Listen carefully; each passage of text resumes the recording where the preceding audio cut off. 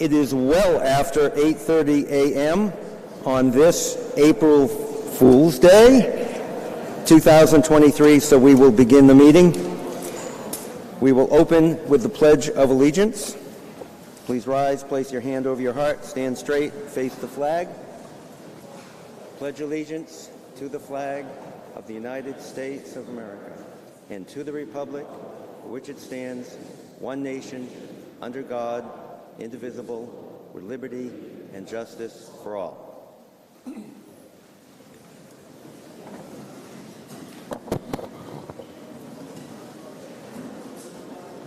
Matt Wigden, minister at the First Baptist Church, will now give the invocation. God, as we join together this morning, we do so with gratitude for the new day, with gratitude for this town and the many diverse and wonderful people who make it up. We also have gratitude for our past history and those that we remember today.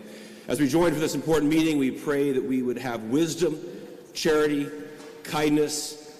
We pray for insight in the matters before us. We also pray for those that are in need this morning, both in this community and throughout the world. We pray for healing and peace. We pray this in God's name. Amen. And please stand and have a moment of silence for those who served this town and passed away this past year. The town clerk will read the names.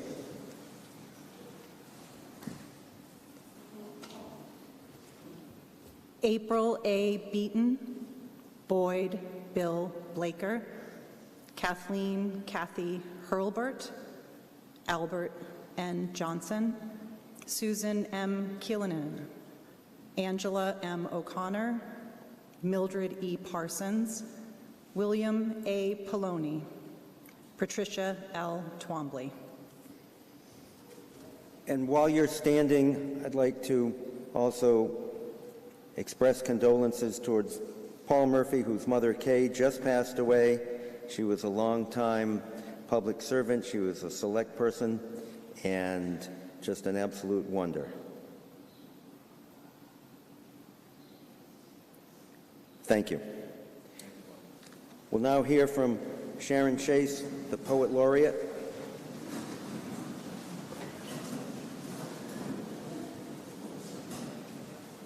Good morning. This is my last town meeting poem. It is time for someone else to have a turn. Thank you.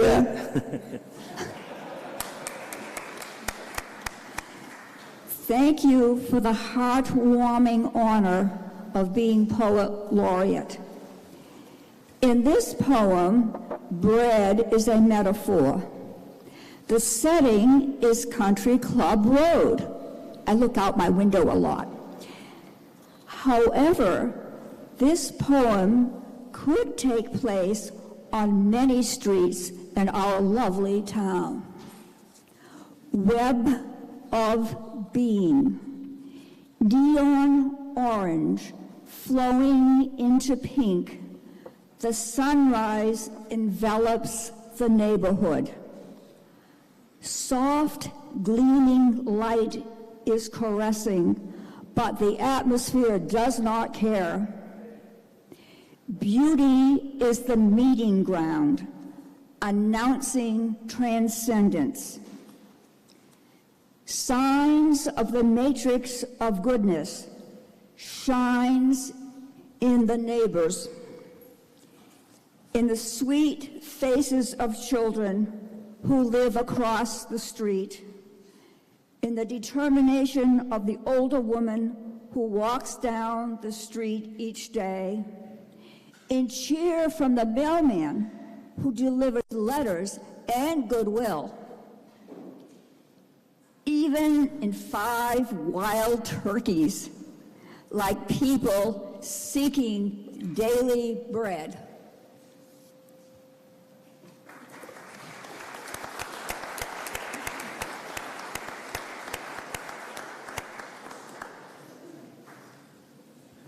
Thank you, Sharon. And now I guess we're going to hear from Mr. Murphy. Thank you very much, Mr. Moderator. If Ross and Bruce could join me here. please. We want to congratulate you, Mr. Moderator, for your years of service here in Rockport, beginning since 2006. You have run meetings with your sense of humor and your ability to keep the crowd under control, and we are better for it, so we want to thank you from the bottom of our hearts and wish you all the best, and hope that you'll come back to town meeting and not be a pain in the ass. But anyways, congratulations to Bobby.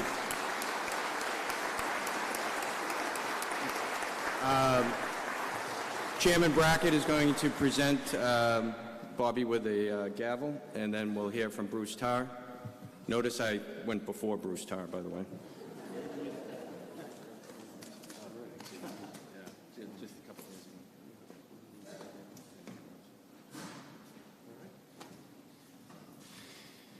Normally I would say through you, Mr. Moderator, but since you're standing right here, it's good to be here with all of you and with all of you.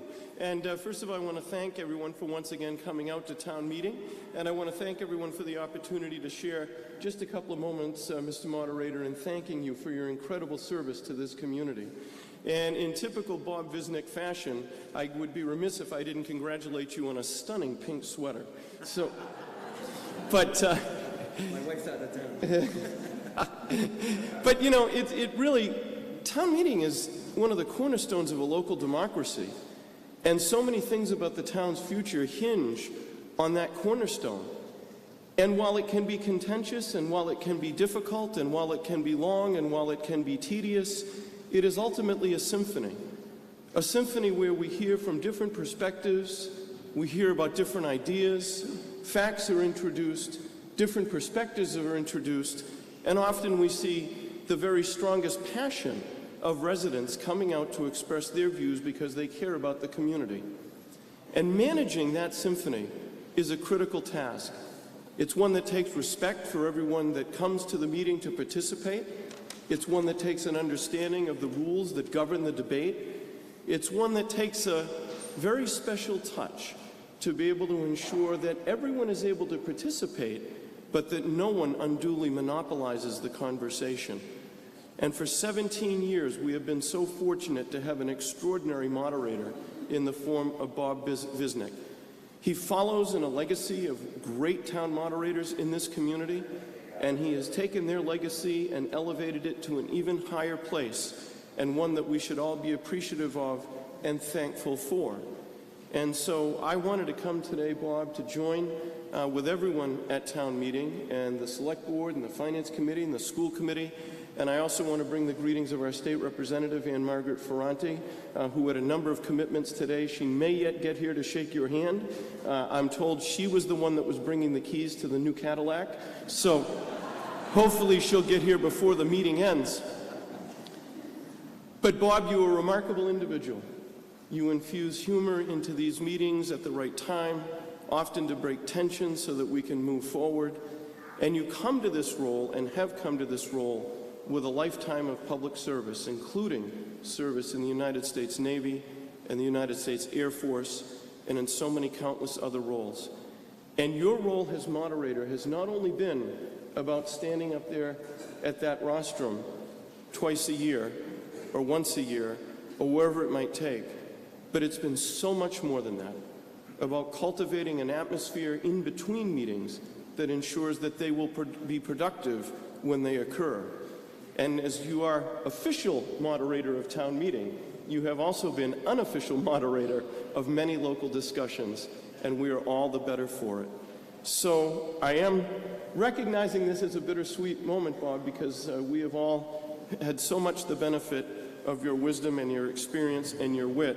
But we also know that this chapter in your life is coming to a close, and there'll be many, many more written, and we will all be watching those happen very, very carefully. So I know that, I know Wanda's not here right now. She is, but I saw Rebecca in the back of the hall, and I asked Rebecca, how much fun can I make of your father today? I am not going to share with you what her answer to that question was.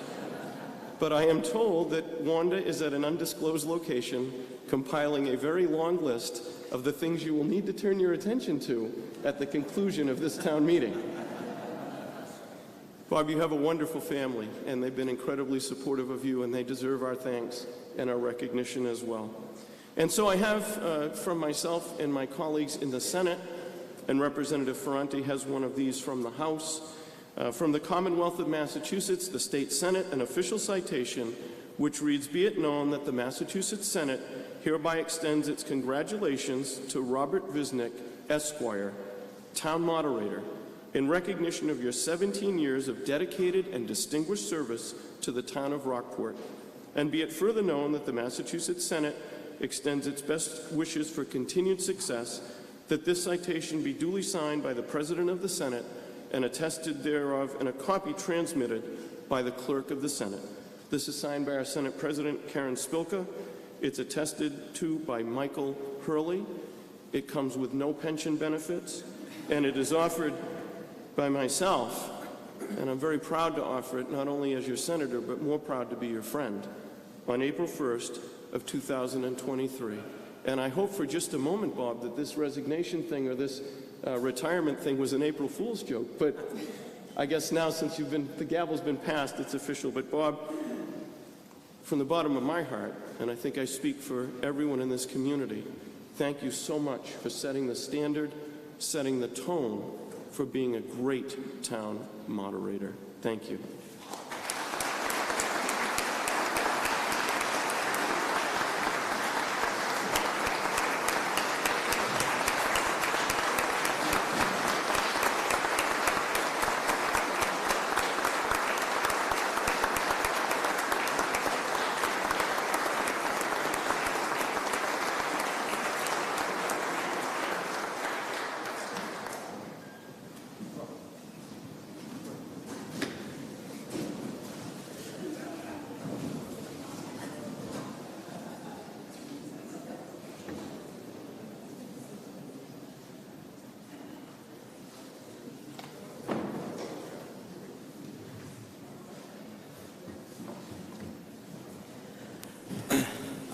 I'll be brief because, well, we have a long meeting, and I'm kind of trying to hold back the tears.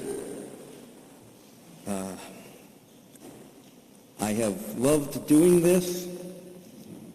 This is my town. I grew up here.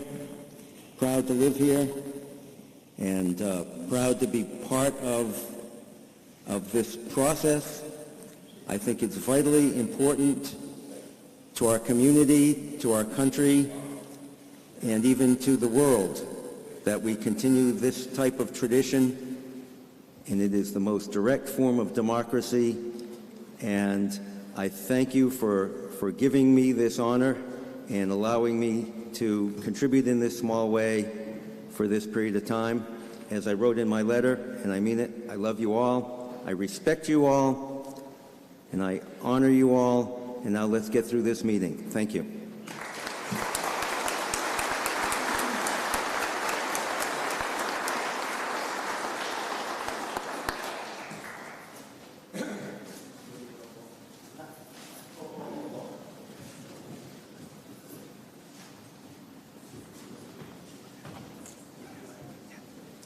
And also from the right side of the podium, an always alternative to the salmon sweater.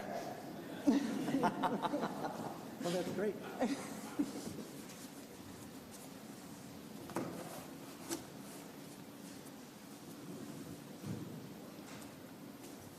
I'm going to use my new gavel. Ross says I can return it at Amazon if it breaks.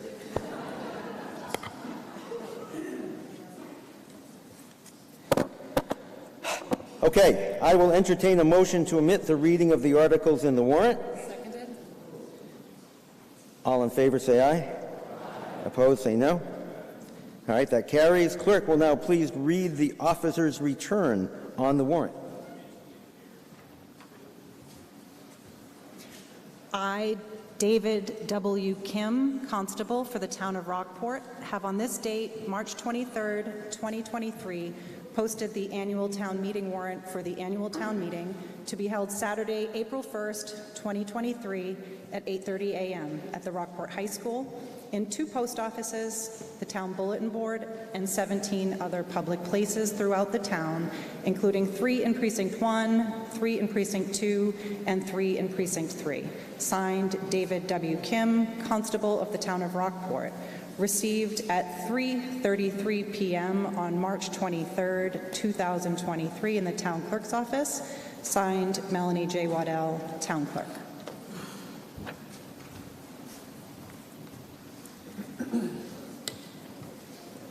Thank you.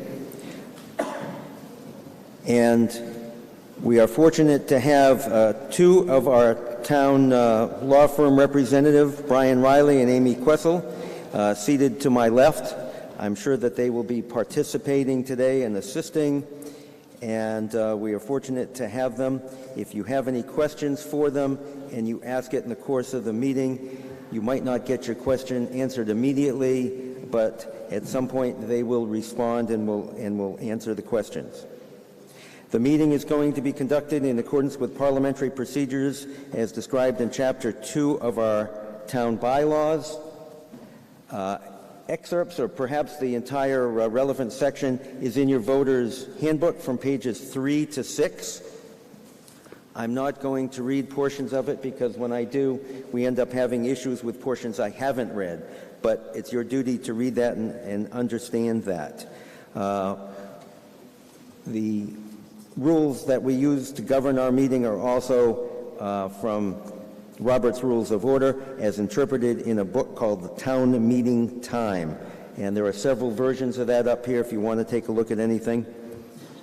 We'll be glad to show you. The subject of discussion, as you know, will always be a pending motion and not the warrant article itself. We will have 2 advisory committees that will be advising you today. The Finance Committee, led by Dwight Valentin, and the Town Government and Bylaw Committee. Laurie Kaiser is the chair. I don't think she's here. And I think the Assistant Chair, Penny Pilzer, will be leading any of those discussions. You'll hear from the Advisory Committee, who will talk about reasons for or against a particular article, and then we will debate it. If you wish to speak, you can line up behind the microphones. If you can't get to a microphone, we have Simon, who is our microphone runner, and he will come to you if you need him to do that. And if you line up to speak, we want to hear from everybody, but if you're not speaking on an article, but, kvetching about something like me, like the heat, like the cold, don't line up there. We're here to talk about the issues. If you have some sort of point of order, raise it in the appropriate way. And after you have the microphone, please tell us your name and address, and then you may speak, but address all statements, questions, and comments through the chair. The Supreme Judicial Court has recently ruled that we don't have to be civil, but we have to be peaceable. However, if you're not civil, you may find yourself not called upon to speak again. So we're trying to get through this. We have an agenda, and let's work through that and be respectful to one another. The bylaw provides that I'm to give preference to people who have not spoken on an issue before calling on someone a second and a third and a 20th time. I extend that rule to different articles as well. When I sense you're ready to vote, I will state the question and paraphrase the motion. After that, you can be recognized only if you don't understand what the issue is or what your vote means. But after voting has begun, discussion is out of order. If you want to move the question, that is done by being recognized either at the microphone or by raising your hand. Shouting it out doesn't work. We are guests of the school department today, and I would remind you that smoking is not permitted here or really any place else on earth. And though it is April Fool's Day, I ask you no jokes today, especially no Harry Potter comments. Tends to make the muggles nervous. The drama team, the Rockport Drama Llamas, are competing in their state competition, so Mike Montgomery's not here. Many people are going to have to leave to attend that, and we wish them well.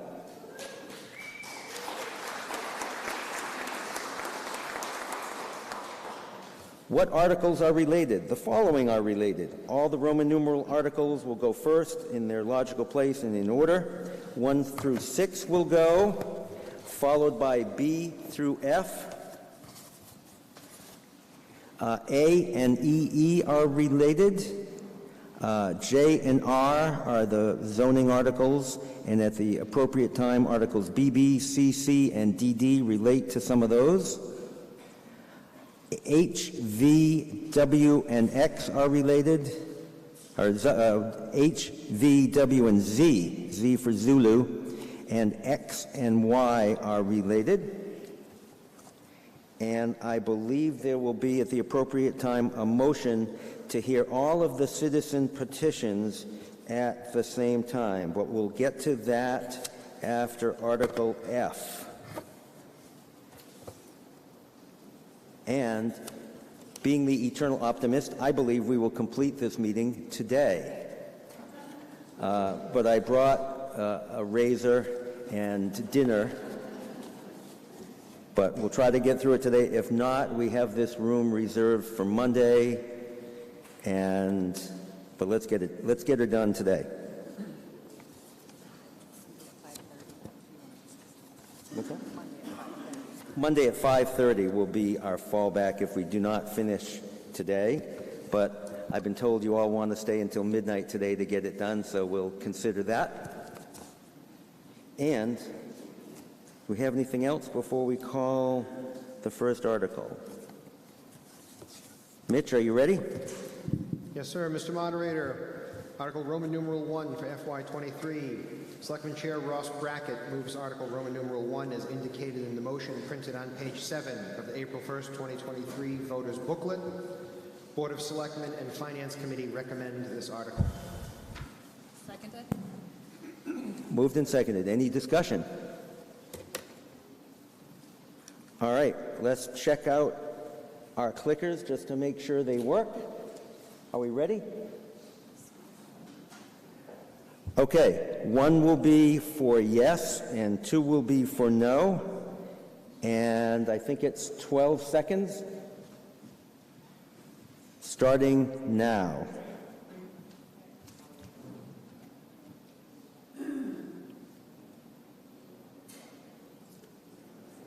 Mine is not working. Hold on, you have to wait for one to. Okay. Go just somewhere. Yeah, it's gonna be a little slow today. It's might usually happen. Yeah.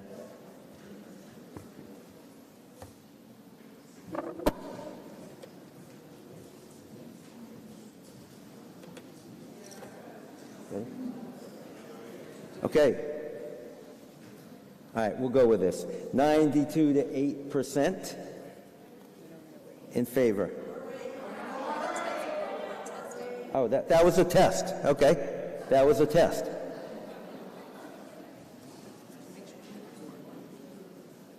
Let's do another test. How many people think the Red Sox are going to win the World Series?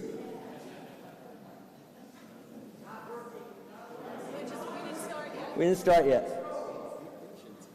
Relax.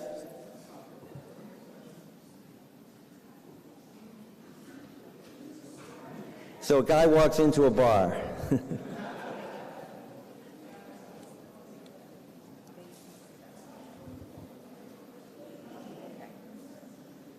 Special time. All right, we are now ready. Article 1, press A for yes, or 1, and 2 or B for no, starting now. Moderator, a point of order. My Yes. thing isn't working. Are we voting on town meeting articles now? We are voting on town meeting articles now. Well, there's been several people here that have said that theirs isn't working either. Okay. Okay. All right. All right, we'll do this vote again. Let me know by raising your hand, however, if your clicker doesn't work. Have you seen the movie Apollo 13? We have to wait till you say go. Okay. Are you ready?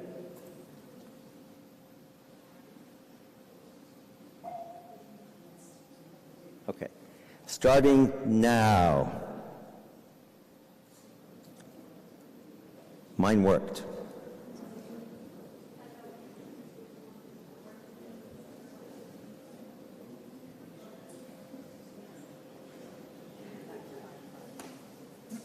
Mm-hmm. 95% to 5%. That worked. Anybody have a problem with their clicker? All right, we're good.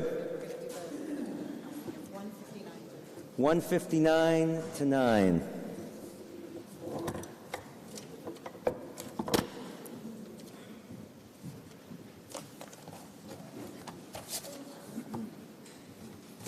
All right.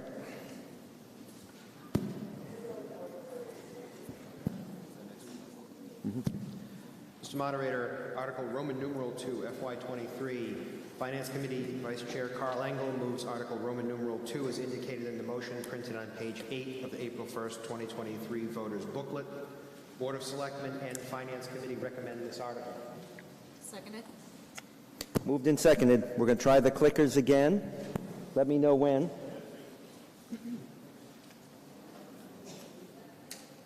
This one requires 2/3 vote. Is that right? Okay. All right, we're ready, starting now.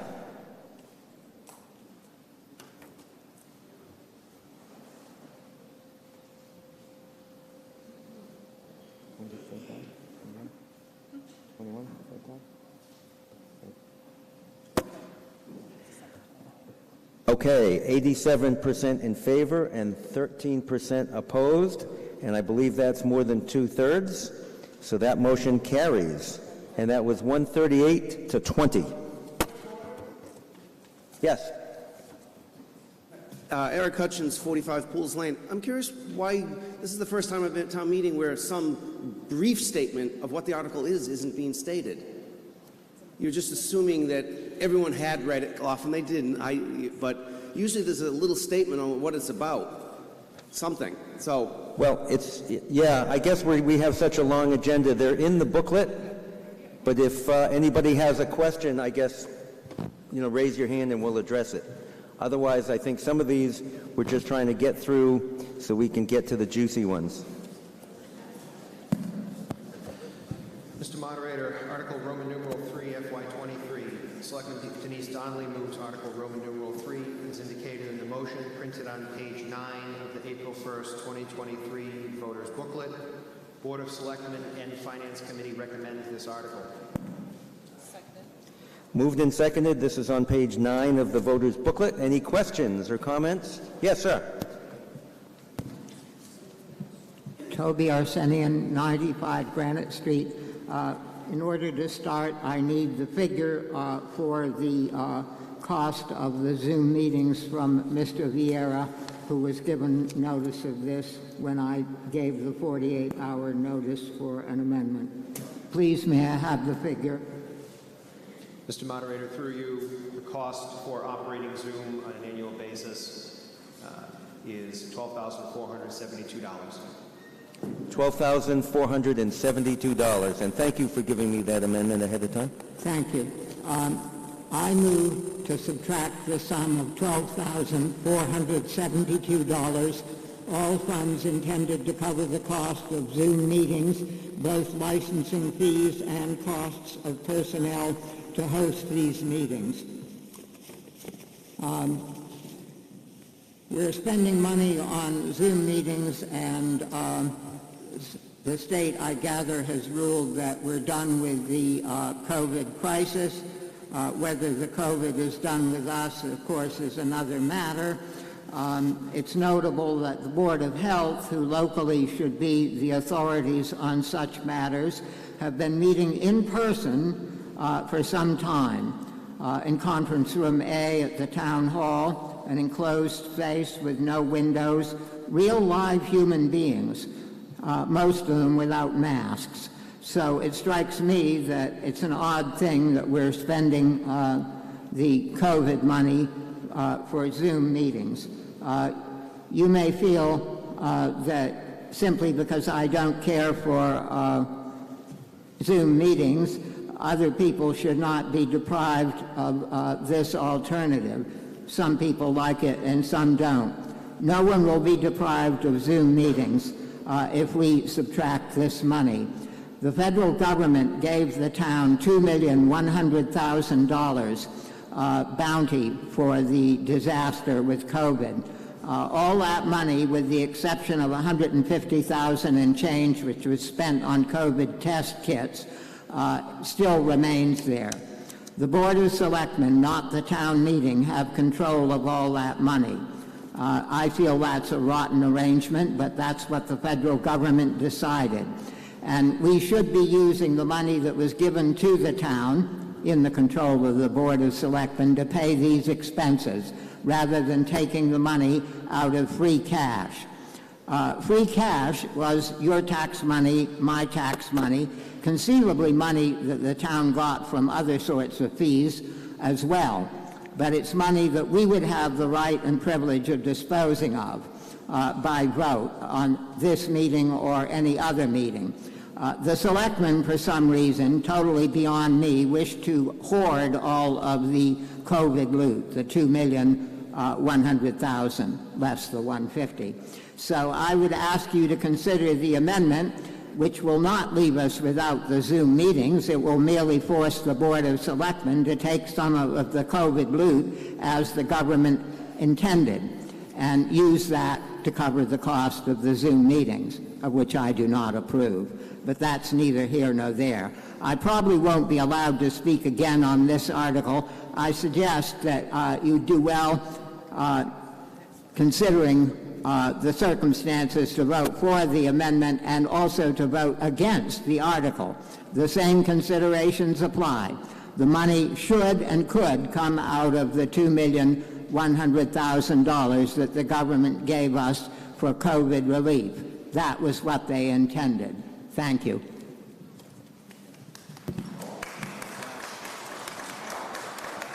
Okay, we'll hear from the Board of Selectmen, the Select Board first.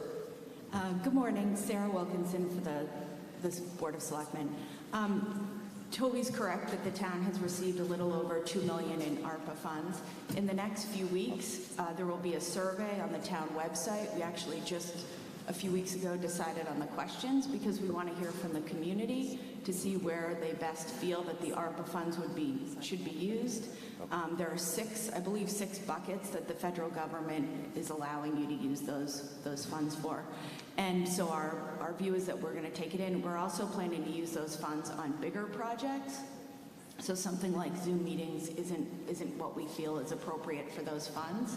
And just to add on to his point, obviously, as everyone knows, the state has made it still a choice for municipalities as to how they run meetings. And I can only speak for the Board of Selectmen because that's what I'm on. But pre-COVID, when we were in person, although it was nice to see these nice faces next to me every other week, we were getting between 1 and 3 people at Selectmen meetings. Now we get between 1 and 100 people. Typically upwards of 40 at a regular Selectmen's meeting. And to me, the benefit of Zoom far, far outweighs the negative things on it. So to me, anything that gets more people participating, more people, seeing and participating in town government is a win. Thank you. Okay, we're going to go to the Finance Committee, and then we're going to ask that a microphone come down here for Pat Brown, and then we'll hear from the gentleman standing. Oh, okay. Finance Committee next. You have to turn it on, I think. This way. Can you hear me now? Yes. Finance Committee seconds Sarah's position on this matter. We have had excellent, relatively speaking, attendance at Finance Committee meetings. Zoom has enabled us to function in a way that is interactive. There are some limits to it, but those limits are exceeded by the benefit that Zoom affords us. The second point I think that's important is that ARPA funds are intended for significant projects, and in fact, you will hear me shortly make a recommendation as to the use of ARPA funds for particular projects, and that hopefully will be consistent with what the electorate decides as a result of the survey that will be taken. Okay, so.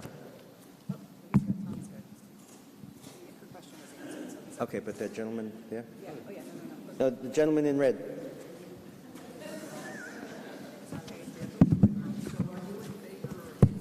Oh, I know it. Just first, before I speak, a point of order, Mr. Moderator. Yes. I think the gentleman was confused who took the mic because you failed to call me a legislator.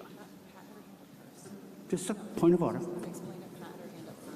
I'm a legislator. Thank you. All right. Do you wish to speak? Yes, sir, I do. I want to rise in support of Toby's motion, article, whatever he did. Please state your name and address. It's William Tobin, 24 Beach Street. Thank you. Thank you. I don't like. Okay, that's better, right? Yeah, good. So I rise in favor of this article because we frequently use free cash for everything. Now, a long time ago, the Select Board authorized the town administrator to spend $250,000 of the ARPA funds. So now we're talking about we're going to finally tell everybody what they're doing with them. Now that was important because he did a heck of a good job buying the kits and all the rest he did. Wonderful, no question about it. However, why are we now asking for this money when we have never seen an accounting of the $250,000 from the ARPA fund that was authorized by the Select Board for COVID-19 relief? Thank you. Mr. Vieira? Mr. Moderator, through you, as was discussed at a number of Board of Selectmen meetings, we have established a basic web page relating to the town's use of ARPA funds. That outlines the total allocation, and that outlines the amount that has been spent already, and it is laid out on that web page, which is accessible through the COVID-19 updates tab on the town website. And there's a page on the left side that says ARPA information. That was discussed at the Selectmen's meeting to establish one of those. That was a request. And that information is on there, including the singular use to date, which is $153,200 for COVID test kits. Okay. All right, you've heard the motion to amend by subtracting $12,472. So we'll vote first on that motion to amend to subtract that amount, any amount used for Zoom meetings. Are you ready? Okay, we will vote starting now. Not working. Not working. Not working. Okay. Okay. I only need to hear it a few times. It's not working. Mr. Moderator. Yes. I think the issue is there's just a little bit of a mismatch between when you say start and they're starting. So if people see there's a small black box with a timer on the screen until the black on our screen. Oh, I'm not seeing your screen. So it starts at 12 until they see it start and moving. When it's moving, that's when you can vote, but not until then. All right. So it's going right now. So that's the black box, just so people. Okay, we'll reset that. And then just give me a thumbs up, and then I'll look at the box. Okay. Starting now.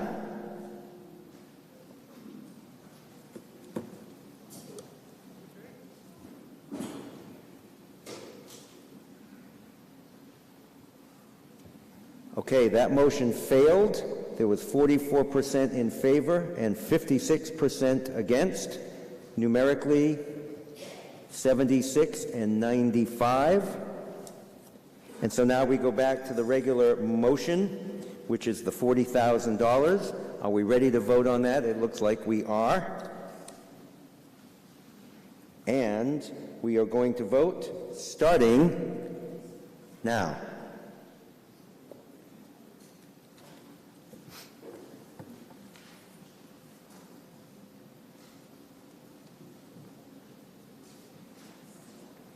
And that motion passes, 76% in favor, 24% against,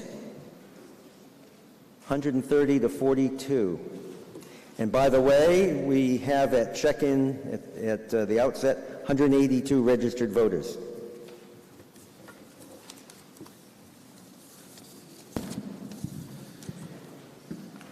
Mr. Moderator, Article 1. Selectman Paul Murphy moves Article 1 as indicated in the motion printed on page 10 of the April 1st, 2023 voters booklet. Board of Selectmen recommends this article. Seconded. All right, moved and seconded. Are there any questions or comments? All right, let's get people's blood moving. All those in favor say aye. Opposed say no. That motion carries unanimously. We'll be done by noon. Mr. Moderator, Article 2, Selectman Paul Murphy moves Article 2 as indicated in the motion printed on page 11 of the April 1st, 2023 voters booklet. The Board of Selectmen and the Finance Committee recommend this article. Seconded. Okay, are there any questions about this? $856. All right, all those in favor say aye. Aye. Opposed say no. Motion carries unanimously.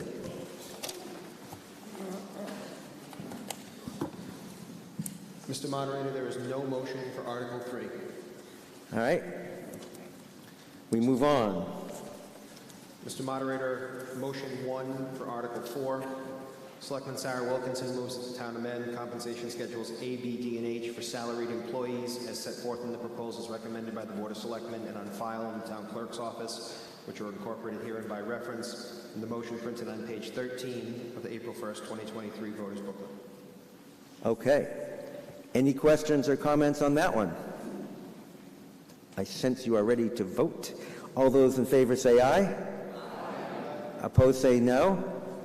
Motion carries unanimously. We move on to the next motion.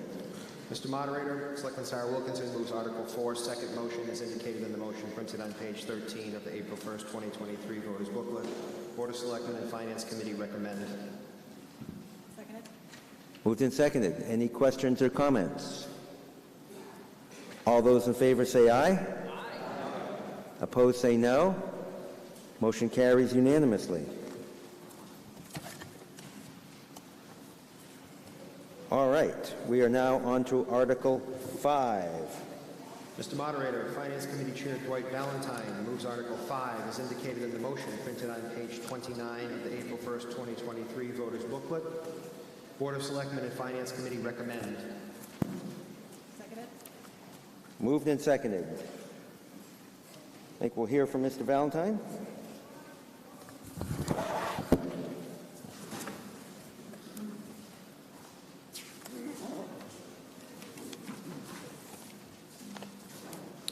Good morning, Rockport.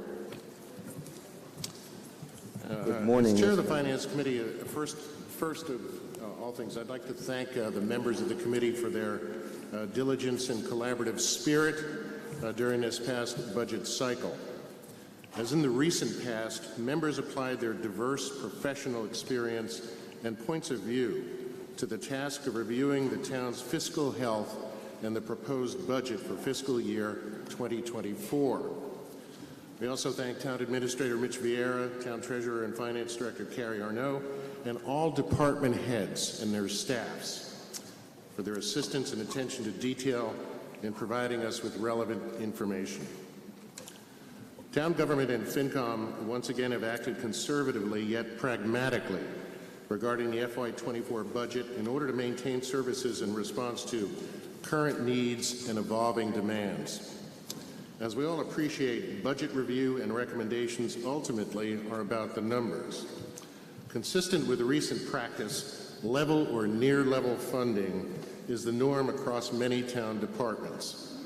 As in recent years, the bulk of the operating budget is allocated among 5 departments: schools, the Department of Public Works, Public Safety, Police, Information Systems and Technology, and the library. The town's projected general fund revenue is $36,546,329. The town's projected spending is $35,431,800 from the general fund, an increase of 3.75% over FY23.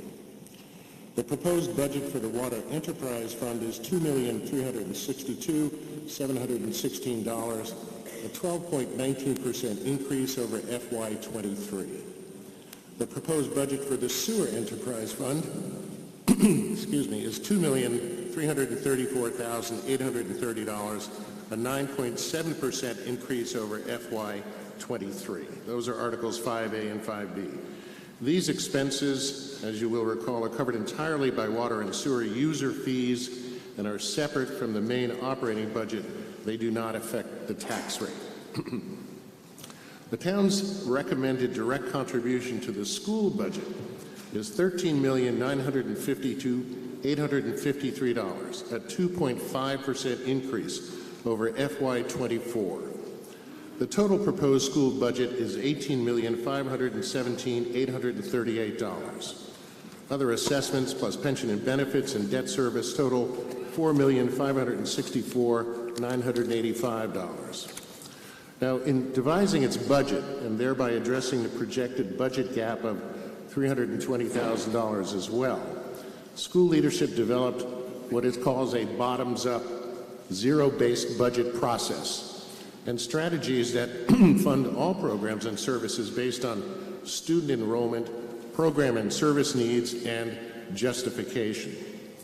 This included evaluation of staffing levels for the next year based on future needs and not current staffing models.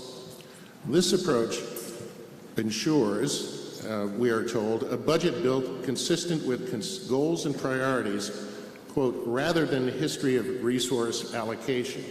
It's forward-looking. By following this approach, school leadership identified a proportionate reduction of 5.6 full-time employee positions, all resulting in a financial reduction of $342,971. In addition, by using this model, leadership identified several budget-neutral, programmatic, and staffing changes and several full-time employee benefit-neutral position reclassifications. The DPW operating budget of $3,020,467 shows an increase of 9.55% over FY23. An increase that we understand accurately reflects departmental needs and increased ongoing costs, including increased labor costs pursuant to fixed contract obligations. The DPW has made significant additional effort recently to identify and prioritize the town's physical infrastructure and daily operational needs, as well as the means and costs of responding to these needs over the longer term. Aged infrastructure, water and sewer issues, depleted equipment, greatly increased fuel costs, the material impact of encroaching climate change, the need for resiliency, development, and other factors require that the DPW undertake comprehensive planning. The recent pump station failure at Dock Square, caused by a combination of factors, illustrates the need to anticipate and preempt damaging occurrences. To that end, the DPW proposed a number of operational and capital expense requests for improvements and equipment, all of which were scrutinized and initially approved by the Capital Improvement Planning Committee, the Select Board, and the Finance Committee. The DPW also outlined potential projected improvements and equipment requests and anticipated costs over the next 4-year period, all of which will be subject to future review and deliberation by the board and committees. The pronounced need for the proposed infrastructure work and equipment purchases is significant and is not disputed. It was the reason the CIPC, Select Board, and FinCom initially approved proposed borrowing in the amount of $10 million. However, as a result of further scrutiny of costs and the impact of financing on the water and sewer rates, as well as consideration of potential favorable funding and borrowing opportunities, at this time the DPW proposes borrowing $265,000 for the water enterprise for its share of 2 vehicle purchases and for urgently needed water studies and lead services inspections. Concurrently, the DPW also proposes borrowing $255,000 for the sewer enterprise for its share of the 2 vehicle purchases.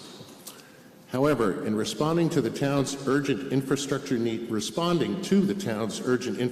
needs cannot be delayed. And so in the near future, subject to ongoing evaluation of favorable funding and borrowing opportunities, we anticipate that the DPW will reiterate its original requests. The town has received $2,176,639.55 in ARPA funds from the federal government. Most of these funds have not been used to date, nor have they been considered in the formation of the operating and capital budgets. The committee is informed that the Select Board soon will survey Rockport residents regarding their views as to how ARPA funds should be utilized. Consideration of funds use must take into account, the federal government's guiding final rule, which states eligible uses of ARPA funds in the public sector, quote, must be related and reasonably proportional to the pandemic impact identified and reasonably designed to benefit the impacted population or class, end quote. We understand that the federal government views and has endorsed local infrastructure needs and projects as consistent with its rule and as suitable use of ARPA funds. We recommend the town consider using these funds for infrastructure purposes. Thank you. Thank you, Dwight. Okay, now turn to page 30 in your voter booklet. You will see that on the left-hand side, there's a bunch of department numbers. For example, moderator is 114, selectman 112, etc. We're going to go through this table in a moment, and I'll call off the section numbers, and if you want to personally challenge or debate the amount in each of those sections, please state hold as we go by them, and I'll check them off. And then we will go through and talk about each one of those and vote on them, and that way we can get through the budget, which is one of the most important items in today's agenda, in a quick and orderly fashion. Any question about our procedure? Great. Here we go. 114, moderator.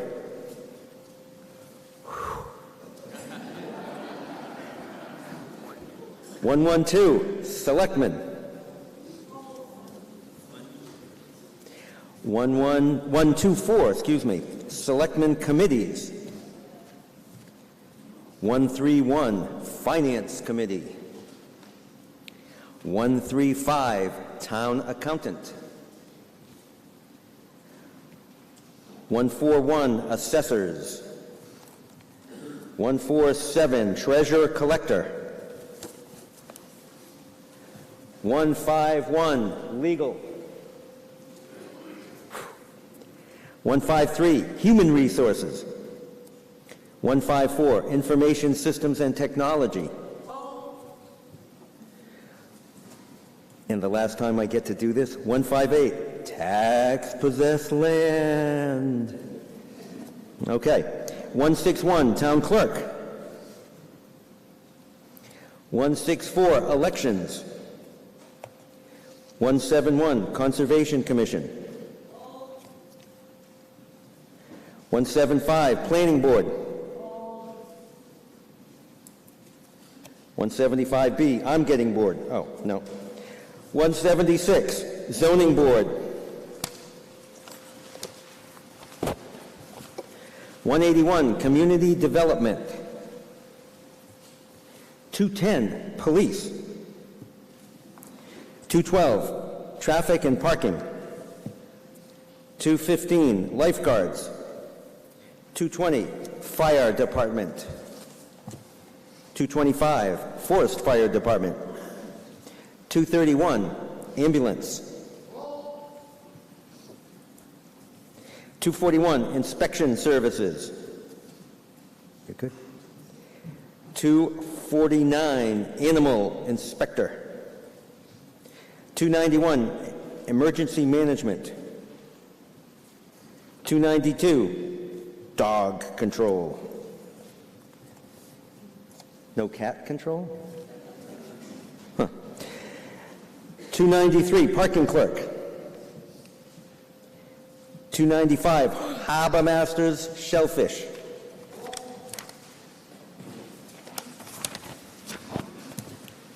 297, Harbor Advisory Committee. 400, Department of Public Works.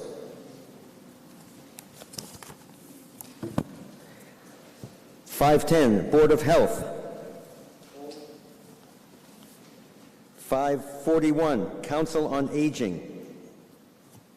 543, Veteran Services. 610, Library. 630, Recreation. 635, Granite Pier. 638-9, Thatcher and Straitsmith Island.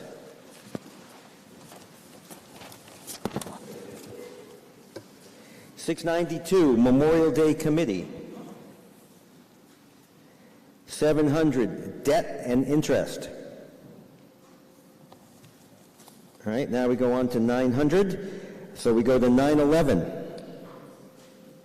912, 913, 914, 916, 917, 940, and 943.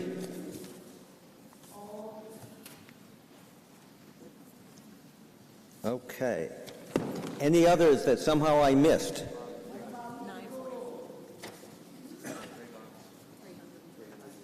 Oh, 300 and 305.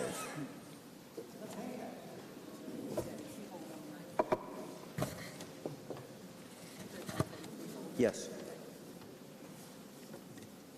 Oh, 300 and 305, way down there. 300 and 305 at the bottom of page 36. Any others? We have them all, Mitch? We have them all? Okay.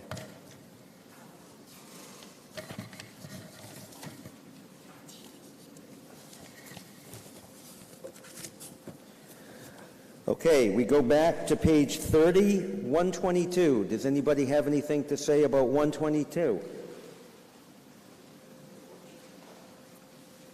We'll get you a microphone if you'd like. Simon? Right up front.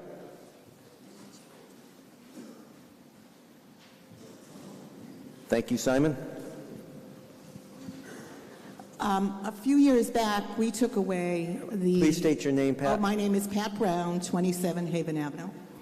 A few years ago, we took away stipends and insurance from the Board of Selectmen. At that time, I wasn't happy with what was going on because I felt by giving the stipends and perhaps insurance if someone needed it, we were getting qualified people, and that stipend actually said to them, thank you for being there. The people who are serving as our Board of Selectmen are there for us all the time. They don't just work an hour a week. I mean, they put in a lot of time, and they make the decisions for this town. By voting for them, we decide who will make those decisions, And by making those decisions, we put our trust in them. I feel that this insurance, I know I silenced that. Sorry. By giving back their stipends, and I don't think any of the people who we now have on the Board of Selectmen get the insurance. However, maybe we'll get a really qualified person who needs insurance and will step up to the fact that they can run for Board of Selectmen and have maybe a benefit to them, and then when we benefit by getting a qualified person in that position. So please, I would recommend that we increase this or put back the stipends. I think it was $1,500 for the board members and maybe $2,000 for the chairman, and also include insurance with that. Right now, we have the Board of Assessors. They get a stipend, and we never took that away, but we took away the Board of Selectmen's. So I would ask that you please vote to amend this article to increase or put back the stipends for the Board of Selectmen and offer them insurance again.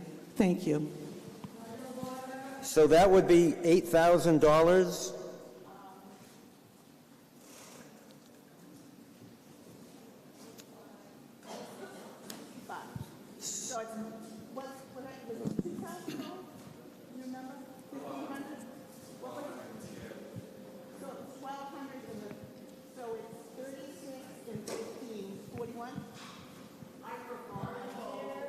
So that would increase their budget by $4,100. $4,100, okay. And there was a point of order?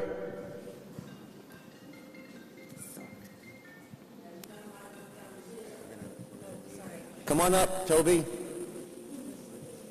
Meet Simon. Simon Toby. Thank you. When I was blundering, having not got the figure beforehand from Mitch Vieira as to how much we might subtract for the Zoom meetings, I was at a loss because I couldn't give you a figure. And you can't vote articles at a town meeting without providing the proper figures. And although I'm very much in favor of people being able to make motions off the floor, I don't know that this one was given notice beforehand. I don't think that that's against it. But certainly the Finance Committee has not had any time to calculate what the costs of the insurance would be, and I believe it is not legal to vote motions that cost money unless you specify the sum of money. No sum of money has been specified for the insurance. Thank you. And Pat, we've recalculated your figure, and it was $6,300. And Town Council is looking up statutes and things to see if this is lawful or not. And we'll hear from him in a moment. In the meantime, we'll hear from Sarah Wilkinson. Sure, I'm Sarah Wilkinson from the Board of Selectmen. This is so very thoughtful, and I don't think any of us want to come off as ungracious, but none of us do it for the money. I mean, obviously, because there wasn't much money, but in all honesty, I think we would prefer to just see the funds go to other needed things in town. But we want to thank you. Okay.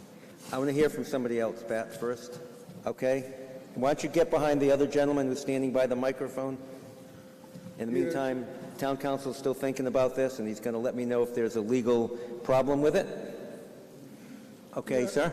John Kulikowski, 5 Phillips Avenue. You get closer to the microphone, please, so we can hear you. John Kulikowski, 5 Phillips Avenue. I just had a question about the administrative service manager change from $47,000 to roughly $70,000. Why is that? Okay, we'll get to your question. We're going to tab it right here. Let's work through this first issue first. Yeah, Eric Hutchins, 45 Pools Lane. I've thought about the issue of stipends for Board of Selectmen many times in many years past, and I have absolutely no opposition to a stipend being available to the Board of Selectmen. And I've discussed this with a lot of people over the years, but the one thing that has never quite made sense to me is some of it's based on state law, and can there be exemptions to this, which is the option to get in with insurance. I would rather see more money as a stipend and let the Board of Selectmen pick how they spend their money or take it or not, rather than it being an uneven playing field for Board of Selectmen. So if you have the ability to come in and get full insurance plan, that's a bonus if you need that. But for the people that maybe don't need it, it just makes it an uneven playing field for potential people to be elected. Because if you don't need insurance, you're not going to collect on it. But if you do, you're going to run and get a $8,000 bonus for you being a Board of Selectmen. So I would rather see a stipend go to them, whatever number it may turn out to be, but without the unequitable component with the insurance. Thank you. Okay. Go ahead, ma'am. Laura Evans, 77 High Street, and this is not about the selectmen insurance. I just have a question about the grants and special projects manager for $80,000. I'm wondering if that is a salaried position or is it for consultants for 2023? Okay, we'll answer that. We're going to talk about administrative services. Let's just get through this first component. Brian, are you ready to speak to any issues as to legality of this and insurance issues? Through you, Mr. Moderator, I will try. In my opinion, it would not be illegal to, if the body votes to give stipends to the select board. That wouldn't kick in until after July 1. We don't know if any of them would even take insurance if it was available. Typically, elected officials who receive a stipend are eligible to get in on the town's plan, but that would not happen automatically here. So it's up to the body today whether to not get a stipend, and I said when we had the town meeting a couple of years ago outside, when I voted against the stipends for selectmen, that there ought to be a consistent theory on who we're going to pay and how we're going to pay them. And until that occurs, I respectfully disagree with Mrs. Brown. Thank you. And your dad just texted me. Boy, is he angry at you. He is, but he's on an 80th birthday cruise with my mother, so I'm sure he's quite fine.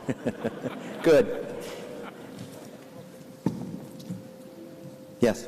Charlie Seavey, 19 Ridgewood Road, or 18 Frank Street, whichever the paperwork says at the moment. It's exactly the same house. Don't worry about it. Small New England town. It's weird. Anyway, I think this is a really good idea. I also think for right now, it needs to be fully worked out. I think FinCom has to take a look at it. I think let's bring it up with a fully worked proposal in the fall. Thank you. Okay, Mr. Sepula. Yes, Z. Sepula, 92 Granite Street. I recall that the Board of Selectmen did have stipends for many years, and many efforts were made to remove those, primarily because of not the fact that the town didn't think that they were entitled to some money for doing their service, but the fact that it did necessitate them being able to take town health insurance, which was a tremendously more magnitudes greater cost to the town. And during those meetings, I think it might have been 3, 4, 5 years ago, I'm not sure, people were asked, the Board of Selectmen were asked whether they took a town insurance policy and whether or not they had private insurance policies on account of their jobs. And many of the Board of Selectmen would not answer that question, which then led me to believe that maybe the town plan is better than what they got on their own, Social Security or whatever private insurances they took. So I think the thing is that it should, if anybody does want this to happen, it should go back to the Finance Committee, who maybe can confidentially investigate just how much this would cost the town, and is there a factor that would this actually induce people to run for office? Thank you. Yes, ma'am. Monica Lawton, 11 Story Street. I think Z expressed what I was going to say as well. First of all, I agree with Eric Hutchins completely that a policy should be consistent, excuse me, it wasn't Eric, but a policy should be consistent across the board, and I think the town should have an advance notice of what it might mean, because if there is a general stipend, the attorney counsel just said that makes the members eligible for health insurance, but there's the wild card. How much is health insurance? And I'm not saying at all that people are not worthy, but I think we do need to have a better understanding of the potential cost before voting on such a measure. Thank you. Okay. You have heard the motion, and I assume that you meant, Pat, that you would like that to come out of quote-unquote free cash? Okay. So if you are in favor of adding... Okay.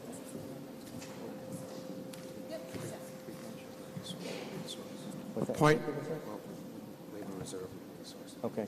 A point of order, Mr. Moderator. Well, just a moment. Pat, you meant that to come out of labor? Mr. Moderator, through you, a location for the stipends, the $6,300, if the body so chooses, could come from the labor reserve line in Human Resources 153. Okay. Yes, point of order. Yes, I just want to know what we would be voting on. Pat's motion to put in a stipend again, or what?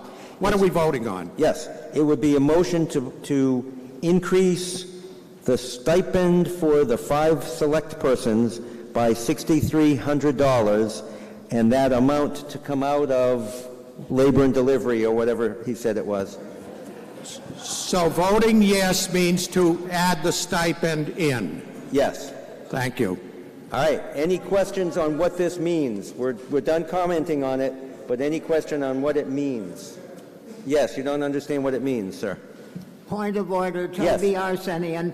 Town council ruled before years ago when we were fighting about the stipends, my hope to get rid of them, which we all agreed upon, that and town council said that if they were given the stipends, they were legally entitled to the health insurance. So if we vote on this, there are large additional costs. At the time, that was costing something, including the stipends, like $70,000, and I do not believe it is either proper or legal to vote on any sort of financial article without naming the total sum.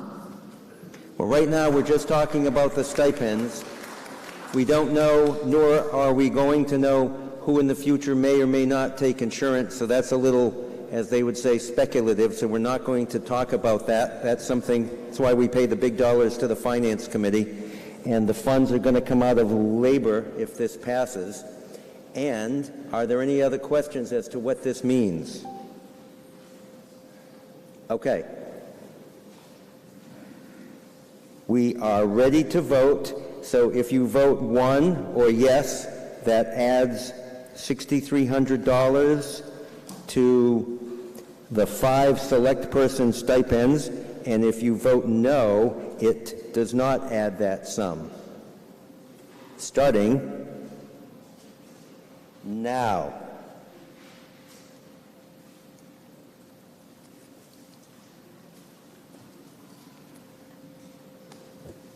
You ready to talk about administrative services and grants? Yeah. Okay, it appears that motion failed, 27% to 73%, 58 to 155. So now we move on to discussion about administrative services manager and grants on special projects, and we'll hear from Mitch Vieira. Mr. Moderator, through you, question relating to the Administrative Services Manager position. The position was made vacant last year, and the position was restructured to include additional responsibilities, including supervisory responsibilities for clerical staff, meeting support clerks, and again, additional enhanced responsibilities. For the Grants and Special Projects Manager, to that question, that is a salaried amount for a salary employee. Okay. All right. Anything further on 122? We move on to 154. And there was a motion on 154. Yes. Ann Patrice Hickey, 11 Eden Road. I come to this with a background in accessible software development and web development, so I just want to point that out. I noticed that I also used to be on the Finance Committee, and when I was back in the 90s, which was a million years ago, we didn't have an IS&T department. We had one person, essentially. That clearly doesn't cover what it takes to run a town information and services department now. However, we have significantly increased the number of dollars associated with this department. So I have a couple of questions, and I'm not going to propose anything that's going to require changing any money around. Okay. So my questions are, we used to have a tech committee that served year-round, that advised the one guy. And I would love to see us go back to having a tech committee, because there's a lot of expertise in this town. I started writing software in 1971, and that sounds like a long way back, but there's a woman living on my street had already been programming for 10 years at that point. So we have a lot of expertise. Even though we have an older population, a lot of us are very, very good with technology. Some of us don't know how to make our iPhone work, but we do actually understand the internet. And the second thing I would like to say is that I have noticed, it appears, and I would like the answer to this from the IS&T department or the Finance Committee, I don't care which. It appears that all of the school-related information services and technology has been moved from the school's budget to the general fund, with the exception of SPED. So I would like the answer to that question, and I'll take it sitting. And the last thing I would like is to have an answer, a rough estimate of how much time has been spent training staff of the various offices in town to put up documents in an ADA compliant way so that they can be read by readers, so that they can be read by, so they can be copy and pasted. There's a way to do that. It's not hard.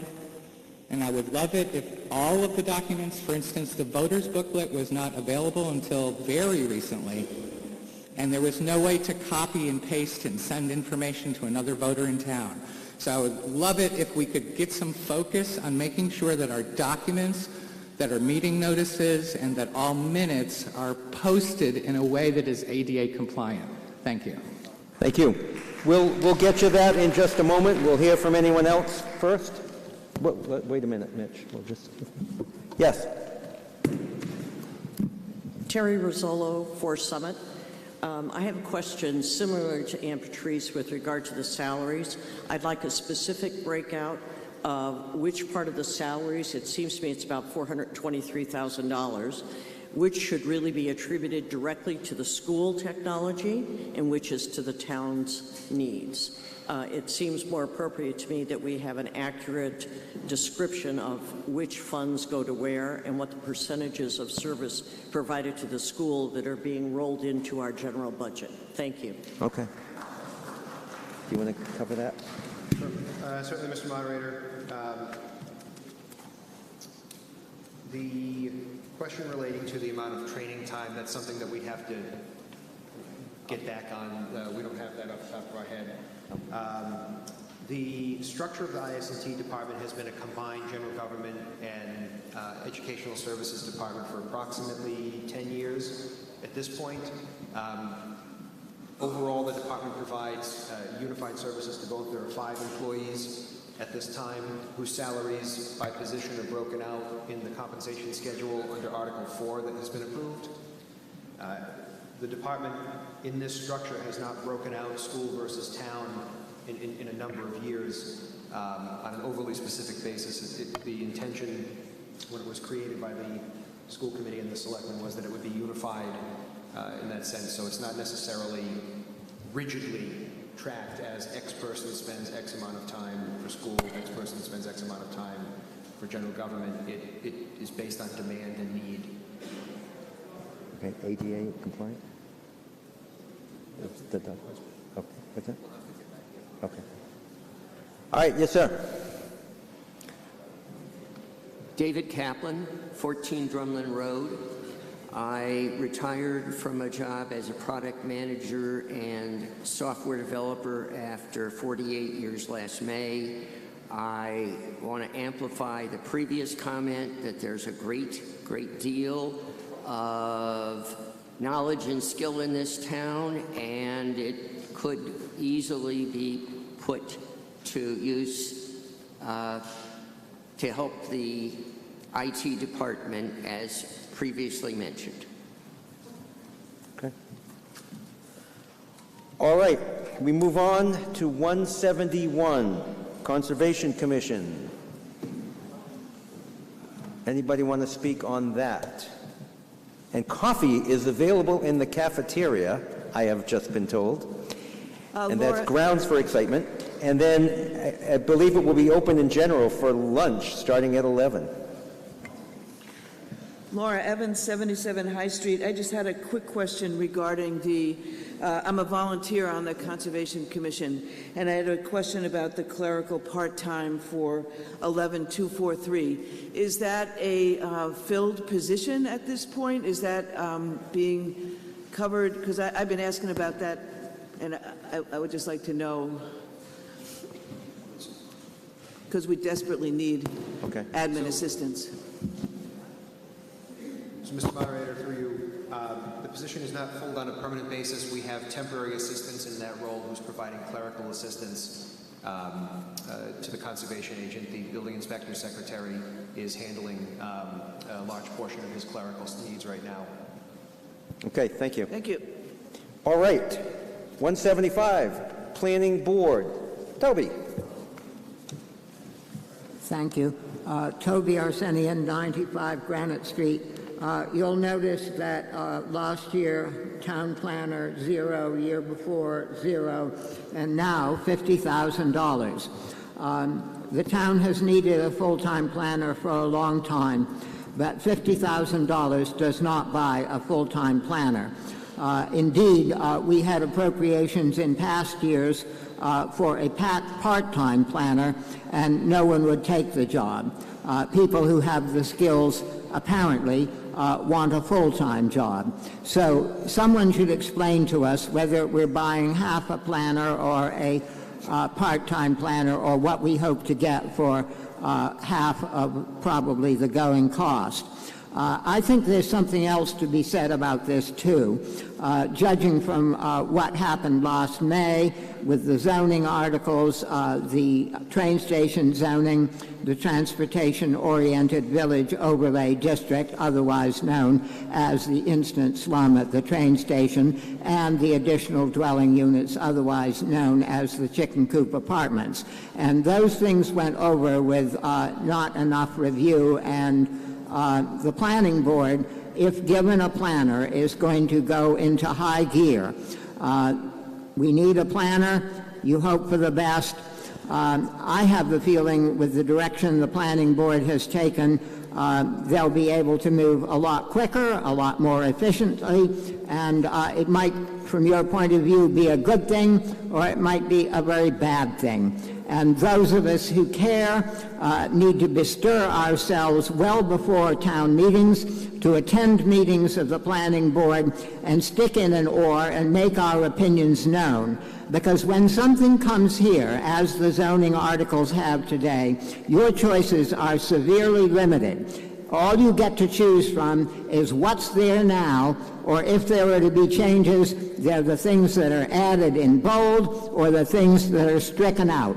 Nothing else can be changed. So the die is cast, and it's take it or leave it. And often certainly that is a narrow choice. Often it is not a good one. So if you care whether or not we give them a half of a planner, those of us who care about the results need to bestir ourselves and go to those meetings. Thank you. Gary. Yeah, Eric Hutchins, 45 Pools Lane. I'm not sure what this spells for my future, but Toby beat me to many of the points I was going to make. But as an ex-member of the planning board, when we hired our first planner about 15 years ago, I'm not sure how we lost a planner in our town, but we've got catch-up to do. We've got literally hundreds of people engaged in housing issues, whether it's affordable housing or butter issues. We've got a tourist community where there's always issues happening. We've got historic districts, and then we've got coastal resiliency. We are loaded with planning issues that are hardly being touched, hardly resolved. If any town needs a full-time planner, it's the town of Rockport. And I do worry as well that $50,000 is not going to get us anything. You might get a contractor for a short contract. This town needs a full-time planner, and we need to get in that direction sooner than later. Thank you.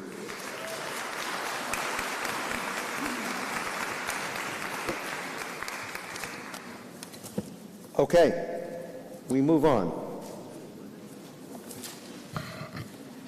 Ambulance. I don't need one, but just want to talk about it. Anybody?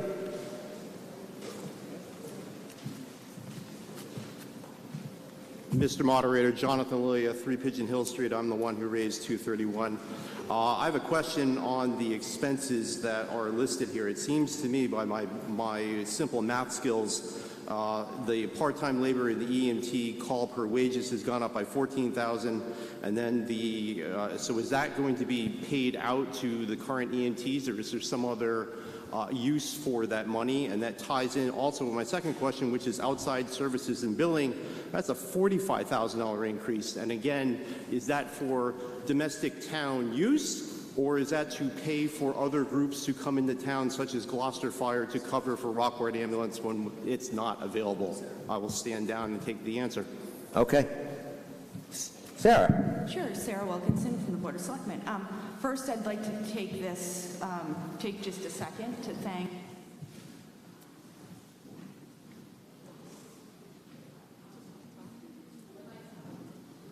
Mike, we need a... There we go, I'm back. They've heard enough of me already. Okay. I just wanted to take a brief moment. I see obviously Jonathan is here who just spoke, Rosemary Lesh, Scott Story are here to thank our Jason Shaw is here, and I'm sure there are others in the crowd, but to thank our amazing ambulance volunteers that keep this town going.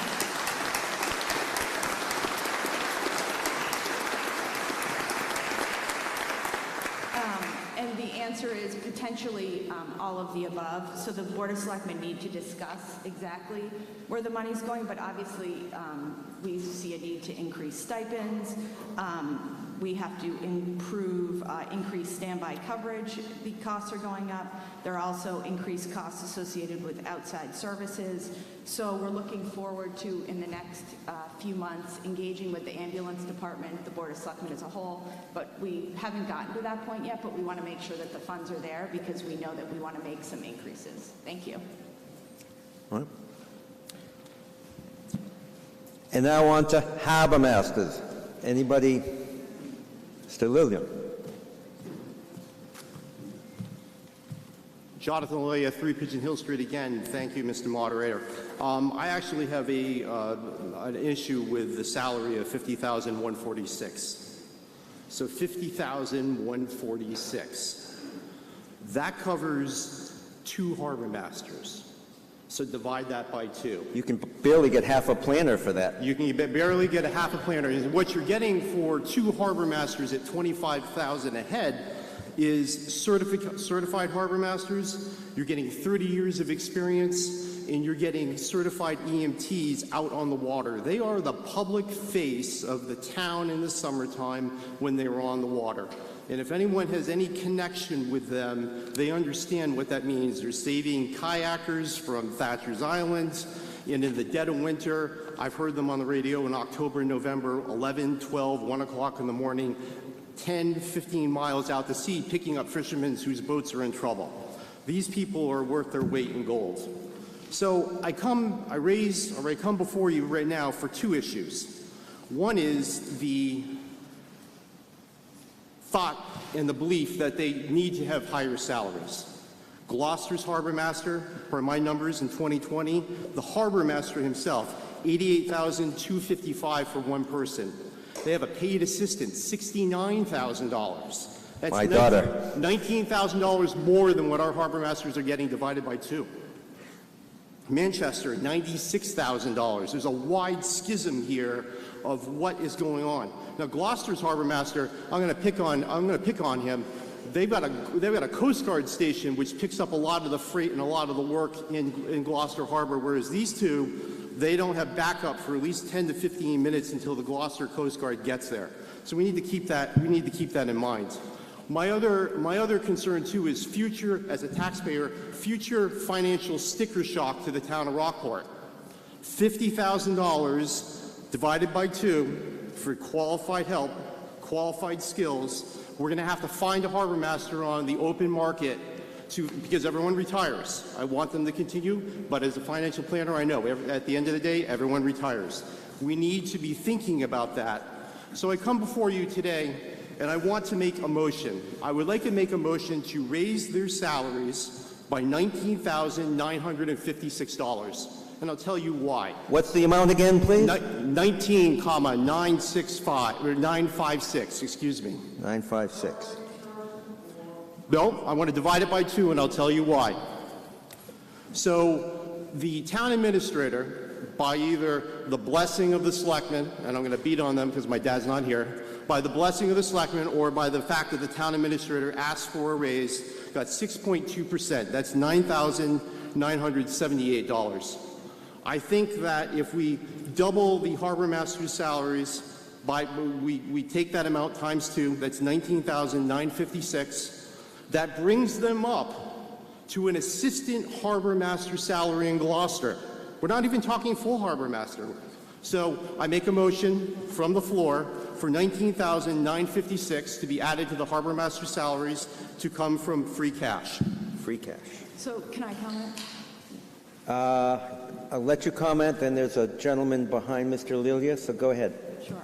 Sarah Wilkinson, Board of Selectmen. So the Board of Selectmen is very aware and obviously, like the ambulance department, let's just say more than grateful for Scott and Rosemary's actions as harbor masters.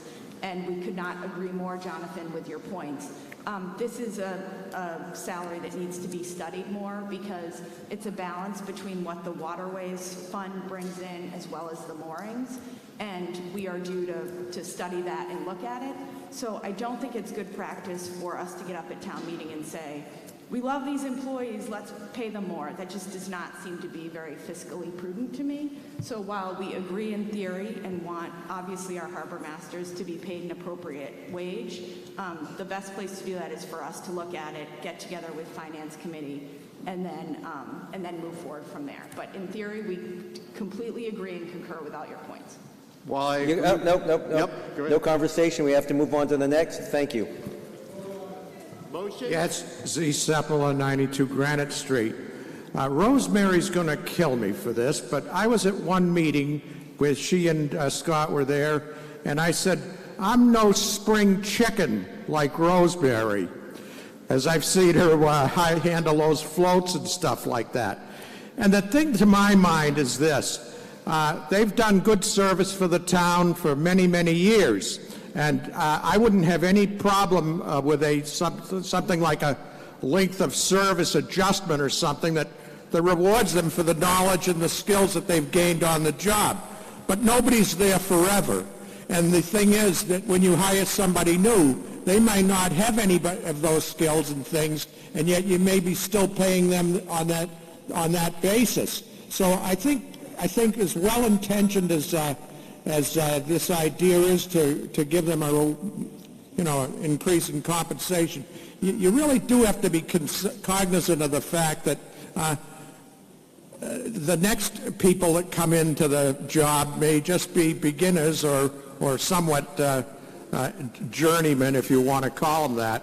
and you won't want to be spending that kind of money. So it's just an idea that I think it does need okay, we're further going consideration. Thank you. We're going to hear from the planning board, and then we'll move on this. Sorry, John. No. Finance Committee, sorry. No, it's okay. Let's hear from him. Carl Engel, 35 Pleasant Street, for the Finance Committee. We actually spoke with the harbor masters about this last year. We're well aware that this is coming up, so I would say let's vote against this, and over this year we're going to work with them to get something near where it should be at market rate. They support this, and that's what I think we should do, and we'll get this done right. Thank you. All right, point of order. Yes. I made a motion on the floor. I'd like to have that either. We are hearing it. That's what we're discussing. Thank you, sir. Yes, ma'am. Just one more comment, because a few of the amendments made have been to increase labor and use free cash for it, just so people understand. The town would never, we can't use free cash as a one-time payment. That's why you'll see things on the free cash list like one-time expenses, investments in stabilization funds or other one-time, because once you start using free cash for labor or other operating expenses, that's how you end up with a structural deficit, because while that money is here this year and we're grateful for it, once we start spending it on operating, it's not there next year. Thanks. Yes, Mr. Brackett. Ross Brackett, Board of Selectmen. I also want to let everyone know that we don't take the volunteers for granted. I've spoken to Rosemary about this over the past year or so, and we've discussed on, it's going to increase fees and stuff like that, and how we can get their stipend up more. So I just don't want you to think that the selectmen take everyone for granted. We do take these under considerations, and unfortunately these conversations don't happen in the public. Sometimes I'm talking to her in her office, or she comes to see me. So I just want everyone to be aware that, we appreciate everyone and all the volunteers that they do for this town. And I would like to reiterate that. I mean, these selectmen and their predecessors have saved my butt on numerous occasions, and I think everybody in town, regardless, there's probably not enough money in the world to pay you guys what you're worth, and we appreciate everything that you do, and I'm going to lead you in a round of applause.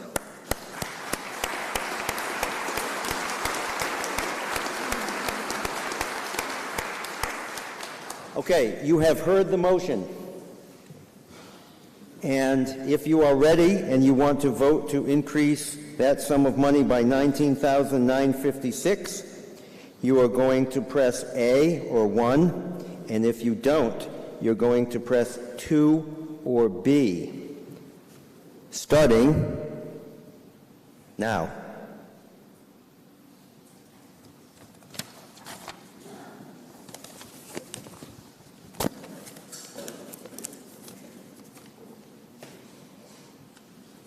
And that motion failed, 42% to 58%. We now move on to the Board of Health.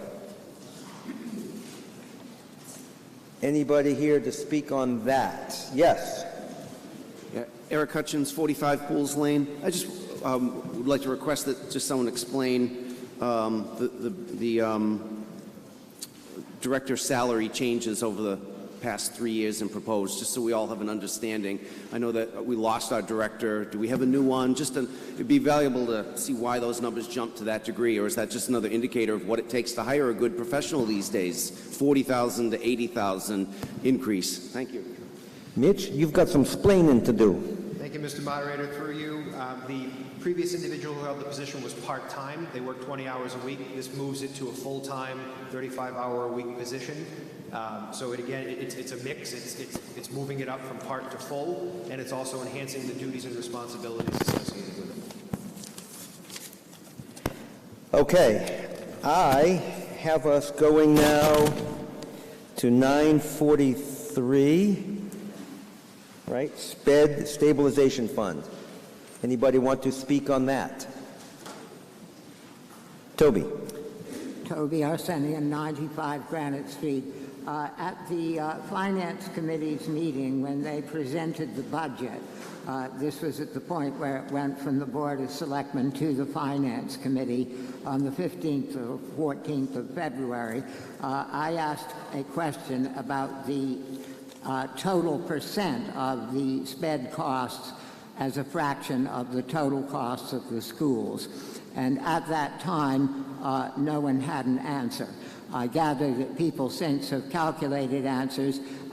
To be fair to the school committee, at that time, there wasn't a list of capital expenses. The capital expenses include large sums into the SPED reserve. So now we have whatever the SPED costs are broken out as part of the school's budget. And we also have Article D, which transferred, we've already voted for, $300,000 into the SPED stabilization fund.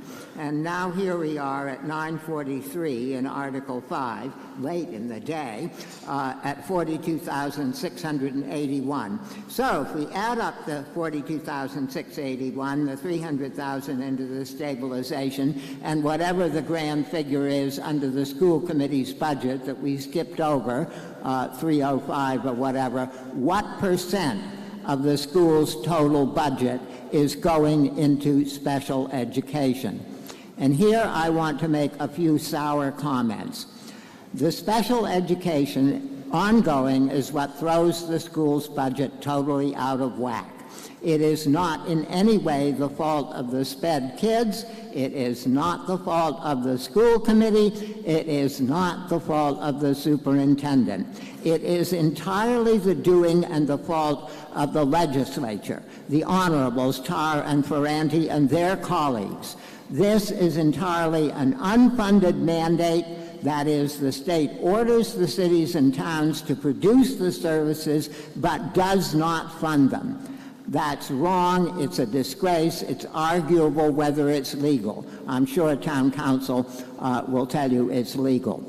But it is wrong. And the school committee owes us something in defense of our financial interests.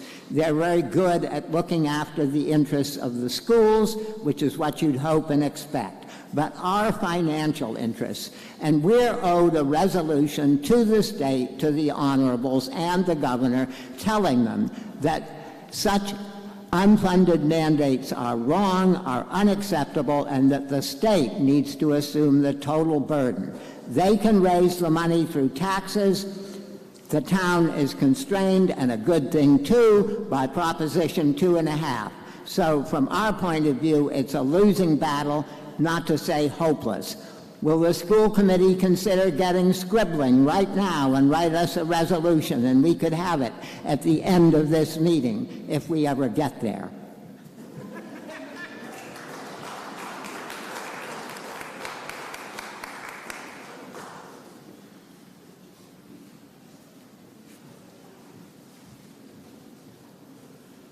Good morning, everybody. Mr. Moderator, Mark Branco, Superintendent of Schools.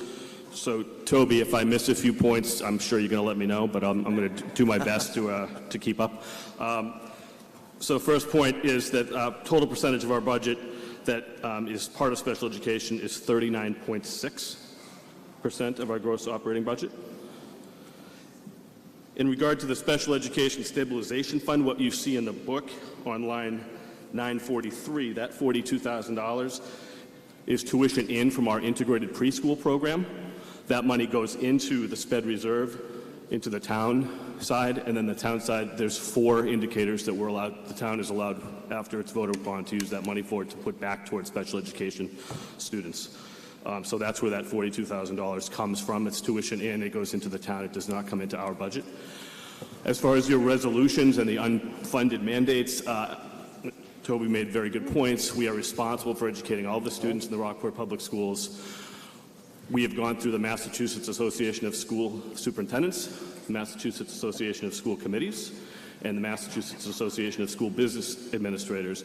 All 3 of those organizations, which all of us are members of, have put together our own resolution statements. We are working with our legislative partners very heavily on some of this work. Just yesterday, the North Shore Superintendent Roundtable, which is a group that I'm a member of, met with our legislative partners, and we went through 4 main points. One is to try to mitigate the 14% increase for private placements that you read about in our budget. trying to lower the circuit breaker costs that are coming in special education, and to take a look at Chapter 70.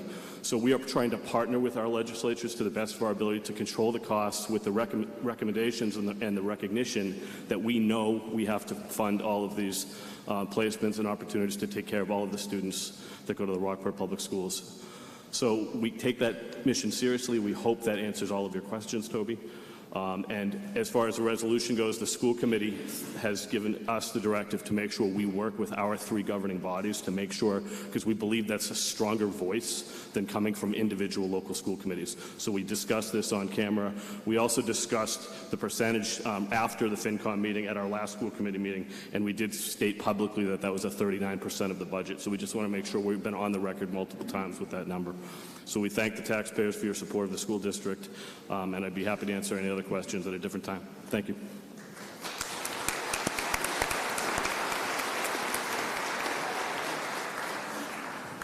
Okay, Z. Yeah, Z. Seppel on 92 Granite Street. I know Toby's brought this up several times before, and he makes a wonderful point every year when he does bring it up, that we cannot raise our revenues by any willy-nilly method that the state is able to do. They could go up to the Encore Casino and put a gambling tax on and probably clear $100 million or something a year. We can't do that. We're very, very limited in the way that we can raise revenue, and the state is very, very unlimited in the ways that they can do it. So I just support Toby's resolution that I think the town should finally stand up and say, look, it's a great idea, but we can't afford it. You have to help, or you have to take the lead. And I agree 100% with Toby on his resolution.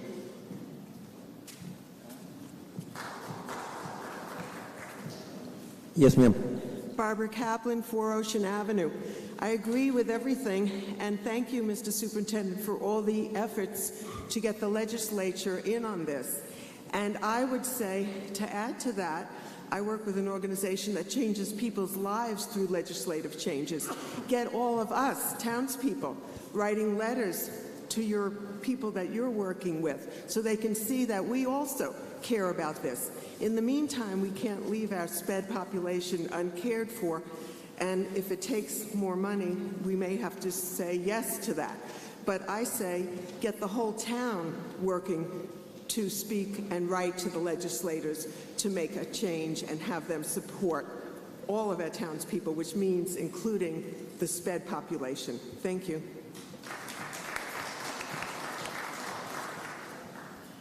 Okay, we have, I believe, gone through all the hold items, and it does not change the amount of the budget, and the motion has been made to appropriate the sum of $35,431,800.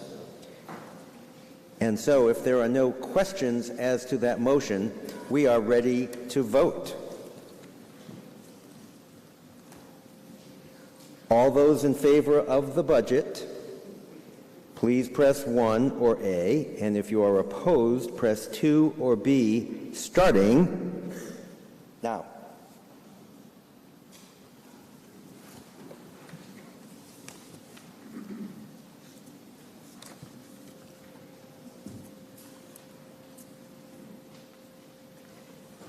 Congratulations, we have a budget.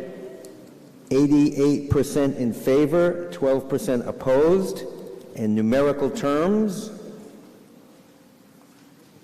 197 to 26. That's great. Thank you.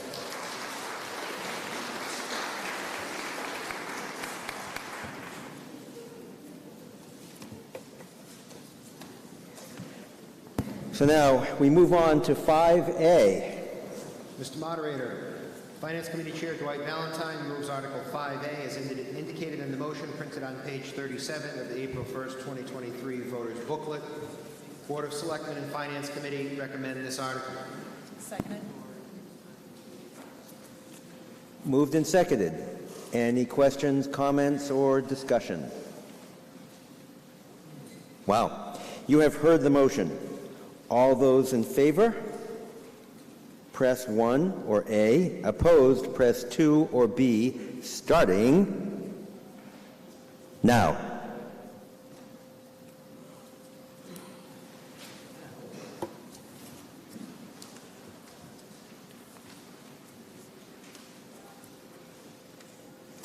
And that motion carries 98% to 2%,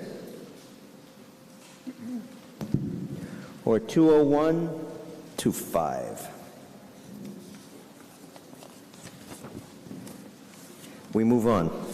Mr. Moderator, Finance Committee Chair Dwight Valentine moves Article 5B as indicated in the motion printed on page 39 of the April 1st, 2023 Voters Booklet. Board of Selectmen and Finance Committee recommend this article. Seconded. You've heard the motion. Any questions or comments? Okay, if you are in favor, press 1 or A, and opposed, 2 or B, starting now.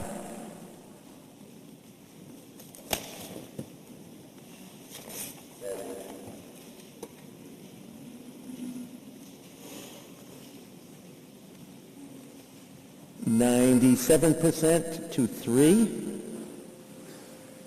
194 to 5. We now move on to Article 5, C as in Charlie. Mr. Moderator, Finance Committee Chair Dwight Valentine moves Article 5C as indicated in the motion printed on page 41 of the April 1st, 2023 Voters Booklet. Board of Selectmen and Finance Committee recommend this article. Seconded. Moved and seconded. Any discussion? Yes, Toby. Toby Arsenian, 95 Granite Street. The Community Preservation Committee puts a great deal of effort into it, reviewing the projects and so forth. And now they've taken a turn for the better. They're going to do the public hearing to present all the projects after they have reviewed all the projects and before they vote to fund any of them. That's not what is in the bylaws. What's in the bylaws came from the state and is not useful or helpful. Calls for the public hearing much earlier in the process when it doesn't do any good or use. But now we're headed in the right direction.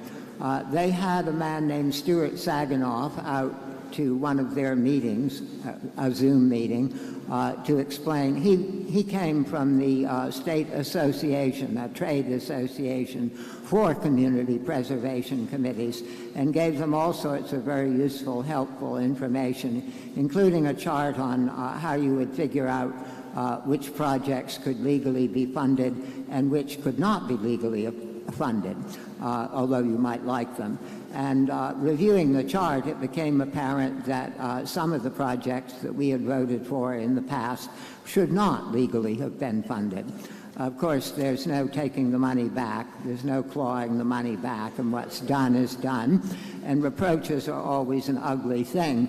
But I think that going forward, we're wishing the committee well and hoping the best for it, that we need to be a lot more careful with town council reviewing the projects before they come here to a town meeting. Would someone from the committee please comment on that suggestion?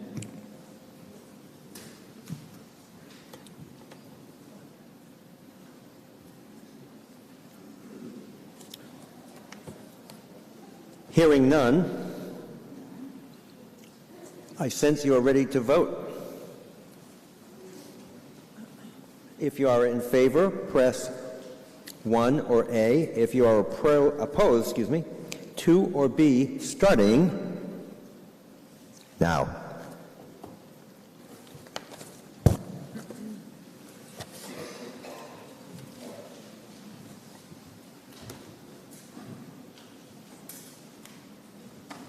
"91% in favor and 9% opposed, so that carries. 182 to 19.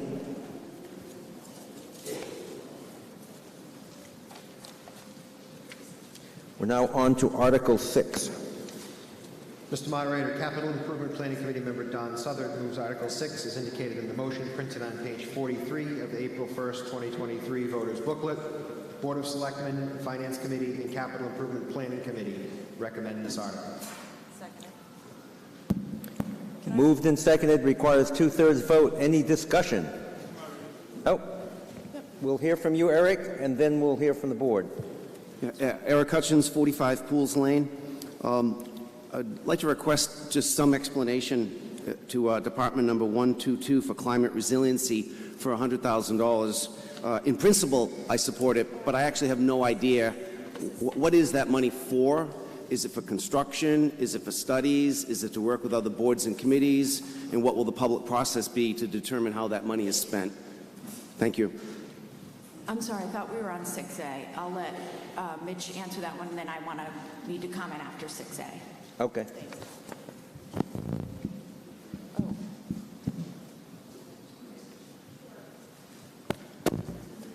Denise Donnelly, 72 Pigeon Hill Street. So yes, Eric, all of the above.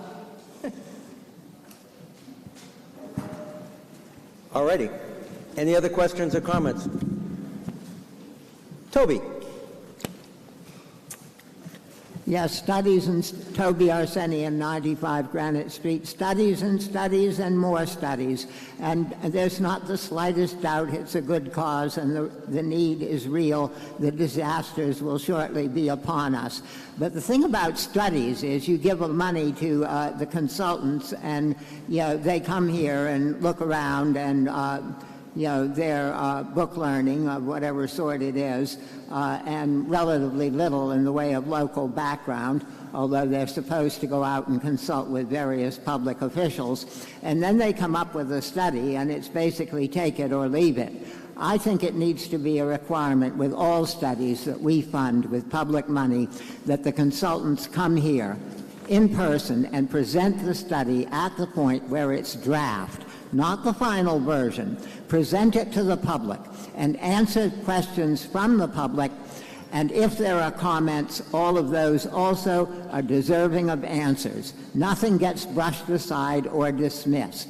And all of the answers provided at the meeting get written down as an appendix to the report, and that there also be responses to all of the comments. Not just simply, that's nonsense, but it's nonsense because, and here we tell you, if we're going to pay for all of this, these studies, we have a right to understand it before we're asked to spend much larger sums on fixing the problems that are identified.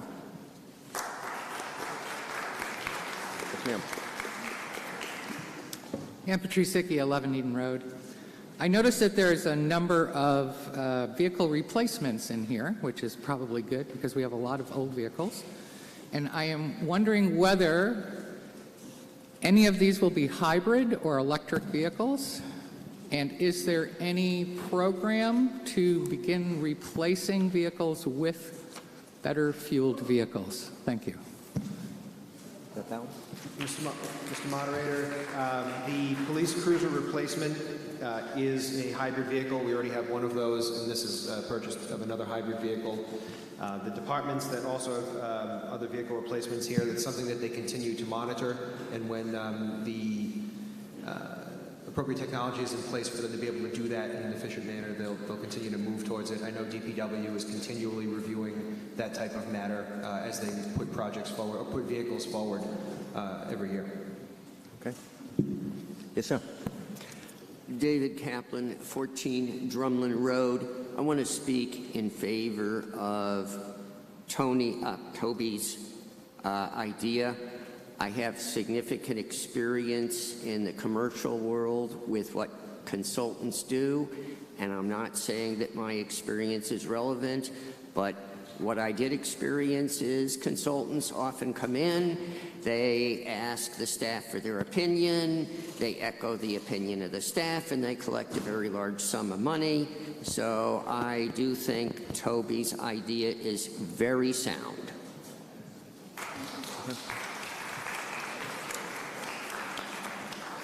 Any other questions or comments? Okay, you have heard the motion. It requires a 2/3 vote. If you are in favor, you're going to press 1 or A. If you are opposed, 2 or B, starting now.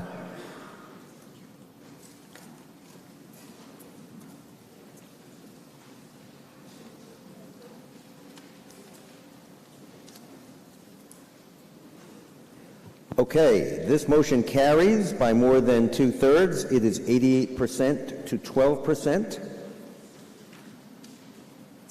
or 187 to 26. We move on to Article 6A. Mr. Moderator, Article 6A. Capital Improvement Planning Committee member Ross Brackett moves that the town appropriate $326,392 for the items printed on page 46 in the April 1st, 2023 town meeting voters booklet. Under Article 6A, Water Enterprise Fund, including all incidentals and related expenses, and to meet this appropriation that the sum of $61,392 as shown in column 3 marked free cash be transferred from Water Enterprise free cash and $265,000 from borrowing, column 4, and further to authorize the Board of Selectmen and the DPW Commissioners to take any other action necessary or convenient to carry out these projects and purchases. Board of Selectmen and Finance Committee recommend this article. And Mr. Moderator, please note the change in borrowing amount from what's printed in the book as indicated by the Chair of the Finance Committee and as I believe Selectman Wilkinson will further address. Okay, Selectman Wilkinson. Thank you, Sarah Wilkinson for the Board of Selectmen. I'm actually speaking on Article 6A and 6B right now. You may notice that between the two, the proposed borrowing, we've subtracted approximately $10 million. So over the past 48 hours in doing our final preparations for today, it became clear that there was uncertainty within the Finance Committee and Board of Selectmen over the borrowing that we had proposed for water and wastewater. The uncertainty is surrounding the effect the borrowing will have on the water and sewer rates in the next few years, beginning in 2025. This is in part because next year's rates won't be set until a bit later this spring, and because we are currently embarking on rate and capacity studies that will further understand our water, sewer needs, and any current issues we have. We are all extremely aware that we are talking about several $1 million and potentially very large increases to our water and sewer rates. Water and sewer issues affect each and every one of us every single day. Investing in water and wastewater is certainly not pretty, but it is absolutely necessary. We want to take the appropriate time to study our current rates and all get on the same page. The DPW Commissioners, Finance Committee, and Board of Selectmen all take borrowing funds like these very seriously, and we want to be 100% prepared before we present it to you. Our plan today is to fund the needed vehicle replacements that have already been fully vetted. We are also putting forward funding the 3 studies that are absolutely necessary to get to the bottom of our current rate issues, as well as determining our actual capacity. We will plan to further prepare and hold a special town meeting later this spring to deal with our water and wastewater, and happy to answer any questions. All right, and we will have a slide presentation in a moment, but in the meantime, we'll hear from Mr. Arsenian. Yes, I do have questions. It's nice that we retreated, but that's a reprieve only. All of the needs, which sadly are real, do not go away. It may be in the booklet, but I think it should be said in public what the increases in the water and sewer rates as a percent are with this, subtracted, just so we know where we're going. We're now talking about capital, but there's another aspect to it too. All these huge expenses that are upon us and can't be avoided. It's like looking at an operation, a very unpleasant one. Well, putting it off doesn't make things better. It just puts things off. I think that the DPW commissioners, if we're going to vote for this, need to be able to tell us that all of the town facilities, buildings, are paying in as well as the citizens. That was the premise when we voted for the enterprise funds 20 years ago. I voted against them. And now we have the bills skyrocketing, and they're not harnessed as the taxes are harnessed. So will someone from the DPW please tell us that all of the town buildings and facilities are paying in both for water and for sewer? There's another aspect to this too, as the rates spiral upward, and that's what's charged those who start out and are hooking into these systems, both water and sewer. Jim Gardner said, I found it fantastic that you aren't legally entitled to connect to the water.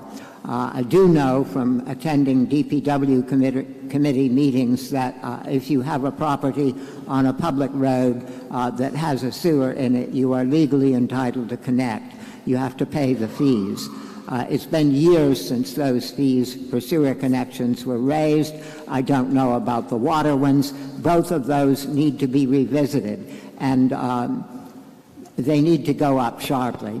Those of us who've been here for 20 years have been paying in for it, all the enormous capital expenses, the I&I for the sewers, all the improvements for the water, and those who come here and hook into the systems are only paying to connect.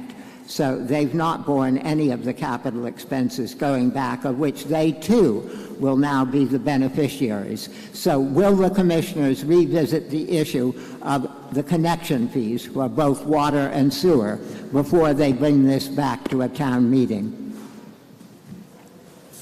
You want answers? Yes, please.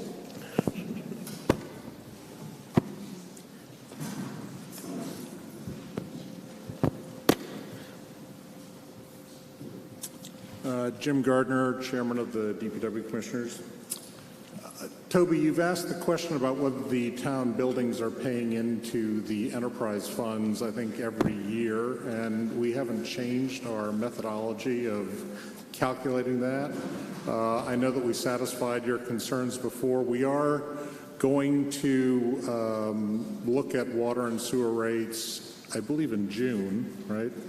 And at that point, we are going to do a complete revisit of how water and sewer rates are developed, especially on the water side, because we are having significant problems with water capacity. What was the other question we had, Toby? What percentage will the rate go up?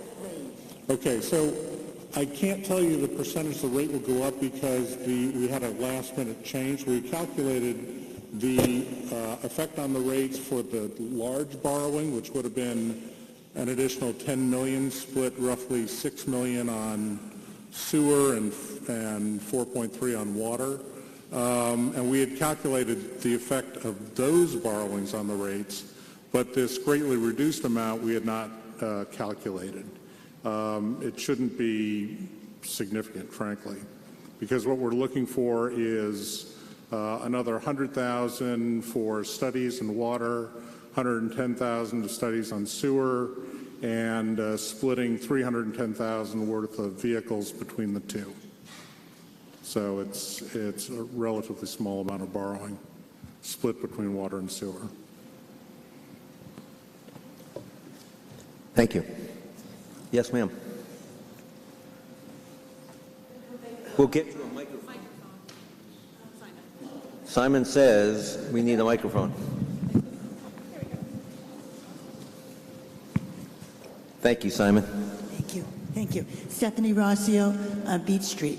I have a question there's been a lot of talk in the media about these PFAS forever chemicals in water, and I haven't heard what the count is in Rockport. And I understand that the federal government is going to impose a 0.04 count. Do we have a problem with that? I don't know if we do or we don't. Anybody have an answer? Yes, Jim.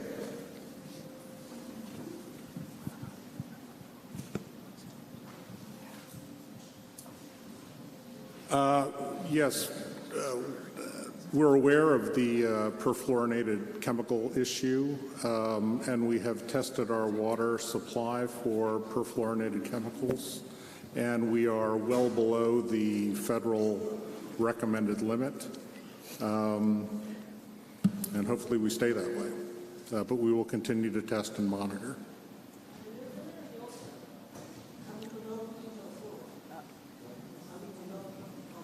All right, anybody else? Okay. You've heard this motion. It requires a 2/3 vote. If you are in favor, press A for yes, or 1, and then 2 or B for no, starting now.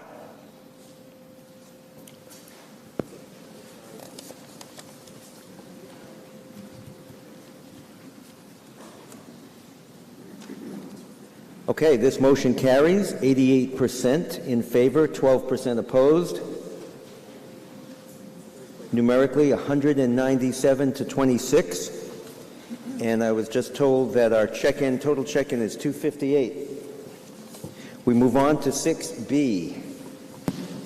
Mr. Moderator, Capital Improvement Planning Committee member Don Southern moves that the town appropriate $324,240 for the items printed on page 48 of the April 1st, 2023 Town Meeting Voters Booklet under Article 6B, Sewer Enterprise Fund, including all incidental and related expenses, and to meet this appropriation that the sum of $69,240 as shown in column 3 marked free cash be transferred from sewer free cash, and $255,000 from borrowing, column 4, and further to authorize the Selectmen and DPW Commissioners to take any other action necessary or convenient to carry out these projects and purchases.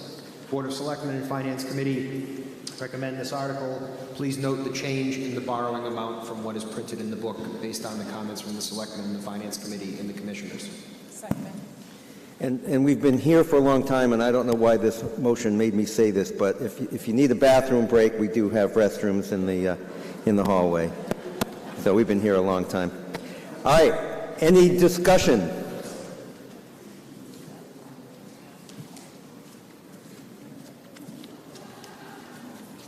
Charles Peterman, 22 Pleasant Street. I'm looking at the line item, the third line item down for the wastewater treatment and collection system upgrades. I see no provision that's separating the studies from the actual upgrades themselves.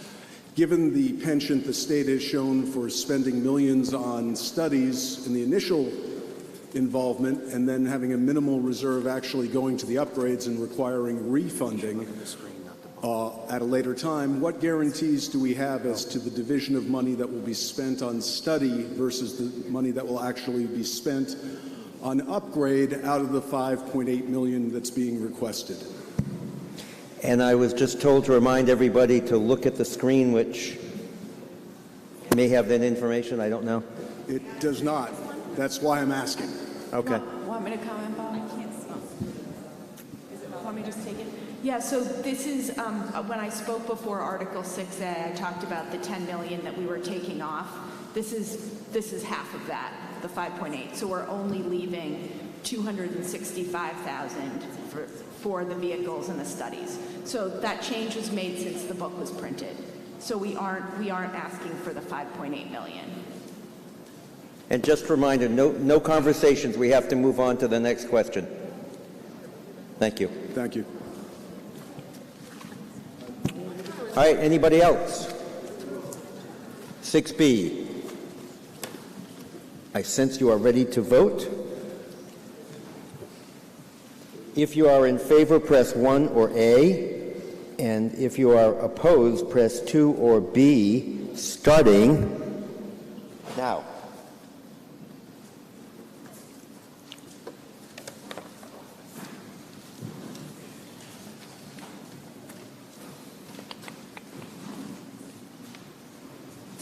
And this motion carried 89% to 11%, or 188 to 24. And now, I've ruled that B through F are related, so we'll go right through B through F. Mr. Moderator, Article B, DPW Commissioners Chair Jim Gardner moves Article B as indicated in the motion printed on page 50 of the April 1st, 2023 Voters Booklet. Board of Selectmen and Finance Committee recommend this article. Seconded. Moved and seconded. And by the way, when we're done with B through F, we have a quick motion to change things in order, but we'll take a brief break at that point and let people stretch their legs and go down and grab some lunch or do whatever. But we're on to Article B. Any questions about Article B or Bravo? All right. You have heard the motion. If you are in favor, press 1 or A. If you are opposed, 2 or B, starting now.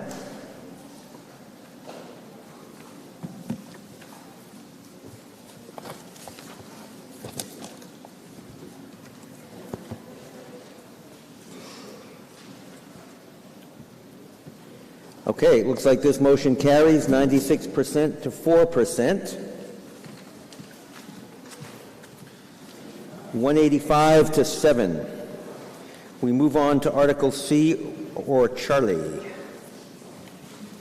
Mr. Moderator, Selectman Ross Brackett moves Article C as indicated in the motion printed on page 51 of the April 1st, 2023 voters booklet. Board of Selectmen and Finance Committee recommend this article. Seconded. Moved and seconded. I sense you are ready to vote. If you are in favor, say aye. If you're opposed, say no. That motion carries. I don't know. Did I hear a no? Yes, you did. Okay, that motion carries. Not unanimous, but it carries. We move on to D. Article D or Delta. Mr. Moderator, Selectman Sarah Wilkinson moves Article D as indicated in the motion printed on page 52 of the April 1st, 2023 voters booklet. Board of Selectmen and Finance Committee recommend this article. Seconded. Moved and seconded. Any discussion? Okay, if you are in favor, press 1 or A, and opposed, press 2 or B. Starting now.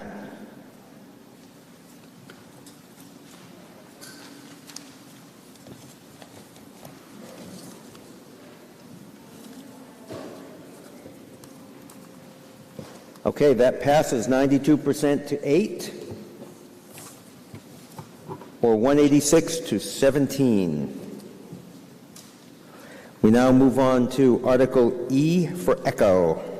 Mr. Moderator, Board of Assessors Chair Tim Good moves Article E as indicated in the motion printed on page 53 of the April 1st, 2023 voters booklet. Board of Selectmen and Finance Committee recommend this article. Second. Moved and seconded. Any discussion?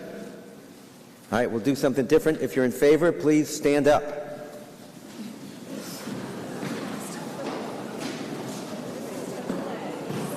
Simon says, all right, thank you. If you're opposed,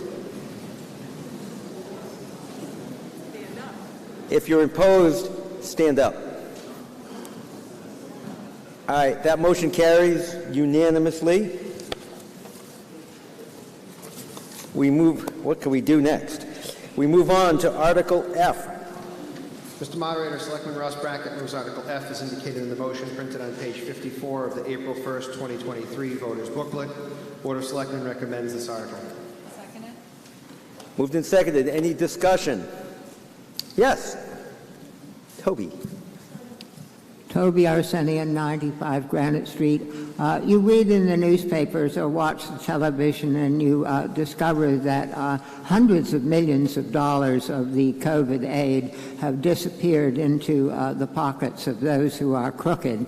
Now, it's unlikely that there would be similar sums with the opioid settlement, and of course no one here is crooked.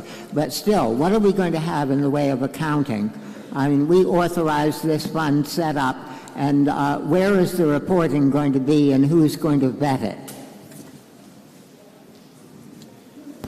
Mr. Moderator? Yes. We can address that. So certainly, so this is the creation of a stabilization fund. As with all of the other stabilization funds, it requires a 2/3 vote of town meeting to withdraw from that fund. Okay. All right. You've heard that motion. All in favor say aye. Aye. Opposed say no. All right, that motion carries. And That is A through F. I believe that completes the financials.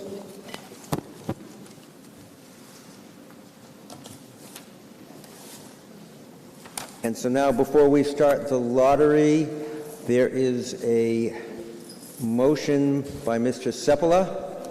Do you need to come and grab this, or are you good?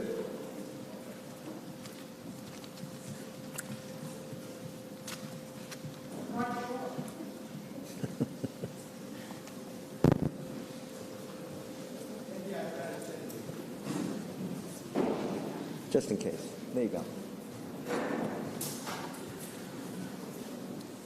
Yes, Z. Sepula, 92 Granite Street. Earlier today, before this town meeting started, I was unable to get to the pre-town meeting, so I left a note with Mr. Visnick that I'd like to raise a point of order in regards to the lottery articles that will now be considered this afternoon. And Mr. Visnick earlier said that what I wanted to do was see if the town voters were willing to take the citizens' petition articles out of order, do them first, before we go into the planning board articles with all of the complications and complexities there. I'm not sure that's what I actually intended. There may be things other than citizens' petitions articles that I'd like to see deliberated first. So it's not so much that I want the citizens' petitions articles first.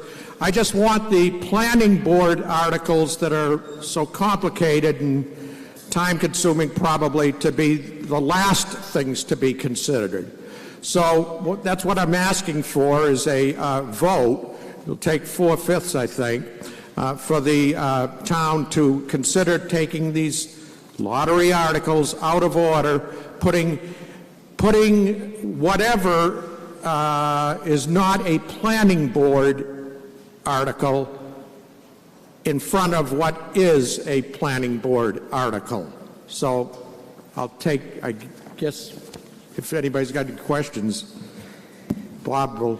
Yeah, so, wait a minute, ma'am. So, on page 4 and 5 of our voters booklet, it's chapter 2, section 5C, little Roman numeral 3, the meeting may by 4/5 vote exempt any warrant article from the lottery and schedule it for action at any time. So I think you're okay procedurally. Now let's talk about which ones they are. They are J through R, plus there are CC, BB, CC, and DD. So your motion then is to have those come after everything else? I think perhaps if we brought one of the planning board members up to talk about what their articles are to be I think they are as I just listed them. Am I right, Jason? His additional ones.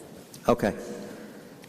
So J through R are Jason's, and then BB, CC, and DD are citizen articles having to do with zoning, and... I just want to comment when you're ready for comment. Okay, I'll be ready for comment in a minute. I just want to verify that I'm right and that that's what you want, Z. And then we'll hear from everybody, not to worry. Simon is back from his lunch, so he'll be able to bring a microphone down. Not a bad salute, by the way, thank you. So, that is the motion before us. It requires 4/5 vote, and now this nice woman right here wants to comment. Wait for the microphone, it's right there. And just state your name again, and you can speak. Stephanie Rossio, Beach Street. Doesn't this include Article Z, too? Isn't that a citizen article? Article Z, let's take a look. Yeah, but what is Z?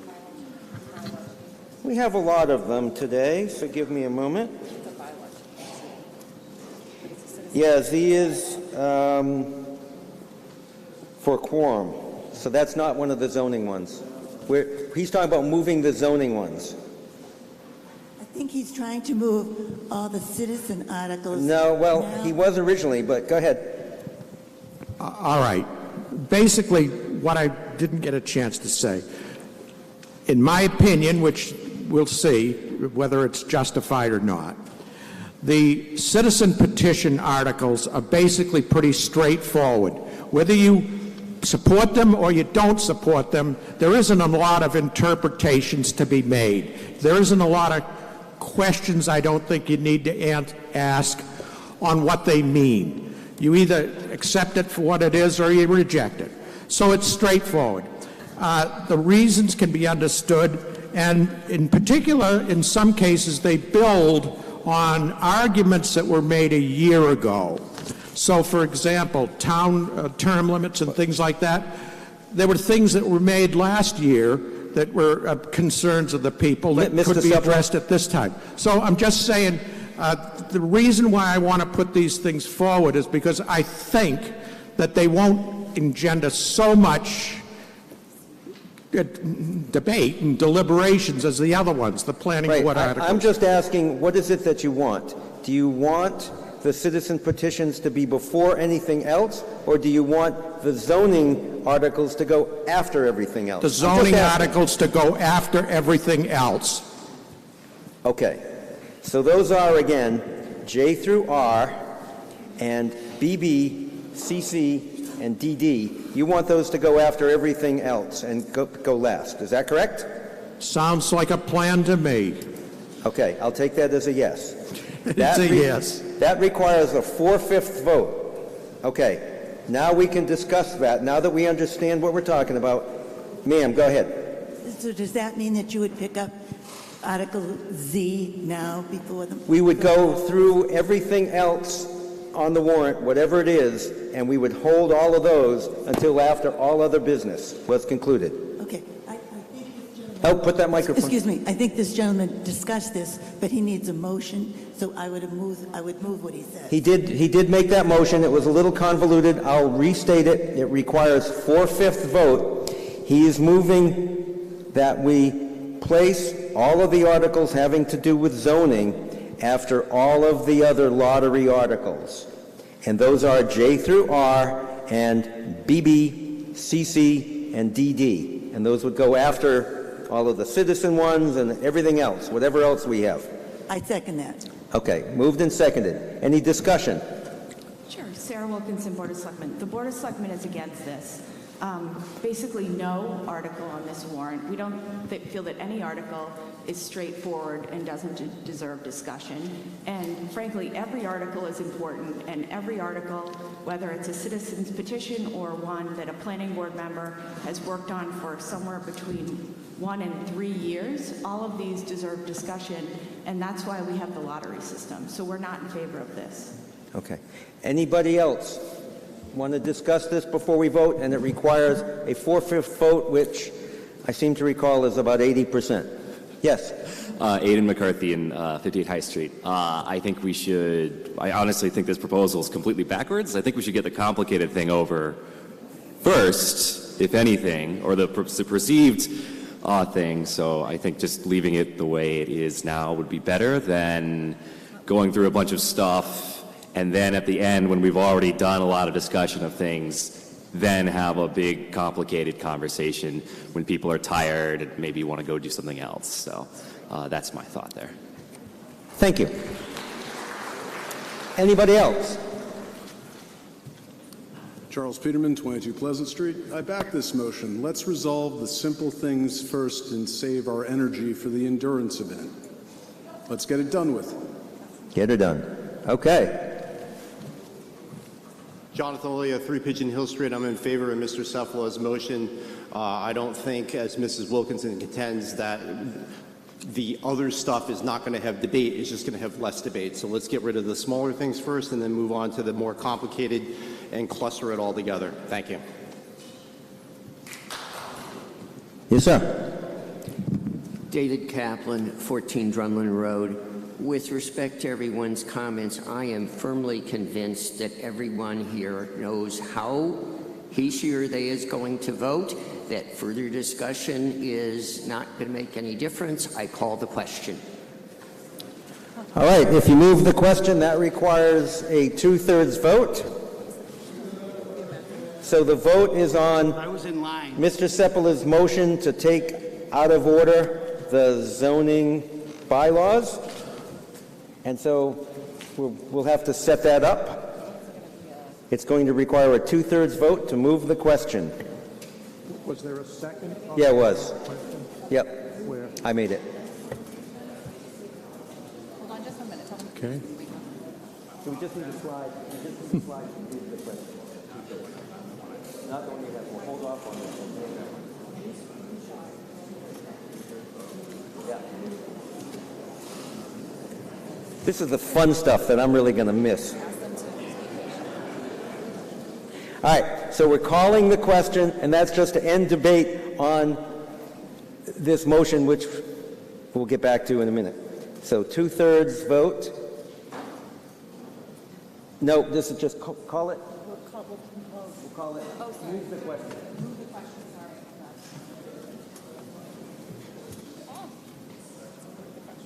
There we go. All right, so this just will end debate so that we can get back to dealing with whether we're going to move these things. Okay? And so it requires two-thirds. If you want to stop talking about this and just get on with it, press 1. However, if you want to talk about it more, press 2 or B, starting now.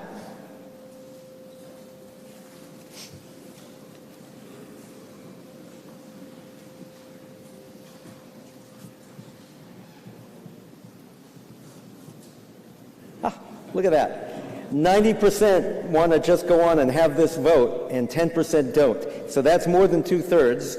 So now we're just going to vote on the question, which is, do we take these zoning bylaws out of order and put them after everything else? If you want to do that, move them to after everything else, you're going to press 1 or A. If you don't, you're going to press 2 or B, and this will require 4/5, starting now.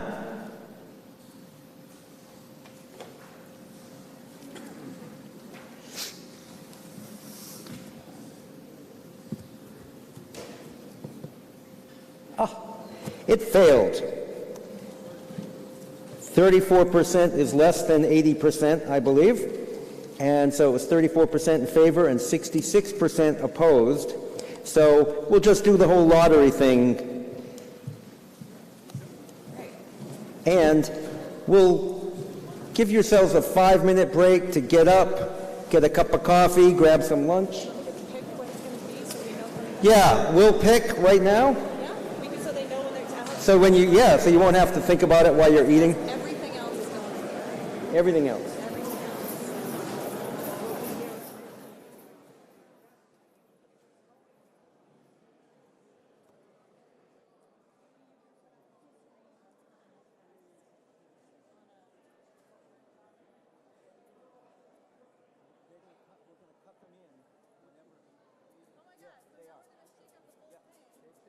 Yeah.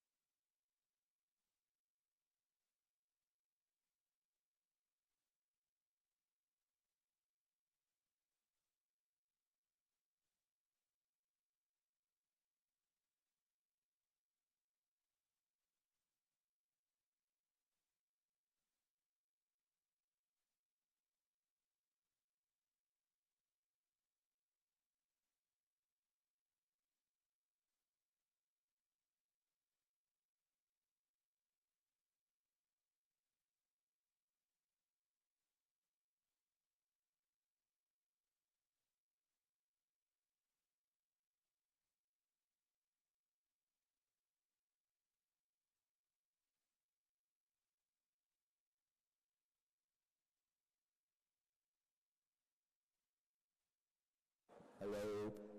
Start to gather your friends. We'll start in a few moments.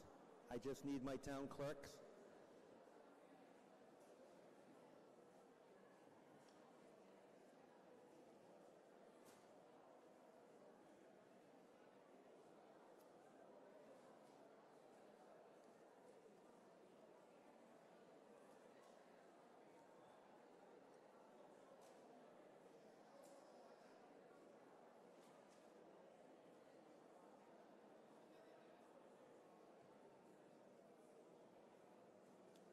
Barb, how are you?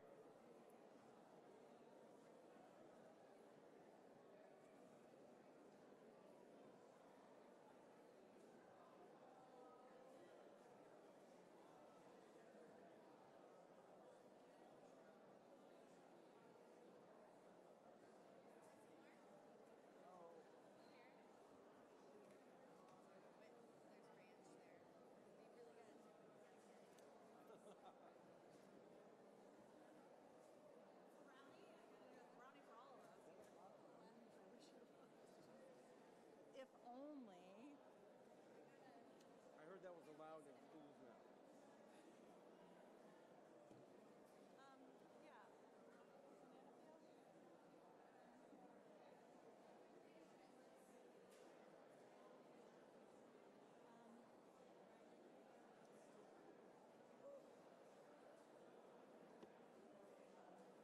have there is a speaker in the cafeteria, so if you wanted to say something into there, they'll hear it down there. If you want to say like 2 minutes. We'll be starting in 2 minutes. We'll be starting in 2 minutes. All right, ready? Go. That way I can have half a sandwich, maybe? Yeah.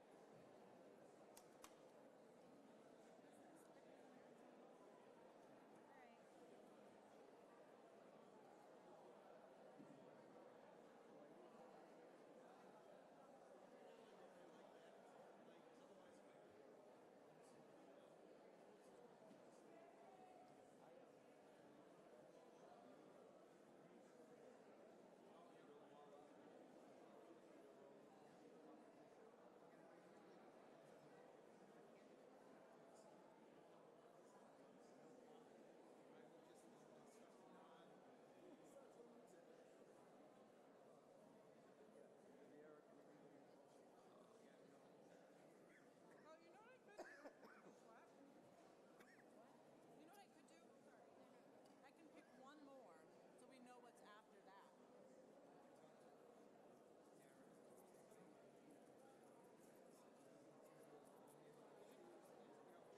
Yeah, sorry.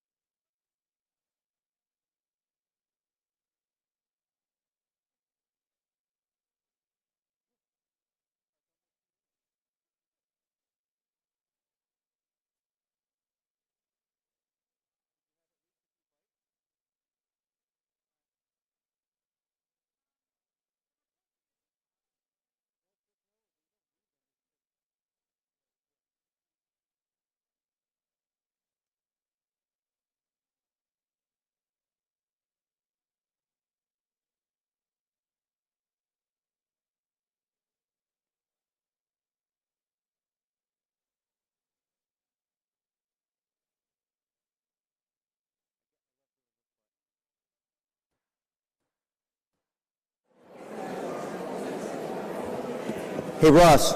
Works just fine, thank you. Okay.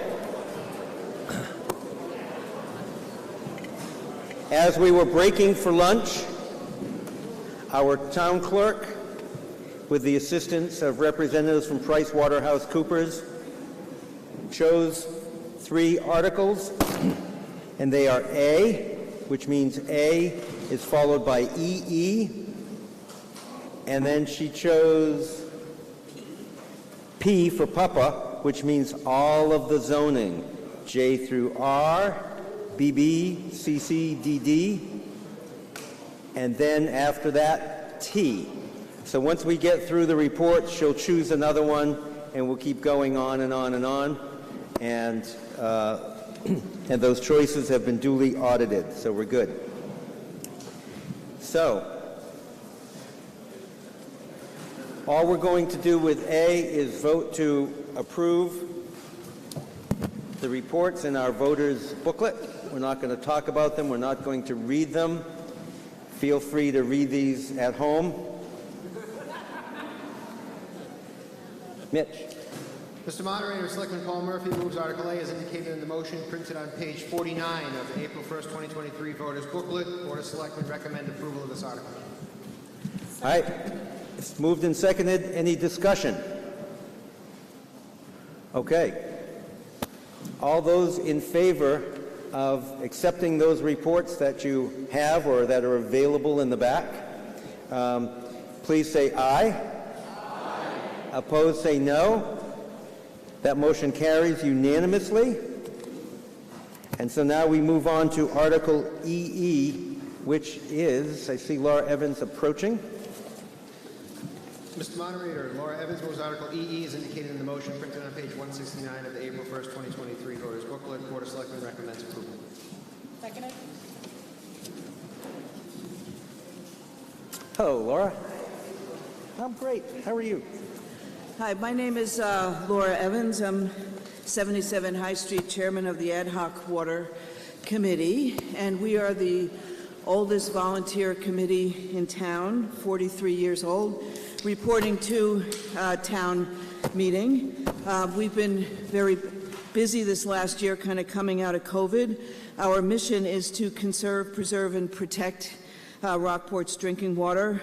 We've been collaborating with the DPW this year. I want to thank the DPW for signing the town up for Greenscapes, which is a nonprofit on the North Shore that educates people, and especially they have a program for school children educating them on conservation, and they started doing that this fall, and thanks to the Rockport Public Schools, they came into the 5th grade and started to educate folks. We've been working with the bylaw committee to help update the stormwater and watershed overlay district bylaws, and we've explored the PFAS, the federal and state regulations, and worked with the DPW about talking about their testing procedures. And we welcome some more volunteers if the town meeting would be kind enough to re-up us for one more year. Hopefully this will be the last year that you have to do that, because we are trying to revise our charter so that we become a permanent volunteer committee, and hopefully that will happen this year. And in asking for volunteers, everybody has a really good opportunity to get to know the Ad Hoc Water Committee members, because we have an Earth Day cleanup on Saturday the 15th at 10 a.m. to 12 p.m. And if you want to come and help, it's going to be at the end of the Lanes Farm Road in the South Woods. We're going to be cleaning up some really awful looking space there that's covered with grass and with glass and trash. And so if you want to come, I think my mic just went off. Do come and join us and wear boots and heavy gloves and bring a 5-gallon pail, and we will help clean up the South Woods for Earth Day. So again, I'd like to appeal to folks for volunteers for the committee. We meet once a month, and we kindly ask the town to re-up us for another year of volunteer water protection activity. Thank you. Okay, you have heard the motion, and the vote is to accept that motion and re-up that committee for another year with our gratitude. All those in favor say aye. Aye. Opposed say no. That motion carries unanimously. So now, let's talk zoning. I give this about 20 minutes for the whole presentation, so let's get started. Mr. Moderator, Article J, Planning Board Chair Jason Shaw moves that the town approve Article J is printed in the motion on page 68 of the April 1st, 2023 Town Meeting Voters Booklet. Planning Board recommends approval. Board of Selectmen recommends approval.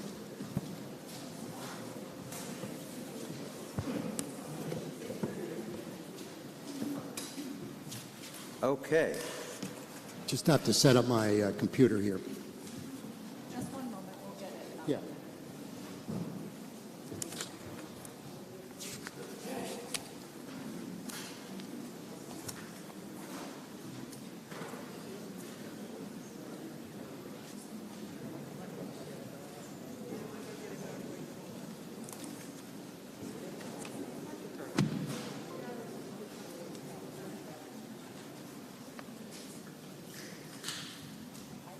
And it starts on page 67 of your voter's booklet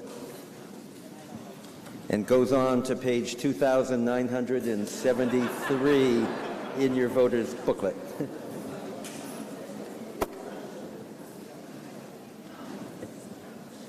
Okay,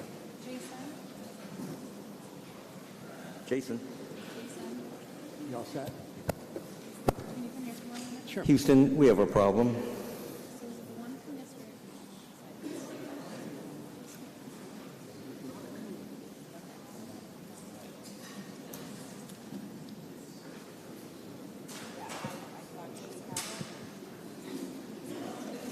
No, I don't have one from this morning. I don't have one from yesterday.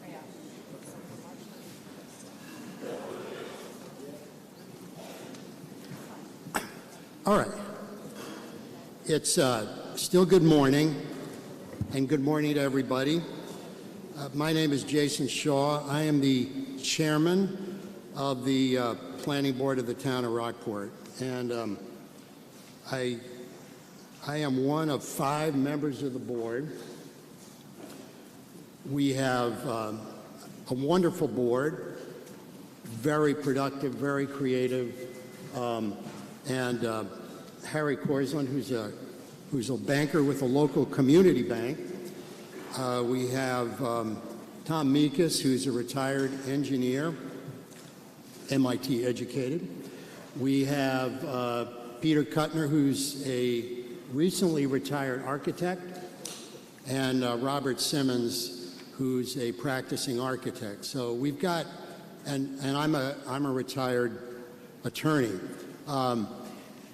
We worked very hard, and we talked a little about, I just have to address this on the budget side, with hiring a planner, which was in the budget for this coming year. And we had a planner back in 2018. The planner was part-time. They did not get any benefits, and but he was wonderful because he took care of a lot of the administrative stuff that right now, basically, I'm taking care of. We have a secretary, but the notices and all that I do. And we have a planner we had a planner who could do that. Not surprisingly, he left for a better job in another town, and we tried to get another kind of part-time planner with essentially no benefits in the town of Rockport. We were unsuccessful. So what we're going to try to do for this next fiscal year, and it's in the budget, is to get a planner who's essentially 3/4 time, full-time, a real employee of the town with all of the benefits that go with the town, because we need a planner. In addition to doing what we are doing today and what you're going to hear today, which is revising bylaw, adding to bylaws, deleting bylaws, we also hear individual applications, meaning we have applications for endorsements for approvals not required.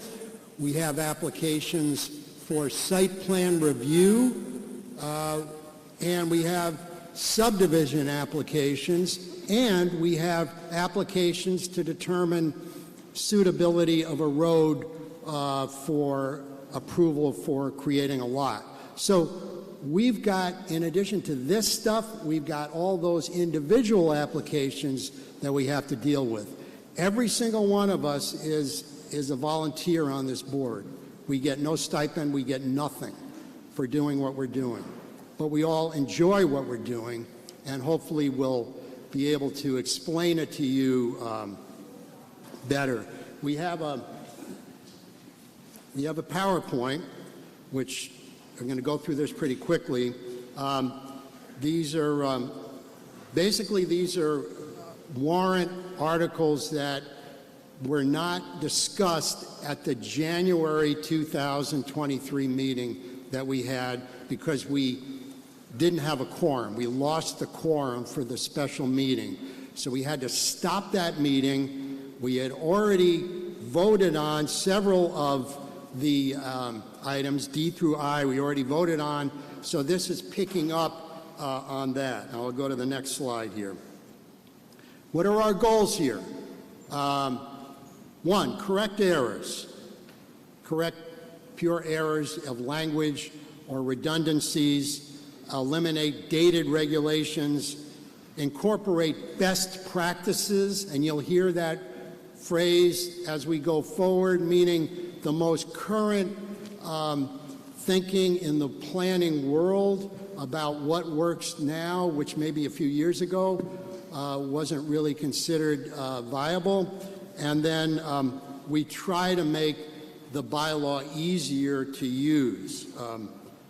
That's one of our other goals. Next slide. And of course, we want to maintain the town's character. We want to support housing affordability in the town, and we want to plan for climate change. Those are kind of collateral goals. Those aren't our main goals because we have other organizations in town that deal directly with those, but all of those are goals that are important for planning. Next thing. Okay, Article J. This is pretty straightforward. It does two things. Very easy here. First of all, we eliminated an entire section that concerned retail and commercial interior space and square footages where bathrooms should be located, et cetera, et cetera. I don't know why this section was in the zoning bylaw. It's not a zoning provision.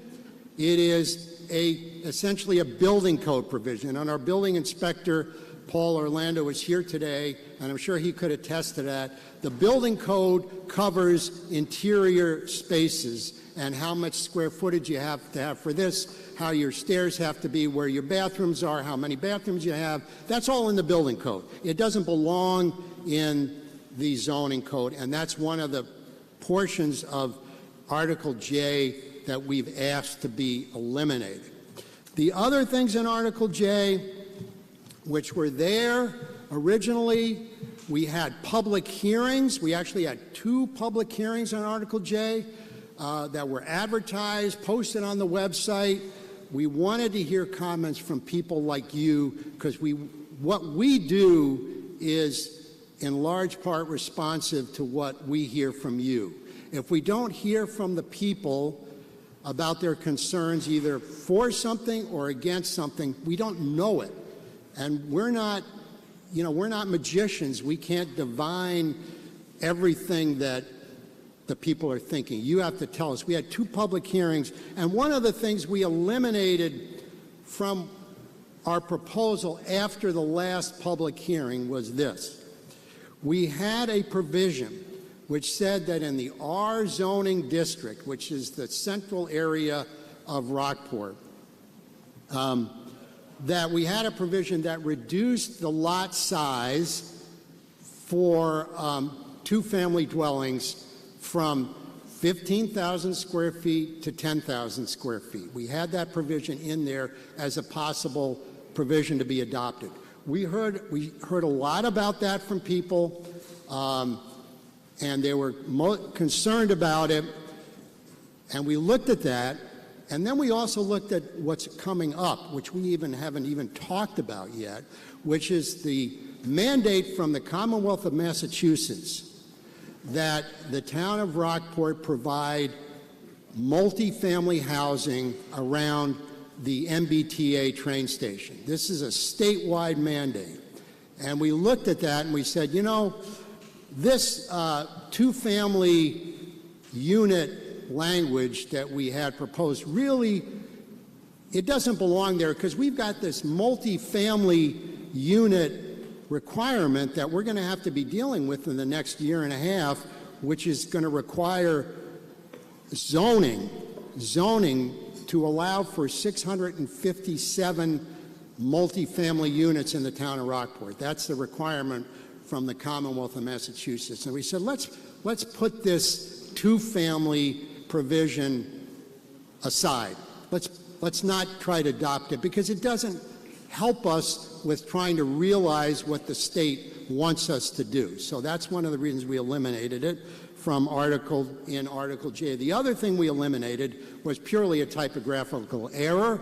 It was it allowed the Zoning Board of Appeals, who have two members here today, chairman and vice chairman, it allowed them to issue special permits for accessory structures other than accessory dwelling units. It allowed them to issue those permits. That was eliminated. It's now, we said that was a mistake. It's back in there. So in other words, those are the two changes that we've made. So Article J basically is one thing, which is, do you want to eliminate these building code provisions that are incorrectly in the zoning law? Remember what I said at the very beginning about bathrooms and square footage? We want to eliminate that, and we hope that by approving Article J, you'll agree with us on eliminating that. Do we want to go forward, Mr. Moderator? Or? Oh, I do. Want me to keep on going?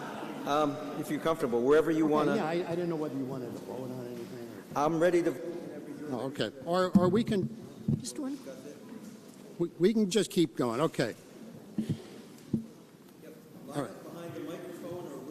We'll just keep. If Simon is still here, we'll get Simon there, and we're ready whenever you are, Jason. Yeah, I mean, I can go to other unrelated provisions, or we can talk about this. Yeah, let's vote on one at a time, unless you think that there are other things necessary to this. No, we could. Okay. All right. Let's discuss Article J.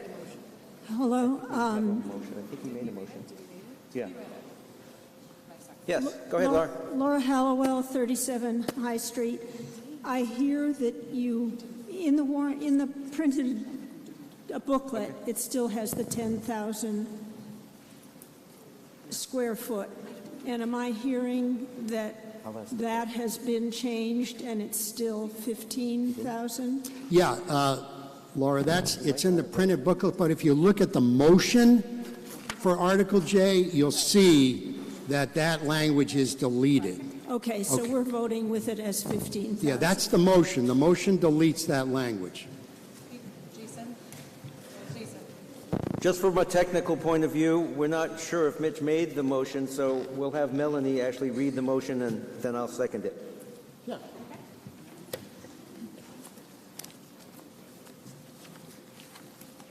Charles Peterman, 22 Pleasant Street. Wait. We're going to actually formally make the motion. Go ahead. Mr. Moderator, Planning Board Chair Jason Shaw moves that the town approve Article J as presented in the April 1st, 2023 annual town meeting warrant, except that the revisions to the Town of Rockport zoning bylaws, section 5B, 4B, schedule of area dimensions, accessory buildings or structures, reducing the minimum lot dimension for a two-family dwelling in the R residential zoning district from 15,000 square feet to 10,000 square feet in section 4, subsection C2, accessory dwelling yard dimension minimum, changing the special permit granting authority from the Board of Appeals to the Planning Board be deleted And further, that the town clerk be authorized to correct capitalization and typographical errors, as well as conform numerals, written numbers, and sections throughout this article when amending the zoning bylaws. Second. Moved and seconded. Okay, now we can continue to discuss. Okay, Charles Peterman, this is 22 Pleasant Street. This is in regards to Section C, modifications and exceptions. With regards to item number 2 on both the screen before you, where we state that we are removing language that would have changed the setback review, I move that we strike item 2, which does the opposite in the printed version. So my determination today is that any amendments had to come with 48 hours before this. We've had 2 public hearings, and so I'm going to rely on the bylaw provision that requires those amendments to come in ahead of time, because otherwise we'll be in much chaos. Then I would so like I'm not going to accept any amendments. I'd like acknowledgement that number 2, as stated, contradicts number 2 as put on the screen in front of us. You're either keeping the ZBA or you're moving it to the planning board. You can't say one and do the other. It says that annual town meeting warrant accept. He's turning it back to the Board of Appeals. So everything as it's written in the warrant, except this is going back to the and that's going back to the Board of Appeals. We should be able to clarify that, but that's the way it's written. Give me just a minute. I want to make sure I understand what you're saying, and I want to make sure that it fits with what I just said. This change is not going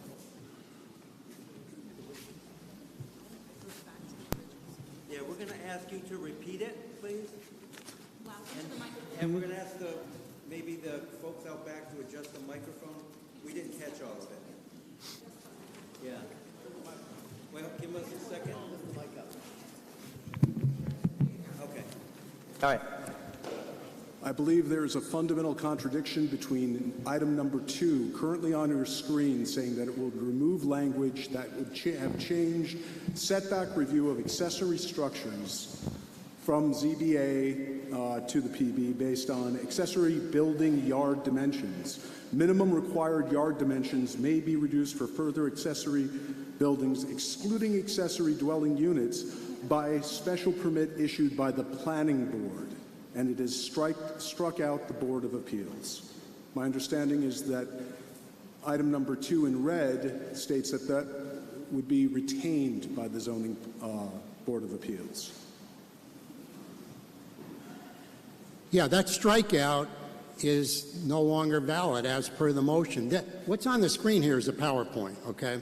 And what it says is that strikeout where the ZBA was stricken and the planning board was added is no longer there. So the ZBA will still be the special permit authority. And we just made a motion to correct 15,000 to 10,000. I ask that a similar motion be made to correct this issue. Well, it's part of the motion. It's in the motion. It's already in the motion. It's already there. Very good. Thank you. My misunderstanding. That's okay. All right, just with John and then Toby. Yeah. And then John Kolakowski, 5 Phillips Avenue. I just want a clarification because it's sort of, the language is sort of elusive a little bit. Are you saying that the previously proposed change of 15,000 to 10,000 for two-family dwelling in that area is no longer being presented, and that would stay the same? Yes. Okay, that's all I want clarification.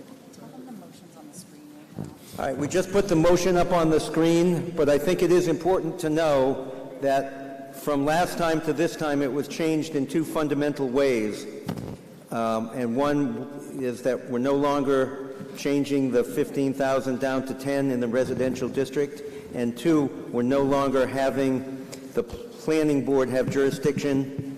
It's still the zoning board. So go ahead, Toby. Thank you.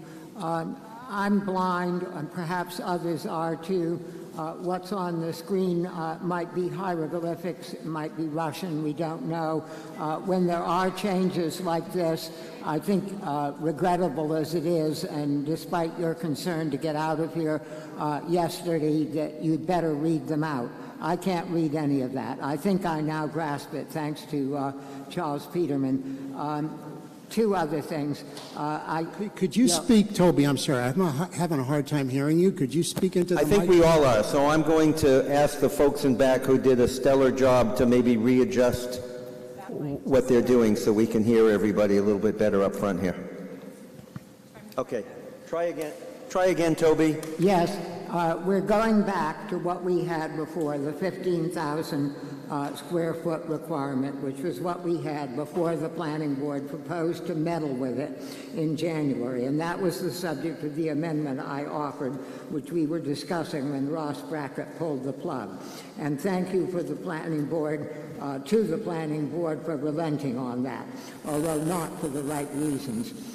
When we were offered all of the zoning amendments in January, we were told that it was not because of the state ordering this or that this was because these were the right thing for the town. Now we're told something else.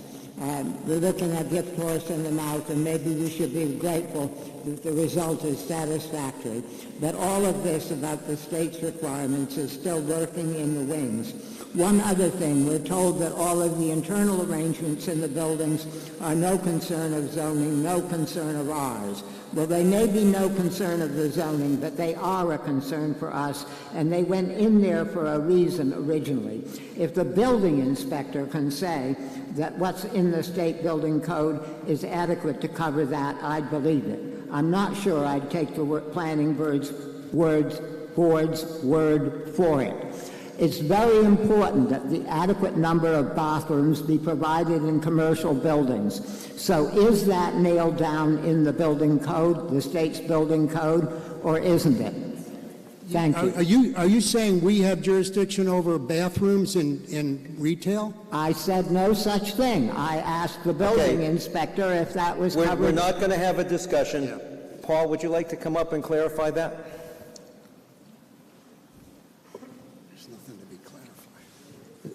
I could just confirm that the number of bathrooms required in a building is regulated by the state building code and the state plumbing code. Thank you.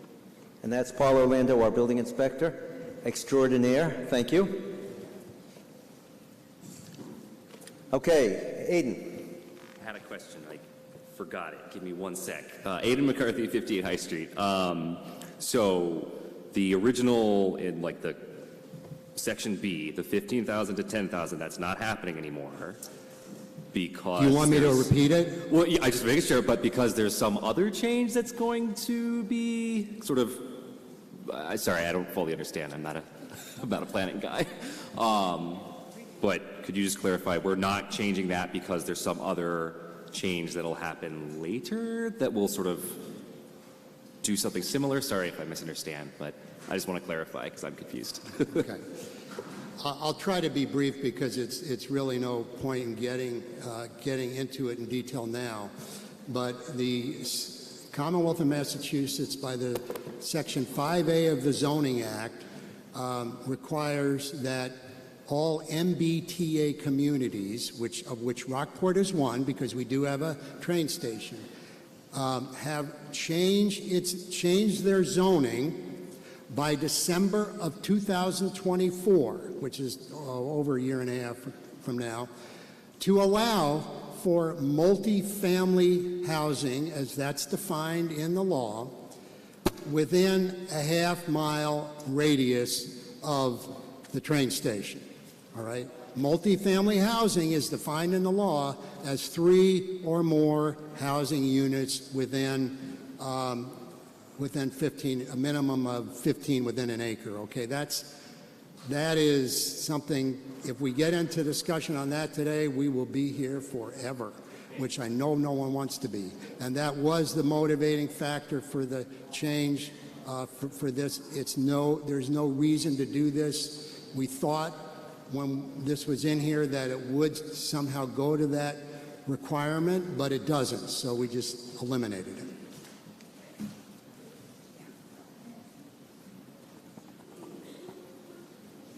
Another question. Another question. Okay. William Workman, 85 Main Street.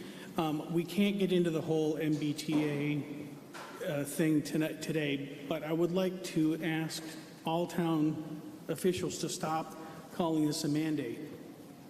It's a carrot. It's not a stick. If we don't do it, there's some undisclosed amount of money that we won't qualify for. But we haven't been told what that money is. We haven't been told how much money we would have to spend to avoid losing that money. So we don't know if it's a pig in a poke or whatever, but it's not a mandate. The state's attorney general has made some rumbles about suing towns that don't comply, but that's pulled out of her hat. There's nothing in the regulation that says she can do that. In other words, it's a carrot, and we are free to say we don't care for carrots. No thank you to your carrots. That doesn't mean she gets to whip out a stick. I would just like to stop calling that a mandate. We're not mandating.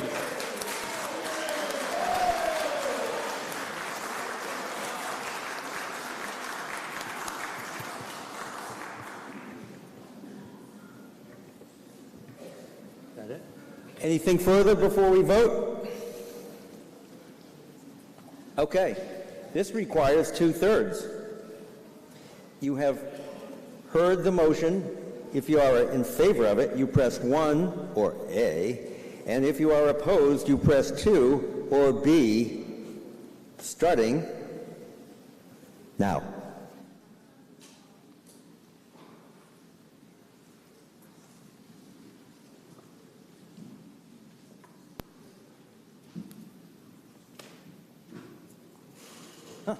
It passes 82% to 18%, and a vote number of 181 to 39. So J has passed,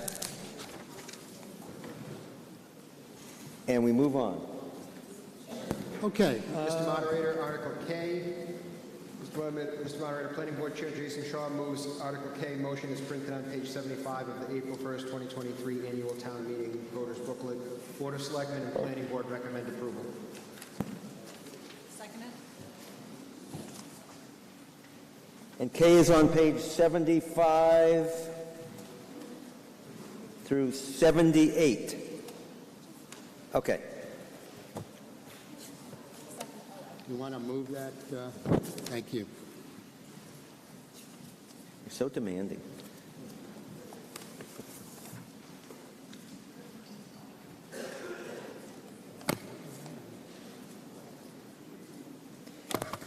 And then we have a citizen's petition dealing with parking, which is Article CC. So we'll talk about that as soon as we finish talking about this. Okay, Article K.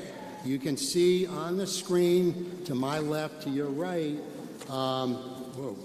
you can see that it starts actually on page 74, but the body of it is on page 76. It starts there.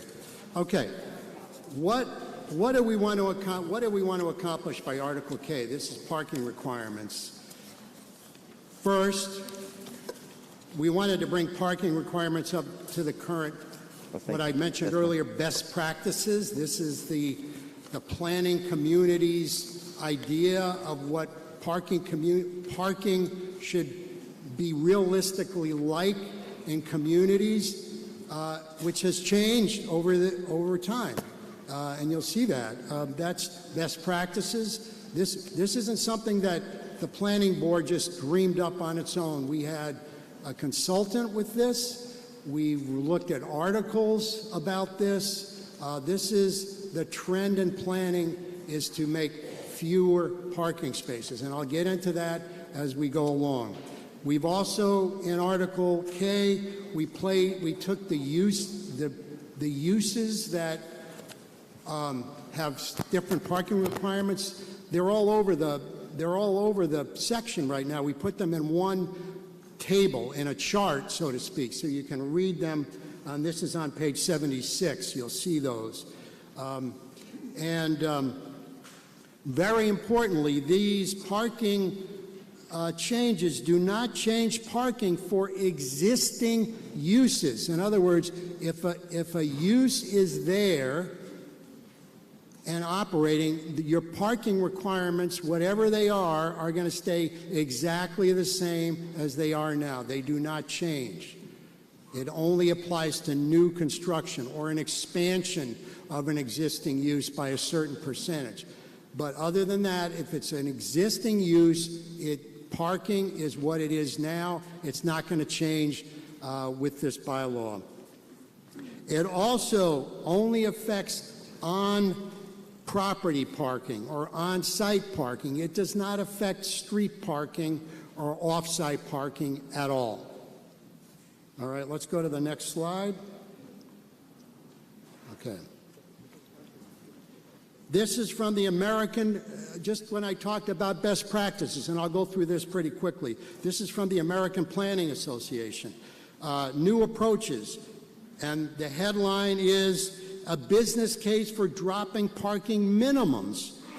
In the smallest of towns and biggest of cities, these new zoning reform policies help boost small business, promote housing development, and put people over parking. Next slide, please.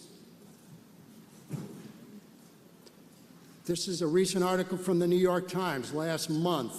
Awash in asphalt, cities rethink their parking needs. Local leaders across the nation are overhauling parking requirements for developers, scaling back the minimum number of spots for shopping centers and apartment complexes. Next slide, please. National Parking Association. This is an organization that deals strictly with parking. They start off by saying many cities and municipalities have parking minimums that don't right-size parking land use.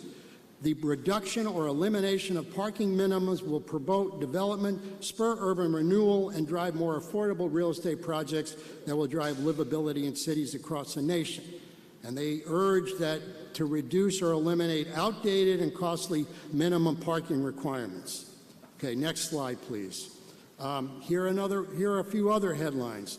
The biggest one of which is America has 8 parking spaces for every car. Here's how cities are rethinking that land. Next slide, please. This is a chart showing it's the United States. If all of you can recognize the United States, that's it. And it shows you, but the yellow is the communities that have reduced their minimum parking requirements, and the red are those communities that have actually eliminated minimum parking requirements in the law. Eliminated them. We're not there. Next slide, please. Okay. We want to, here are the benefits. Eliminate redundant and unnecessary parking. Multi-family parking under the proposed bylaw is not given a bigger parking burden than single-family houses, and it reduces the need for impervious paving that harms the environment and keeps new housing costs down by avoiding cost of unnecessary paving. Next slide. Okay, here are just some pictures of some parking lots in our town, okay? This is up on Curtis Street, which it's the development up there, 23 Curtis, I think it is. Is that correct? We've been there a few times on the ambulance. These are the parking lots. I'll go through quickly through these. Next slide, please. There's the parking lot, and we'll go to the next slide, please.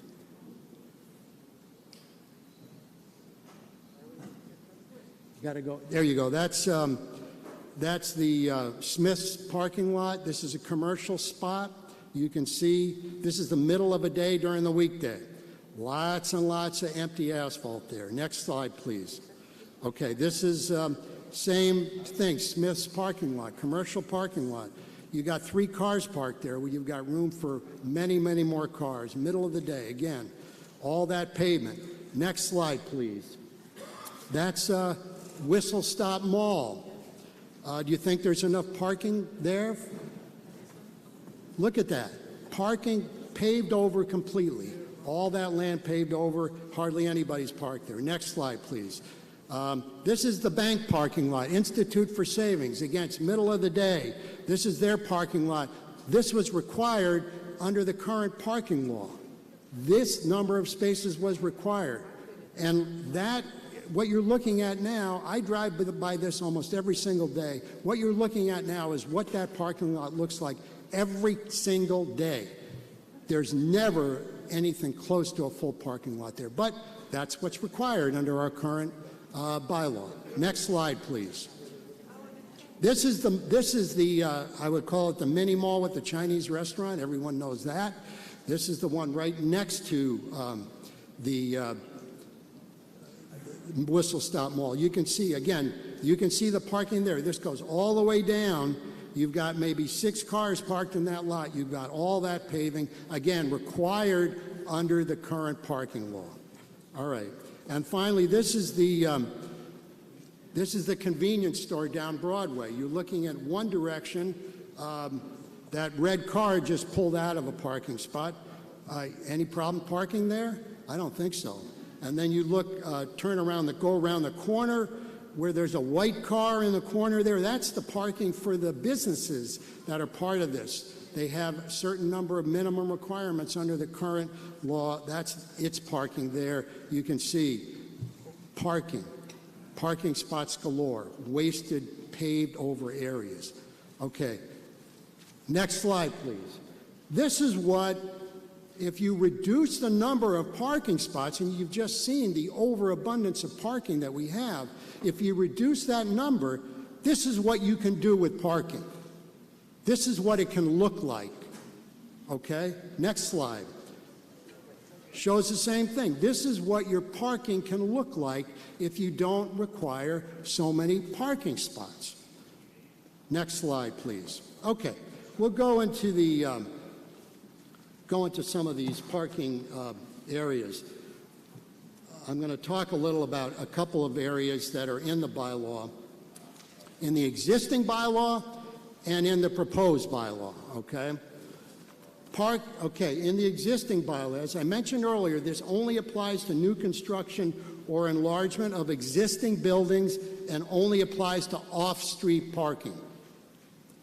The current bylaw requires a minimum of 1 parking space per single-family house. For a new single-family house, 1 parking space. The new bylaw does not change that requirement. Requires 1 space for 1 single-family house. The current bylaw for a 2-family dwelling requires a minimum of 1 space for each 2-family dwelling. The new law does not change those requirements. Requires a minimum of 1 space for each dwelling unit for 2-family dwellings.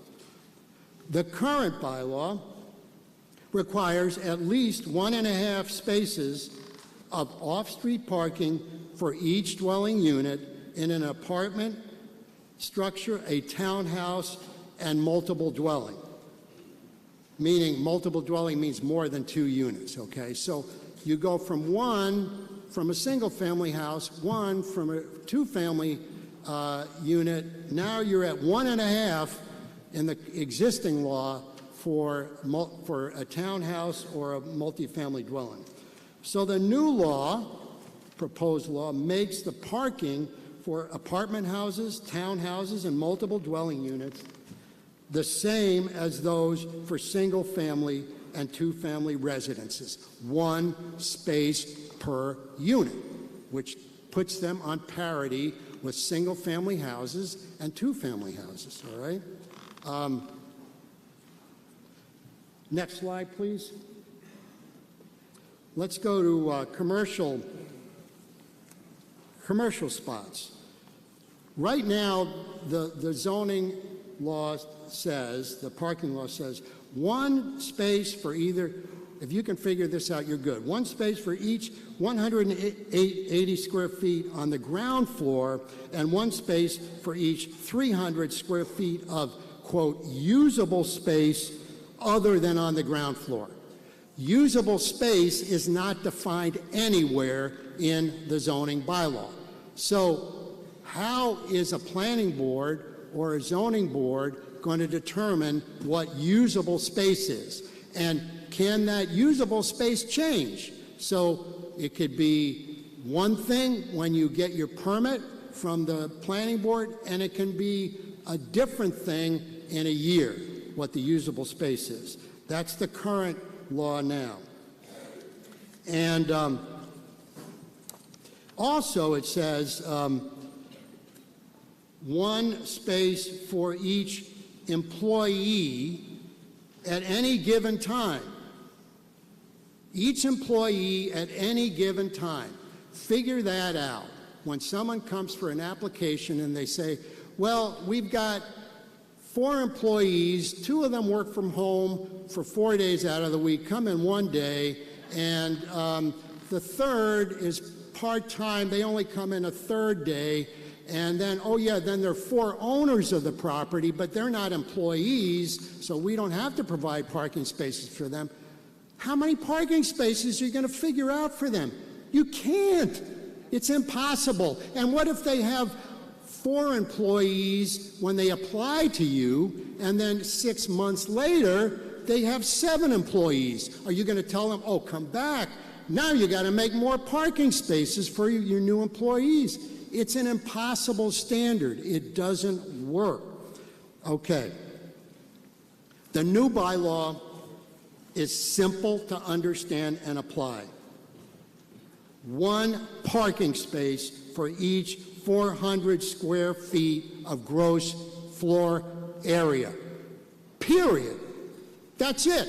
1 space, 400 square feet of gross floor area, that's it. And gross floor area is very well defined. If you go to the definition section of our bylaw, it's in there. The definition, it's a very detailed, strong definition. So everyone's operating on the same page there. All right, I'll give you an example of the difference you end up with applying the current bylaw versus the proposed bylaw for commercial parking spots. I'll try to make it simple. 4,000 square foot office with a 2,000 square feet on 2 floors. So 2,000 square feet on the ground floor, 2,000 square feet on the second floor. Let's assume it's all usable. We're not going to get into what's usable and what isn't, which is essentially 4,000 square feet is the size of a large residence. Right, Alan? Large residence, 4,000 square feet? Okay, you're paying attention. All right, all right. All right, so first we start, this is the current bylaw. These are the mental gymnastics you have to go through. You have 7 spaces for the usable 2,000 square feet on the second floor. You got to provide 7 spaces for that based on the calculation under the current law. Okay, and, oh, I'm sorry, 11 spaces, my mistake, for the first floor. 11 spaces for the first 2,000 square feet. Then for the second floor, for the 2,000 square feet of usable space on the second floor, you got to provide an additional 7 spaces. So you're up to 18 parking spaces for a business that's on 2 floors. Could be an insurance company, who knows, but you got 18 parking spaces. Well then, wait a second, we got 3 employees. Okay, 3 employees, so of course 2 are part-time and 1 is full-time, but it doesn't matter. We need 3 spaces. We need 3 spaces for them. Bottom line is we get 21 parking spaces. If you're under the new law, that same scenario, you get 10 parking spaces. Okay, so let's keep on going. I hear people are getting restless here. Next, keep on going a little bit. There's our chart that has the different calculations.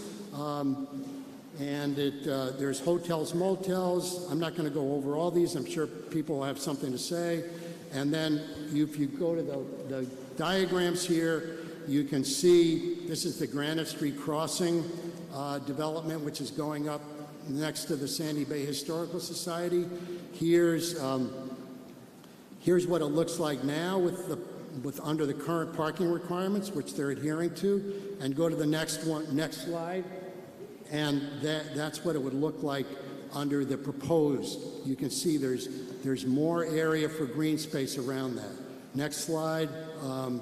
Same thing, allows outdoor space, allows for buffers, and keeps costs lower. And then the last one of the other things we have, I think that's it, is shared parking.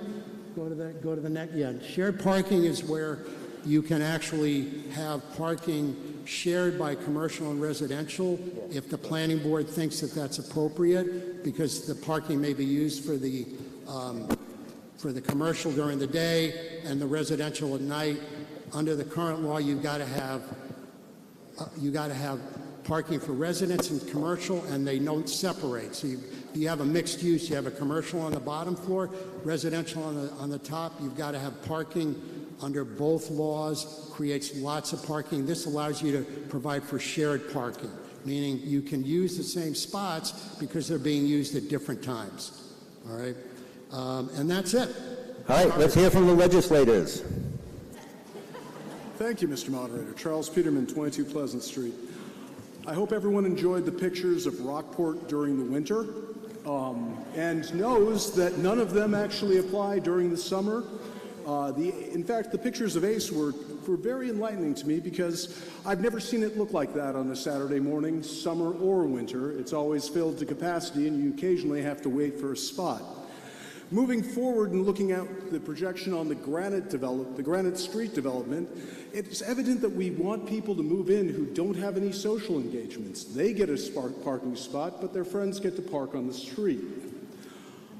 I'm not certain whether this represents right-sizing or if it represents a narrowing for the commercial interests that want to develop in our town. So I'd like some clarification on the intent for application to existing parking lots. If somebody wants to start a new use of an existing parking lot, is that new use coming in under these parking regulations, and are they going to be an application for existing buildings? So let's say, theoretically, we take the Whistle Stop Mall and we assume that there's a redevelopment effort that occurs within it that's going to remove parking spots from a public parking lot that's used frequently by tourists during the summer and replace it with a new building. Does the whole parking lot become a portion of this endeavor? How is it handled? I don't see clarification on this matter. Whistle Stop Mall is not a public parking lot. Before you start, just to let you know that there's no conversation, so you ask a question, we have to line up for the next person. There's a lot of people who are interested.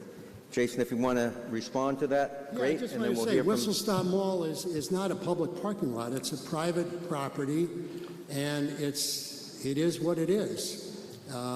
It's not public parking. And if the use changes to something else other than the shops that are there, the parking will have to be calculated based on whatever the new use is. Yeah. Okay. Yes, ma'am. Thank you. My name is Sula Stephanopoulos. I live at 26 King Street. As a resident of Rockport, I just want to point out a few things that I've noticed around town. As of fiscal 2020, we have roughly 2 cars per tax-assessed residence in Rockport. It's 1.8 is the exact number. The area, what you call the Smith Yard, has been rezoned already to allow for up to 160 multifamily units, plus retail, plus commercial. And as you said earlier, the plan is for about 500 more multifamily units within the core of Rockport. So I see a lot more demand for parking at the same time that you guys are reducing off-street parking, and it is related to on-street parking. The two are intimately related. Most of the impact will be in the core of Rockport. You say it will not affect downtown. Downtown is a very small, tiny part of the core of Rockport. We're talking about the R district that will feel the full brunt of this change. If you want to do low-impact development, consider permeable surfaces for parking. and also require all new development to actually be low-impact development. Thank you. We can wait. You don't have to respond to each one. You don't have to respond to each one if you want to. A few things I want Okay. I'm not going to respond to everything, but first of all, the 2 cars per tax assessed parcel is not really accurate for how many cars per unit, because there are a lot of there are parcels that have more than 1 unit in the parcel, so you can't go by tax assessed parcels. Actually, that's lower. And also, the Whistle Stop Mall area has not been rezoned. Whistle Stop, the zoning is the same. All that's been created, the Whistle Stop Mall is actually zoned residential, if you can believe that.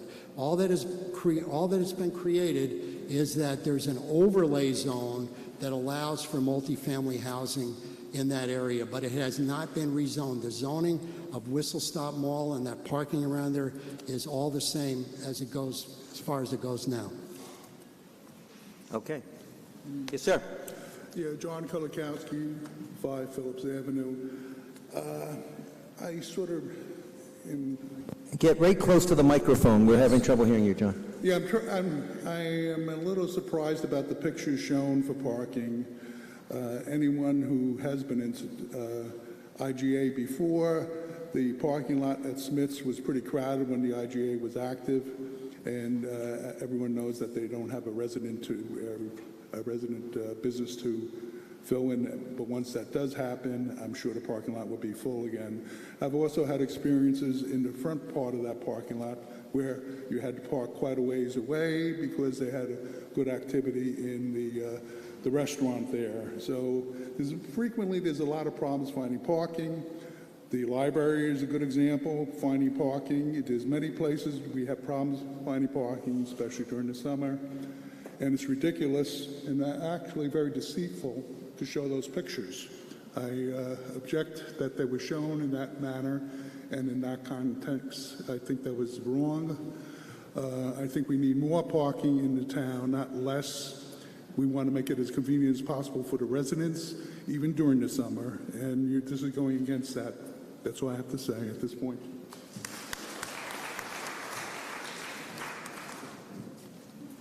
Z. Seppel on 92 Granite Street. The first Article J took 20 minutes. Article K I timed at 17.38 minutes. The town meeting has a limitation of individual speakers provision in the town bylaws. It states, unless granted an extension of time by vote of the meeting, the individual speaking as the principal proponent on a main motion shall not speak for more than 10 minutes. So I'd like to know if these presentations go on for more than 10 minutes in the next motions, that the town meeting be asked to vote to allow that to go more than 10 minutes. Thank you. Let's see here. Where do I even start? Oh, yes, thank you. Very good place to start. Aidan McCarthy, 58 High Street. Parking minimums are almost literally a blight on the American urban landscape. They create cities that have absolutely no use, that have wild amounts of unused land that, like if you look at stadiums, and you'll see these little tiny stadiums that hold thousands and thousands of people, and yet they have parking lots that can hold, double the number of seats that are in there. I think that we do need less parking, or not like less parking, but like less additional, like when we build new things. I don't understand why there's so much conversation around existing structures and lots and all this stuff, because I think it's, unless I'm totally misunderstanding, this is only about new development and has nothing to do with anything that already exists. What I think we should be doing with the town, and speaking as, someone who's almost 30, and I think a lot of people my age would agree, we want walkable communities. We don't need a ton of, we don't need a ton more parking. And again, I think this is about the new development, so we're not going to change the ACE law, or I figure we're not going to do any of that stuff there. I think that we should put this into, we should vote yes on this. because if we have less, less new additional parking spots, that encourages to make the community more of a walking community. And otherwise, those spaces that would otherwise be used for parking spots could be used for parks, could be used for more housing. And I think a lot of my folks that I know around my age would get a real good kick to see that we're pushing back against parking minimums, because there is sort of this online presence against them. Again, like you see all of these cities that have huge parking lots that are never used and just take up a bunch of space. And, if we want people to come here, that actually, I think, saying, hey, we're getting rid of parking minimums, we're fighting back, actually would be a really fun draw for people, or at least something that I could be proud of for my town. So, thank you.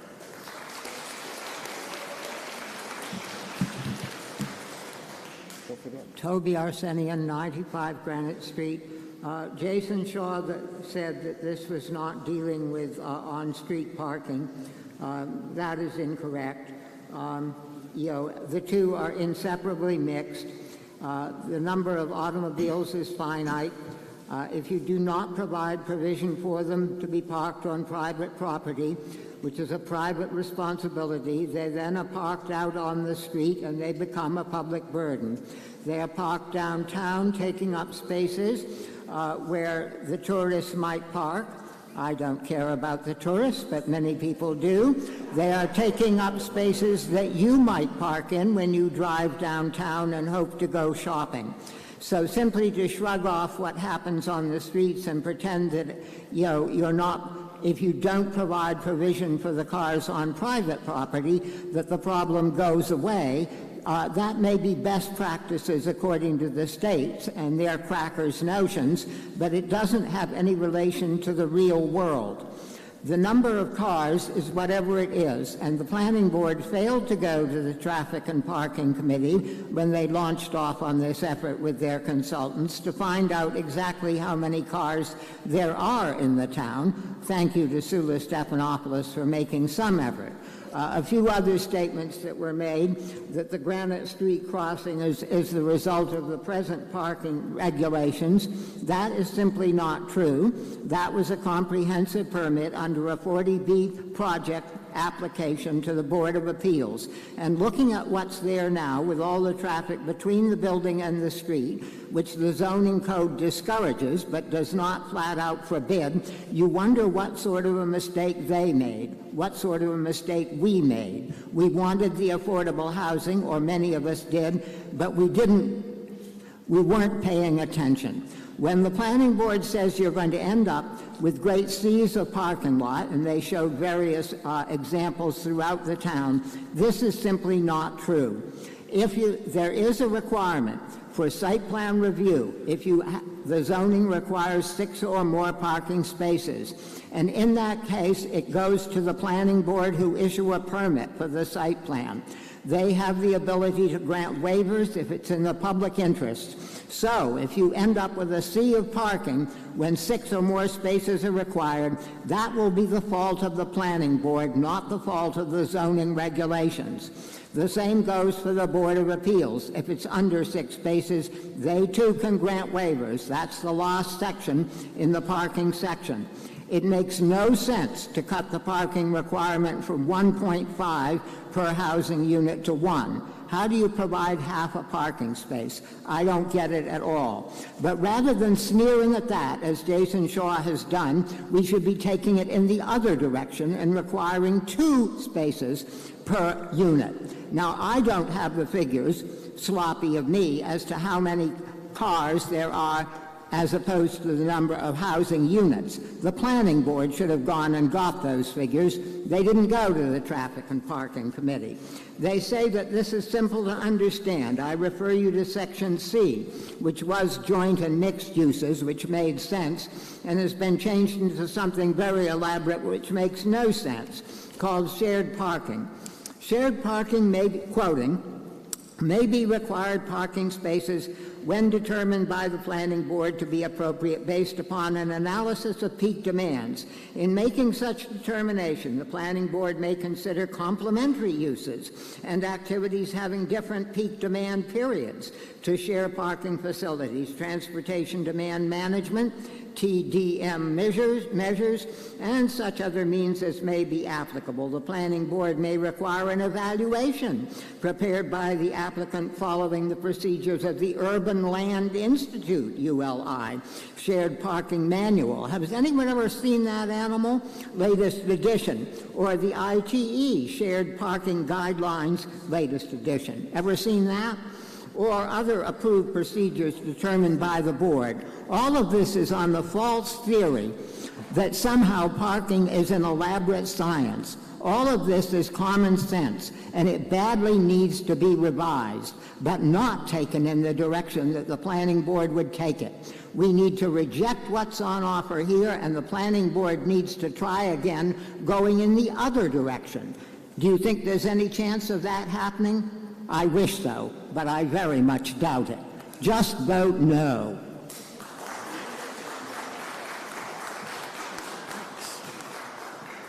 Yes, sir. Will Workman, 85 Main Street, following that. It's like inviting a kid to your wedding.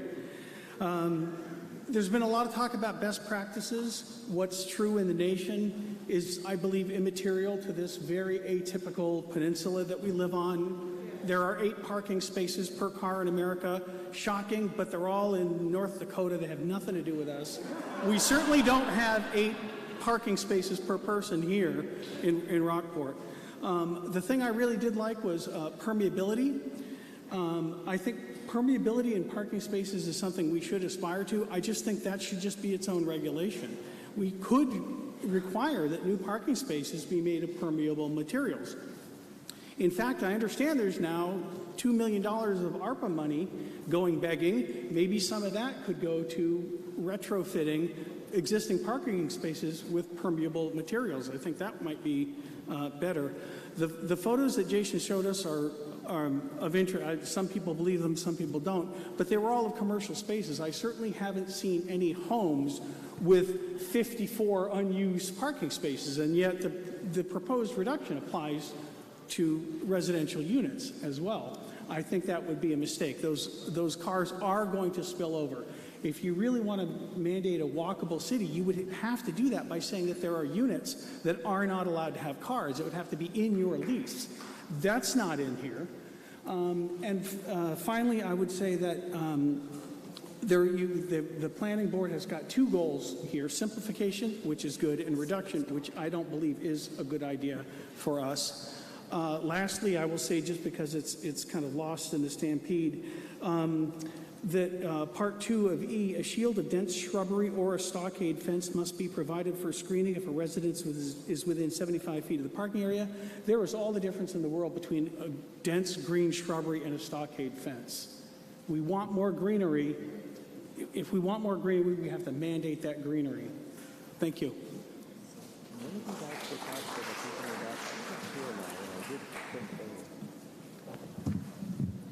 William Tobin, 24 Beach Street. Has the planning board ever recommended to the select board not to accept the state's mandate? I'd love to see that answer.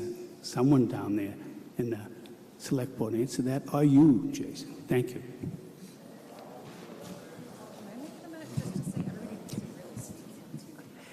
David Kaplan, 14 Drumlin Road. Make sure everybody, when you speak, and sir, you as well, just get right in there and speak next to the microphone because we're having difficulty hearing you. David Kaplan, 14 Drumlin Road. Much better. Okay. I hope people will indulge me. I think there are very strong passions on both sides of this issue, but I think everyone has made their mind up how they're going to vote. Could I see a show of hands? Who is undecided? No, but thank you for asking. There is a way to do it if you'd like. Okay, then I call the question. There you go. All right. Can I just address? No, we're going to, no debate after that, no discussion. All right, we're moving the question. Requires a 2/3 vote. We need to get our IT people a second to write that up.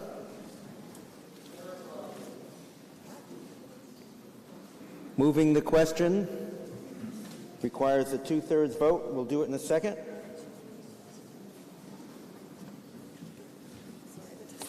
There we go. You're going to press 1 if you want to move the question, which means go right into a vote, and you're going to press 2 or B if you want to keep talking about parking. Ready? Ready? Now.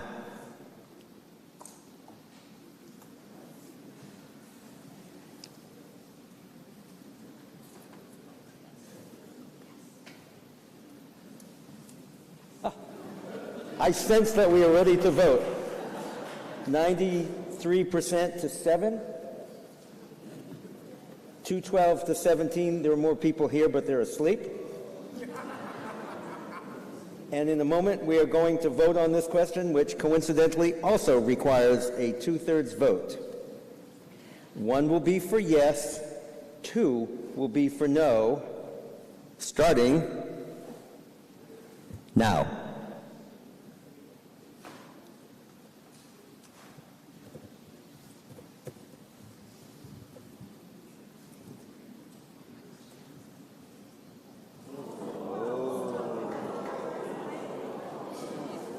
That did not pass. It requires a 2/3 vote, and it's 112 to 114. We move on. We've parked here long enough. It's time to move on. Yeah, we're going to go talk about CC because that was related to parking, and I believe that's a Toby citizen petition.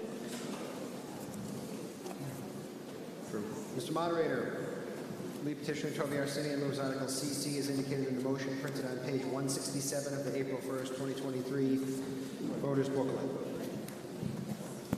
This requires 2/3, I believe. No, doesn't need it? Wait a minute, hold on, please. You think majority?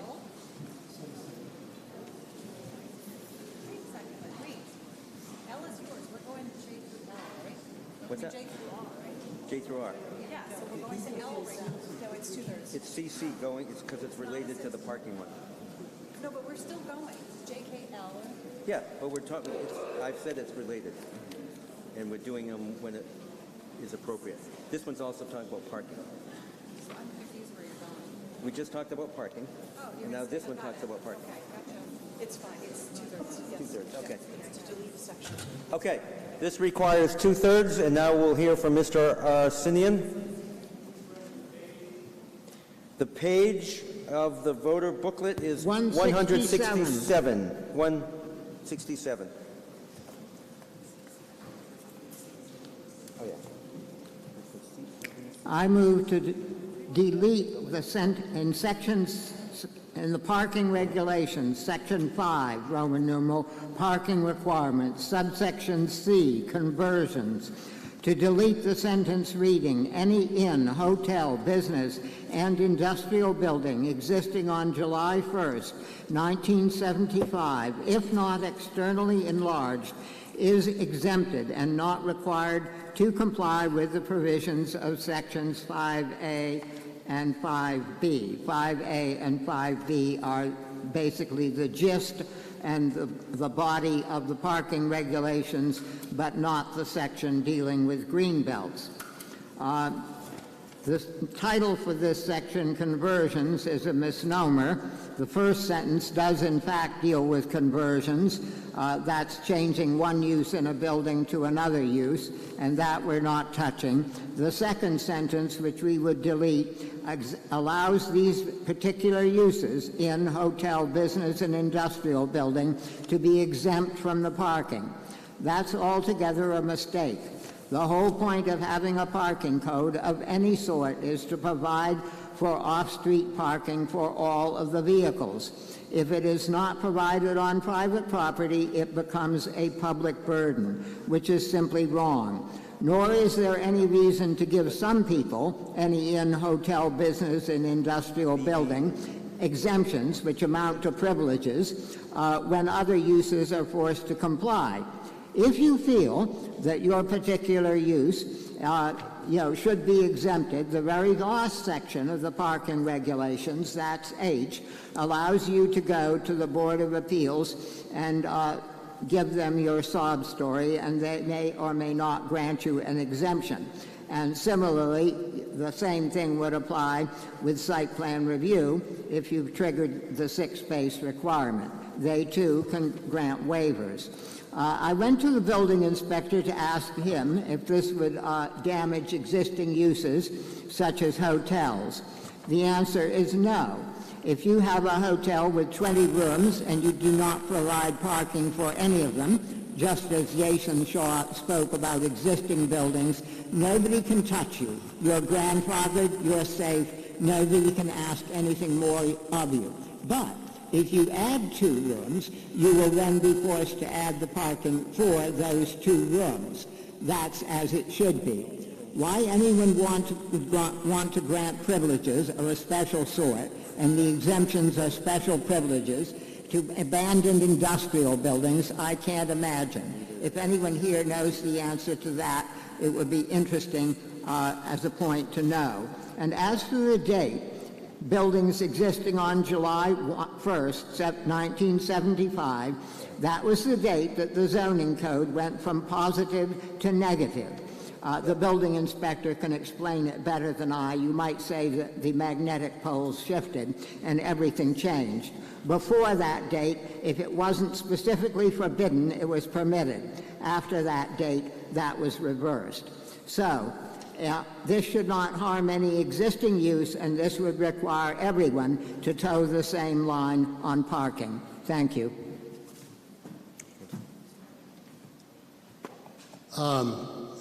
I just wanted to comment on this. The planning board, this was on our agenda it was on for a public hearing, which we had a few weeks ago, and Toby Arsenian did not appear to discuss this or explain it. This provision has never been vetted, has never been discussed at a public hearing. Why it's in the bylaw and whether it should be taken out or left in should be the subject of more discussion and deliberation, because there may be a very good reason for it that we don't know at this point. The planning board didn't touch it for that reason, but I'd say let's leave it for now, and let's have a public hearing on it at the planning board. Let's go into the reasons why this provision was adopted originally, and go forward from there. But doing it by an amendment, by a citizen's petition, is fraught with peril, because you don't know what you're going to end up with if you eliminate it. So that was why we took no position on it. We're neither for it or against it. We need to know more information. Okay, you've heard the motion. All those in favor, press A or 1. If you're opposed, B or 2. This requires a 2/3 vote, starting now.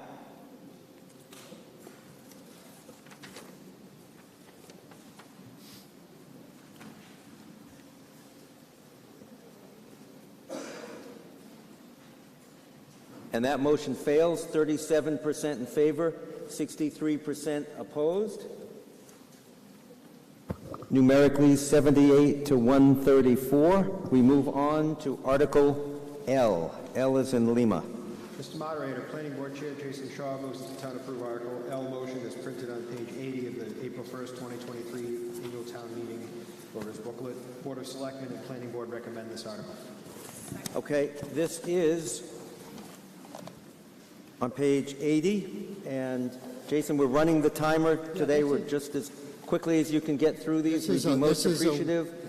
So Courtney, press the button.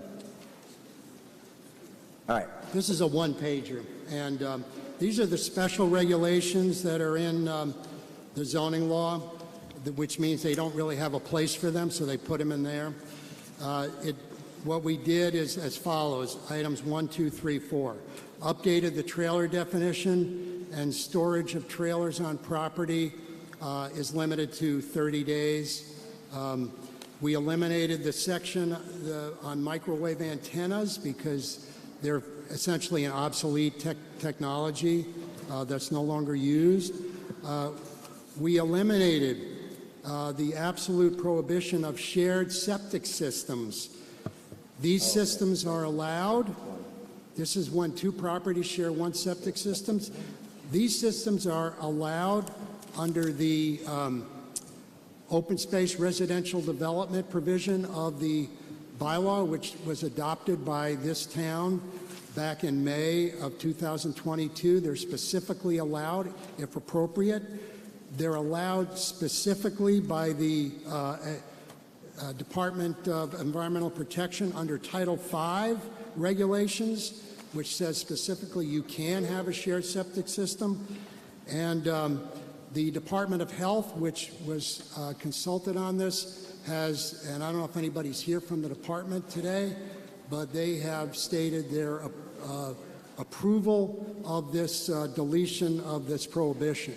So they're the ones who know the best about, septic systems and health department issues. They said they approve of this modification. Number 4 is this is housing for low-income housing. There's a certain percentage. If a developer comes in and builds, let's say builds apartments or builds housing for sale, there's a certain percentage that they have to set aside for low-income housing. What we did was, when it said the current law doesn't have a minimum size for the development, so what we put in there was that we made the development has to be at least 6 or more residential units to have this, to be a set-aside for one of those units being low-income housing. As I said, currently the zoning has no minimum development size. So all we did is added that 6, so we have a threshold there. If someone comes in and wants to do a development with 4 units, they don't have to set aside a housing to meet the low-income standards. And those are the 3 or the 4 changes in special regulations. So we're going to get to kill 2 birds with 1 stone here. There's Article DD in the warrant, which is on page 168 of your voters' booklet. It's not the same section?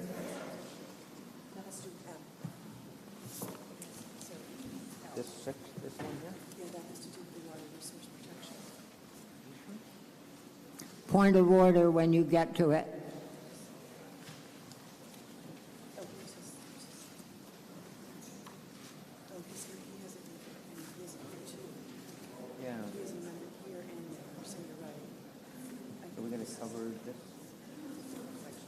Toby, I have a question for you. You have an amendment that you're going to present in a moment, and you also have Article DD. Are those the same or are those different? They're different. They're 2 sides of the same coin. Okay.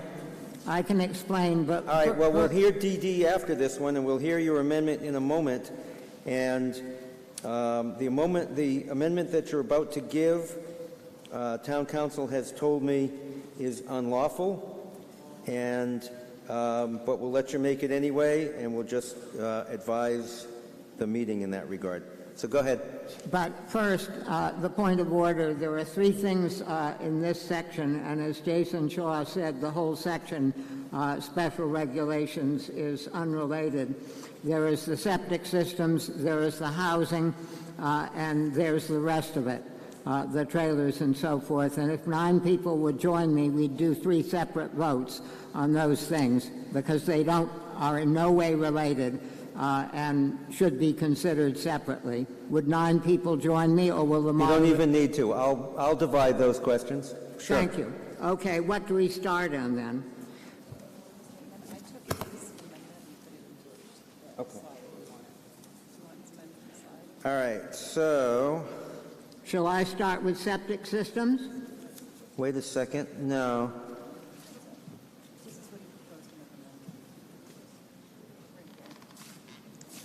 Let's see. So what do you have as the three sections, Toby? Septic and housing balance, which needs to go, and the rest of it, which we don't wish to throw out the baby with the bathwater. I didn't.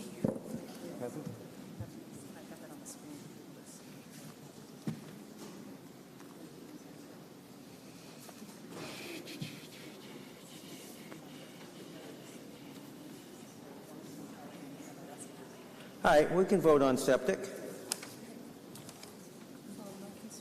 Okay. Shall I go?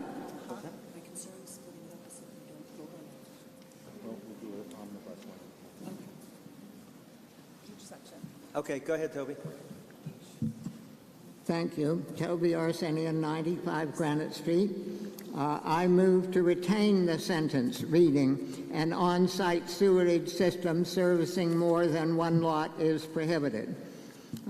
This was then in the zoning going back as far as anyone can remember, and indeed it was the only thing on the subject in the zoning up until last May, when the planning board, enthralled by the Metropolitan Area Planning Council, offered to the town meeting, which trustingly bought it, an open space residential design bylaw that included a provision encouraging but not mandating such shared systems, numbers of separate lots going into one septic system. Before that was put there, there was only this, a flat-out prohibition, and it was there for good reason. If you have a shared septic system, what will happen when it fails? If 5 people own it, in effect, no one is responsible. 5 are responsible, none are responsible. What do you do while they fight amongst themselves and the Board of Health has to go after each of the 5 individually? We're not talking about a condominium association. We're talking about individual owners. So it was in there as a flat-out prohibition, and when town council says it can't be legal, I'm incredulous, because there it was in the zoning, the flat-out prohibition, and in order to be there, one thing is likely, that a previous planning board recommended it to a town meeting, and 3 things are certain. That is, that town council reviewed it, that the town meeting voted for it, and that the Attorney General approved it. So when town council says you can't do it, frankly, I'm skeptical. It is the right thing to do, and when you're told it conflicts with the state's Title V regulations, I would say no. The regulations in the zoning are not the same as the Conservation Commission's 310 Commonwealth of Massachusetts regulations or the local bylaw. They don't always agree. They are 2 separate hoops you have to jump through if you're going to get your project, whatever it is. So you jump through one hoop, and perhaps you don't make it through the second. I think the third is everything else. Yeah, I'll just reiterate. And then we'll hear from you. Okay.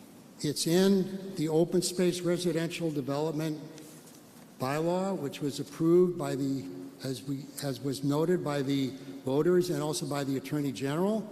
It's allowing shared septic systems is specifically authorized in the state Title V, which governs septic systems. It says you may have them, and it's in the law.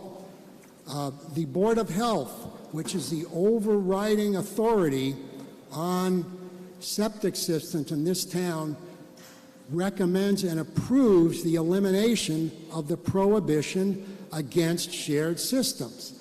What Toby Arsenian has raised as reasons to not approve them are not valid because of the way the shared systems are set up. And if you ever read Title V regulations, you would see that there's a way for maintenance of a shared system where all parties bear responsibility.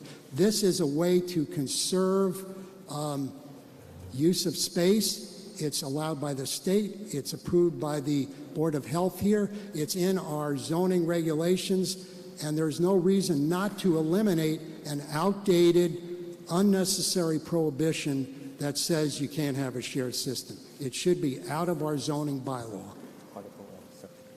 All right, we're going to hear from Town Council before we hear from any of the other legislators. Thank you, Mr. Moderator, through you. There's a good chance that this section of the bylaw was incorporated into the bylaw prior to 1996. In 1996, Title V was completely redone, and so therefore that could be why it was approved by the Attorney General. I don't know that for sure.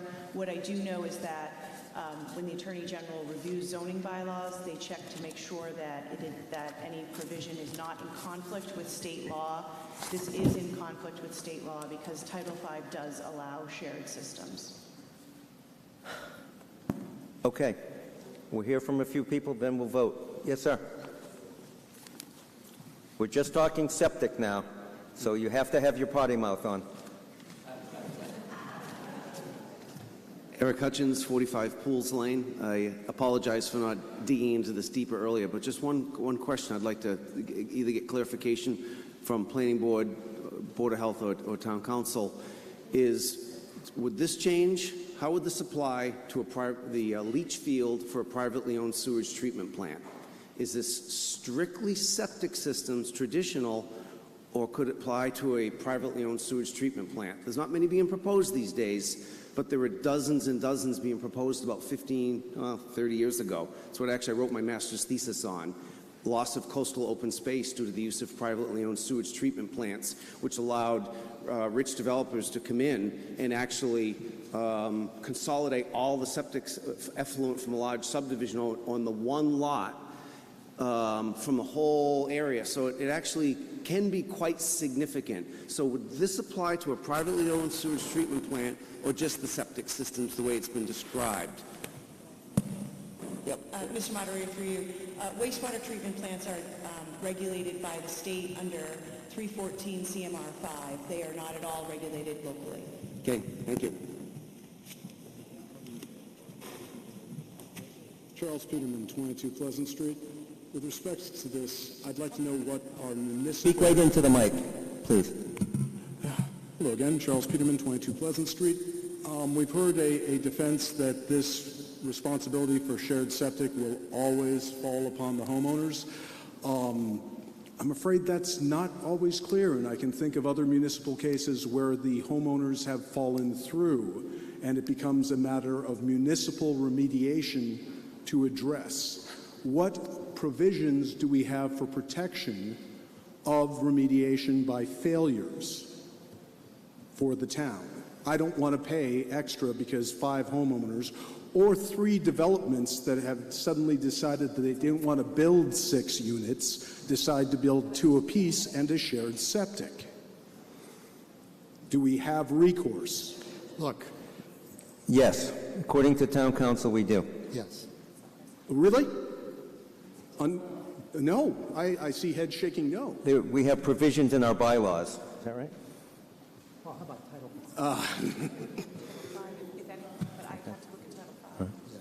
You got to read Title V because that is very detailed about responsibility and who does what. Yes, and I'm saying that it devolved to the municipality. We're not going to have conversations. Anyone else want to talk about this? We'll now vote on the amendment, and we're only looking at one sentence here. 2 sentences.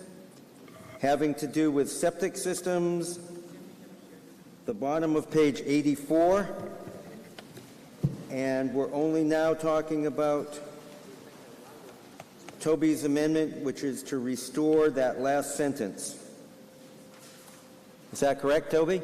That's correct. Okay. It requires 2/3 to restore that sentence, and then we will, after that, continue to talk about septic systems. The sentence reads, an on-site sewage system servicing more than one lot is prohibited. Toby wants to leave that sentence in the bylaw. Requires a 2/3 vote.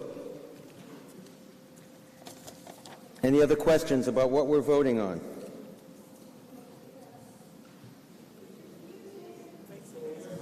Question on what we're voting on.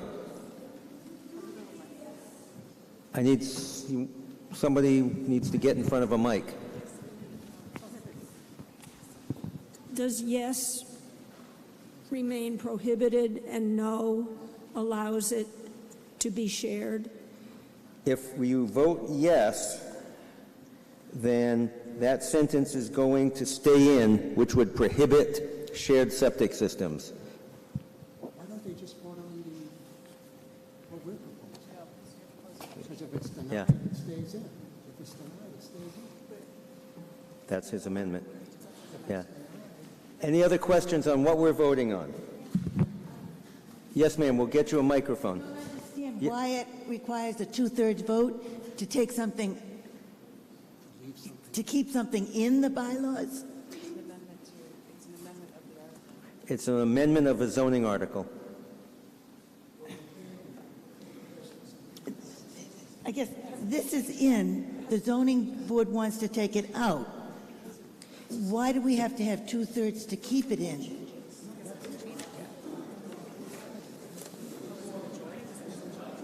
No, that's what you're saying, Amy, right? 2/3? Yeah. Town council saying 2/3. Any other questions on what we're voting on? Yes. Toby. Yes, I believe that 2/3 is wrong, but I'm not certain. We're only offering an amendment at this point. It's to make a change in the zoning overall when we come to vote on the overall motion, which is all of Article L, that would require the 2/3.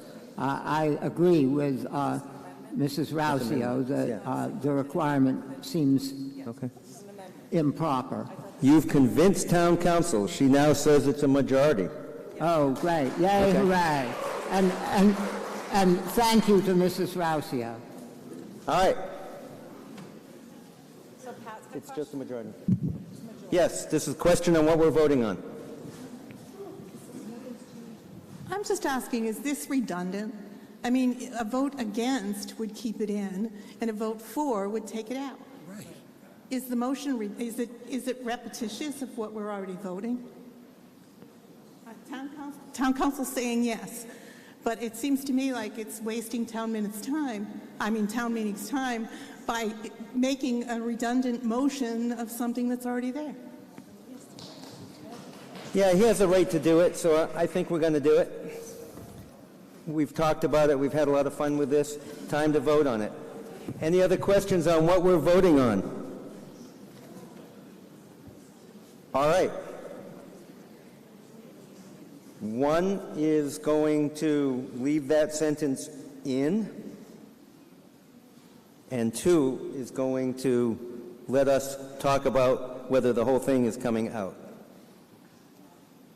Right? Okay. Ready? Go.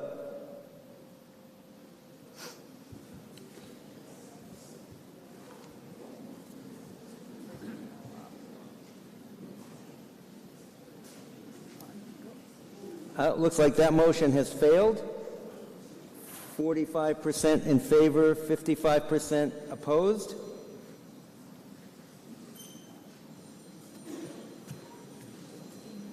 And those numbers are 98 in favor, 118 opposed. We now move on to talk about the rest of septic systems, which is just that, those.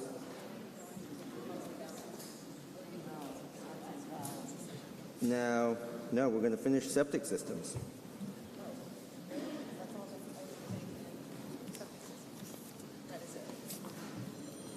There's nothing left. Okay, nothing left on septic systems. Is there, Jason? No, we're all cleaned out. What's that? We're all cleaned out. Okay. Okay. Now we're on the rest of Article L. I think he wanted to do housing balance separately, too.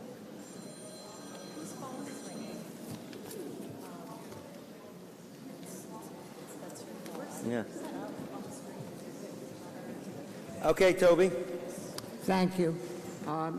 It's important that we deal with this separately, not as all of L together. This is the section, housing balance. It was Q, and it's now re-lettered as J. And the planning board, in Jason's earlier remarks, tells you that they have fixed it.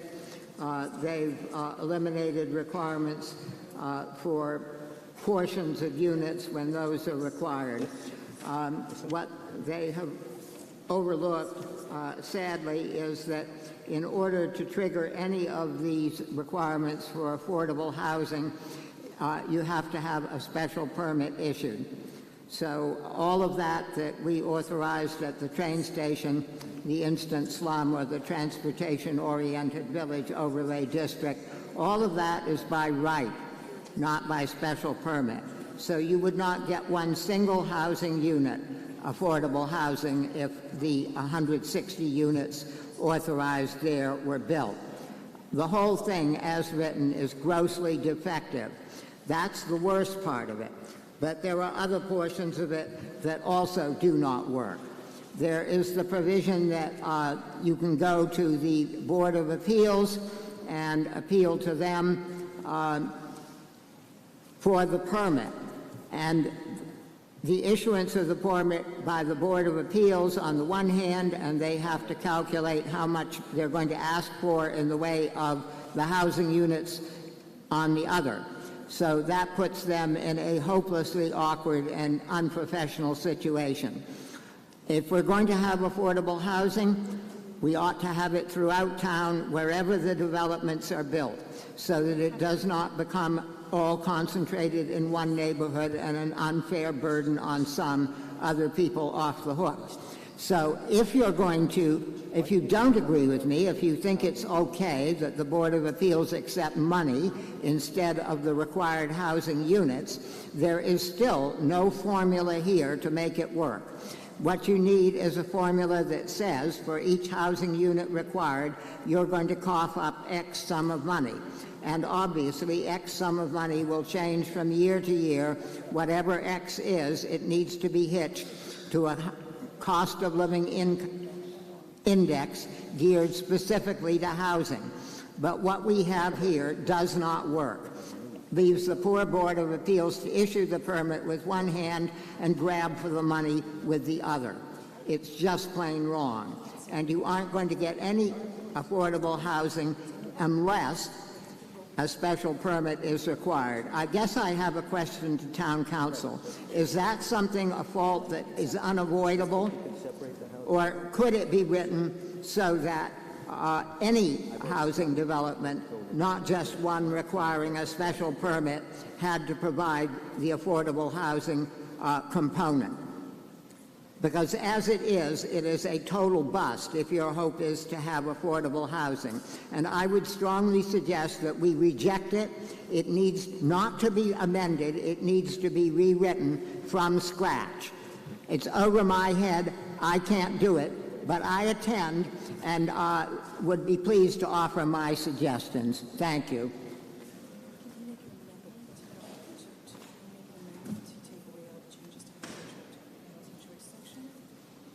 Toby, can you come up here for a minute? Yeah. That's easier. That's easier for Melanie. Okay. All right. She goes.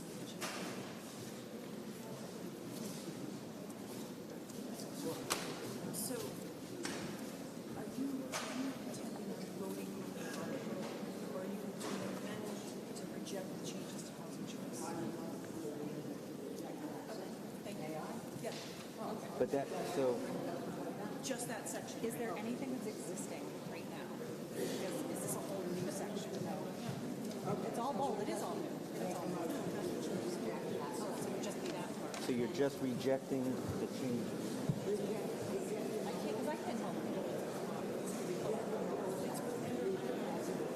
Okay. Okay. All right, that makes more sense. Okay. All right. Okay. All right. The amendment is to reject the changes in housing choice. Okay. Housing balance. Okay. Rejection, yes.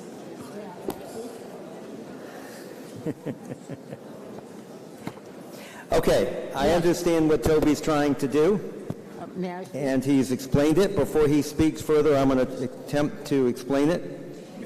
He wants to amend the section on housing balance to keep it the way it was or is in the bylaw presently, rejecting all of the changes that the planning board put in. Yes, that's correct. May I speak to it? You want to speak further? Yeah. You just spoke on it. I pointed out the faults in it. I didn't, make an amendment. Now you've given an... I've just made the amendment for you, but if you have anything you want to add. Yes, I do. For once, I've gotten some, I withdraw that, able assistance from town council. What's proposed here, the amendment, is to reject what the planning board is offering on housing balance, which would leave us with exactly what we had when we came into this building. No better, no worse. It's a total mess. It needs to be rewritten from scratch.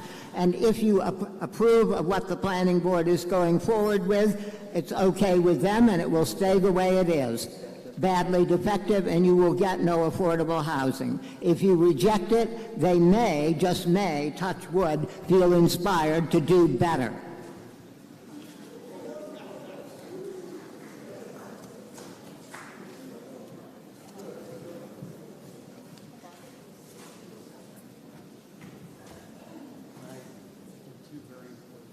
Sure. Okay. This section changed only in two very minor ways. First of all, Toby Arsenian is confused about affordable housing and low or moderate income housing. Point of order. They are different. Let him finish.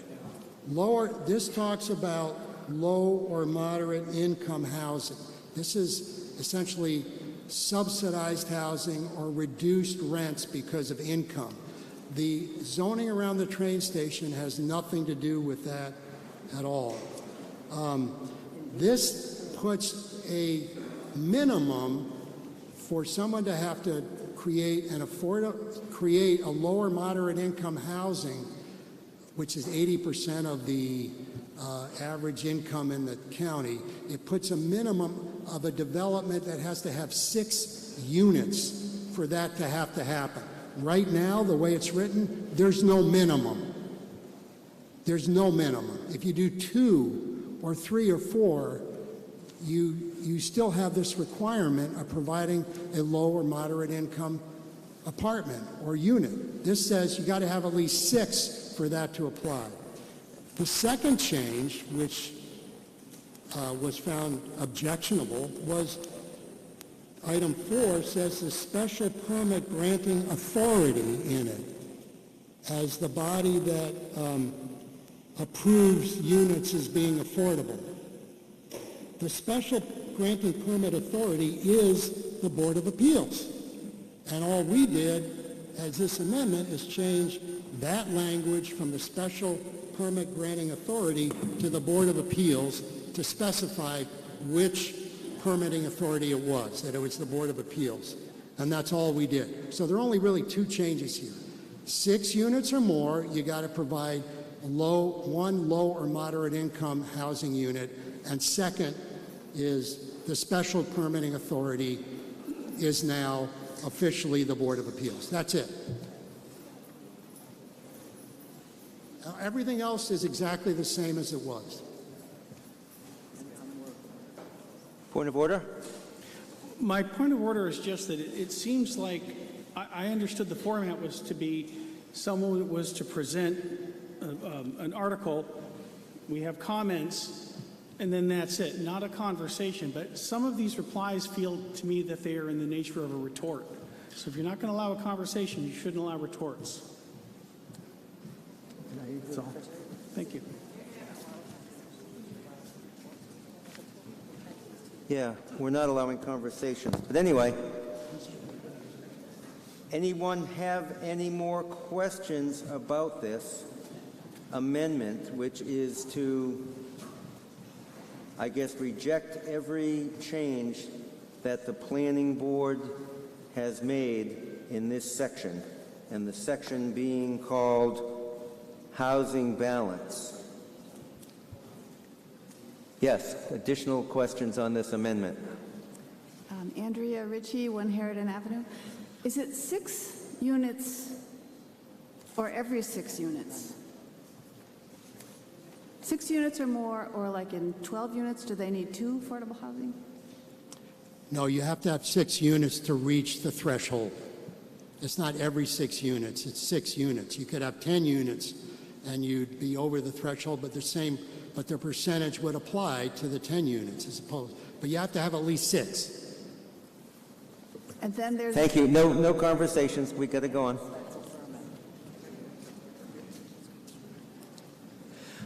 Aidan McCarthy, 58 High Street. Is this? I'm confused about what we're voting on. Are we voting are we voting on to just put in the proposed thing, or there's an amendment going on now? The amendment is that Toby wants to reject all the changes that the planning board made to that particular section. That's all we're voting on. Okay. I think we should... This exists in the bylaw, and the changes that you see, the strike-throughs and the new text, are what the planning board wanted to do to change it, and Toby wants to reject those in total. And that's the amendment. I think we should do the changes because I think this is sort of a compromise between putting affordable housing everywhere and, or like in every single new lot because of the threshold. So now that I understand what's happening, that's my comment, I guess, is that we should go with the committee's changes because not every new development would necessarily need affordable housing. It's just the ones that go over 6. And also, I guess, just as a math guy, it's 10% of whatever total. So, and if you read it in there, technically they didn't need the 6th part because they have the fractional requirements of 0.5 or more shall be rounded. But so I forget where I'm going with this. Never mind. So. Okay. Again, we're just talking about the amendment right now. Charles Peterman, 22 Pleasant Street. I support Toby Arsenian's amendment. If you reduce the threshold for low-income housing, or if you raise the threshold that is required to contribute to low-income housing, you will get no low-income housing. Developments can be corporations unto themselves, and a single owning entity can have multiple developments going on side by side. So what you're really encouraging is, instead of getting one large development that has these restrictions in place and require low income, you'll get a subdivision of them into separate developments that don't have to comply. This is putting in an end run around any low income development in Rockport, except for people who want to put in very large installations. Please support this amendment.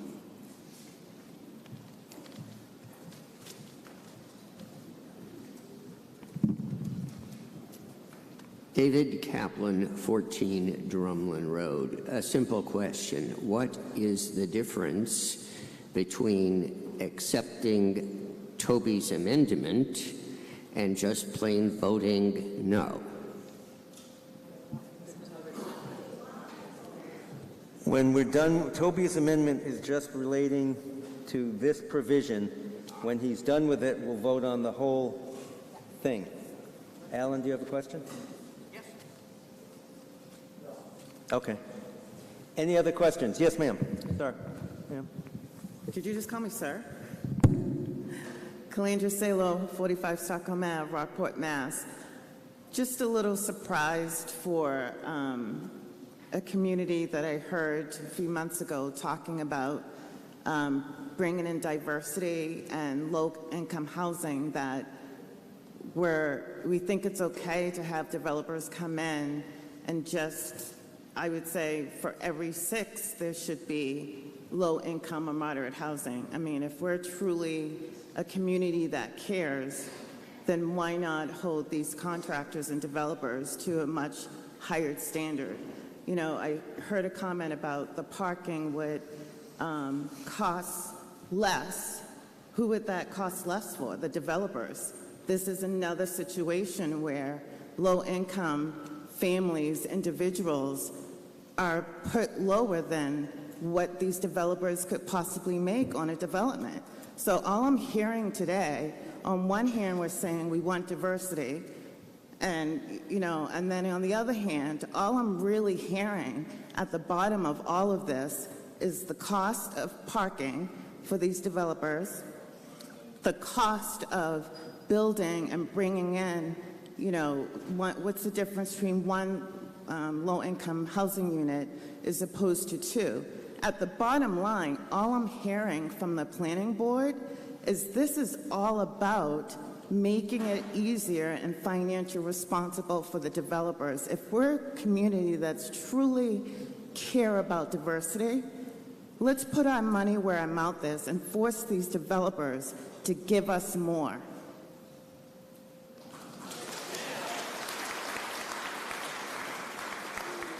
Anybody else want to speak to this amendment?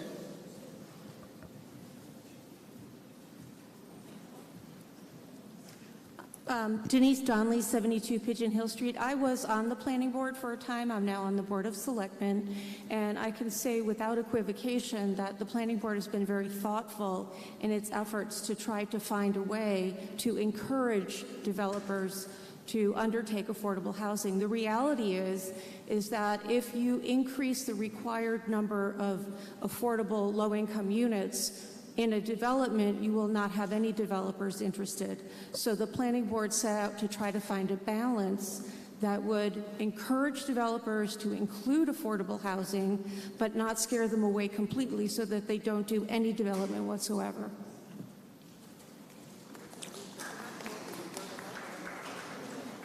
Oh. Yeah, go ahead. I'd vote no on this proposition. Leave it in. What this does is that it defines when the Board of Appeals. I'm Alan Bettistelli, Zoning Board of Appeals Chairman. I should have introduced myself first. This defines when we kick it in. Okay, we already have it written in at 10%. We have to provide 10%, but we now have a trigger point that the planning board has written in here that at 6 units you will have to provide 1. Okay, from 6 to 10 you'd only have 1. But it gives us a place there. It actually is an incentive to create affordable housing, and I would say we should vote no on this amendment. Okay, you have heard the motion, and right now it's to amend section that is captioned housing balance. And if you accept this amendment, then the section will be as it was, as it presently exists. And if you reject it, then we'll leave that language in and we'll vote on it in a few moments. Any questions on what we're voting on? And it's a majority vote. Okay. All of those in favor of Toby's amendment are going to vote 1 or yes, 1 or A rather, and then if you're against it, 2 or B, starting now.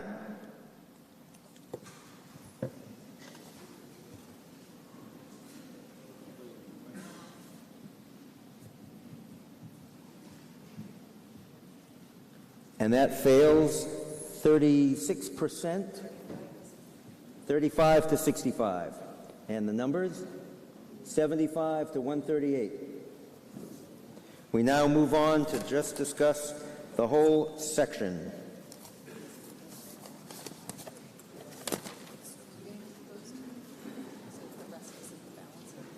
everything is like the way it is. Yeah, it's all the way it is.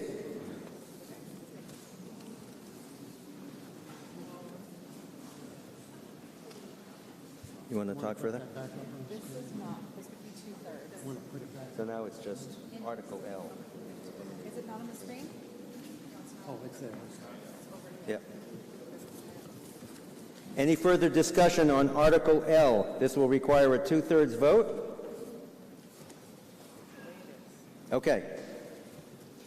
All those in favor, press 1 or A. If you are opposed, 2 or B. Starting now. And then do we need to put a D? Doesn't really...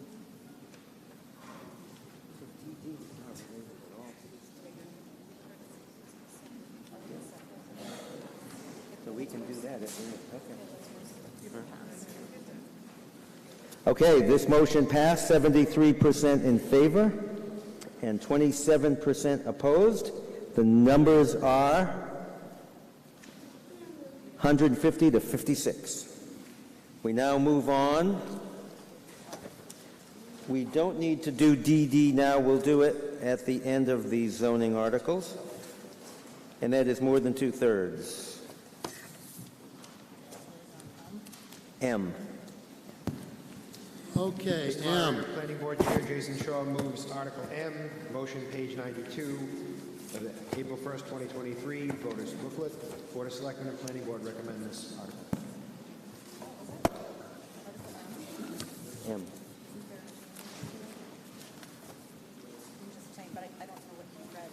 Yeah, them up on the screen. Were there changes from... But isn't there changes, Mitch? Aren't there changes in the motion to the original article?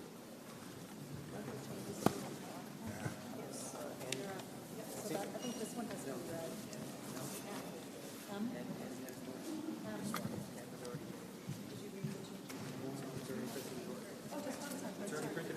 Okay. Okay, thank you. So N.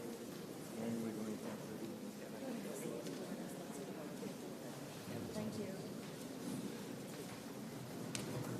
All right. Ready, Courtney, with the time? Thank you. Okay. M. Article M is the Water Supply Protection Overlay District, a very dense, complicated provision, and I think some of the ZBA members can attest to that, the way it is now. Yeah, it's got multiple confusing provisions, and some of the zones, the water supply protection zones, aren't even on the zoning map, which makes them unenforceable. Their current provisions are sometimes inconsistent with what is required by the Massachusetts Department of Environmental Protection, and the new provisions, the proposed section Article M, would be 100% compliant with the DEP regulations, 100%. The current provisions are actually less protective of the water supply than the underlying zoning in the SRAA district, which is where most of the water supply protection overlay district is located. These conflicts have been eliminated in the proposal before you. Moreover, the Massachusetts Department of Environmental Protection has reviewed the proposal that you're looking at now. In a July 30, 2021 letter written to the Planning Board, the Massachusetts DEP said, I quote, Mass DEP's drinking water program supports these proposed amendments. So this has been reviewed on a state level because this is state law that requires this. There has been one change that is in the motion for Article M, which is not reflected if you look at the underlined version of it. The version that's in your booklet says, the boundaries of the Water Supply Protection Overlay District do not necessarily coincide with property lines. I'm sorry, let me go back.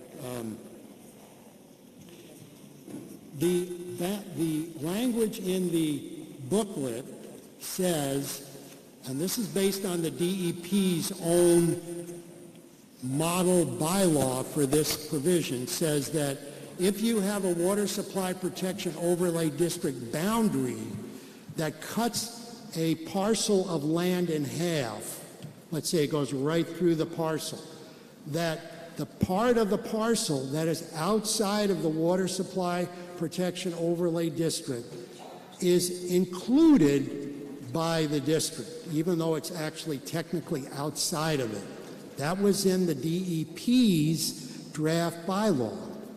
After we had public hearings on this, we heard from the people who said that that shouldn't happen.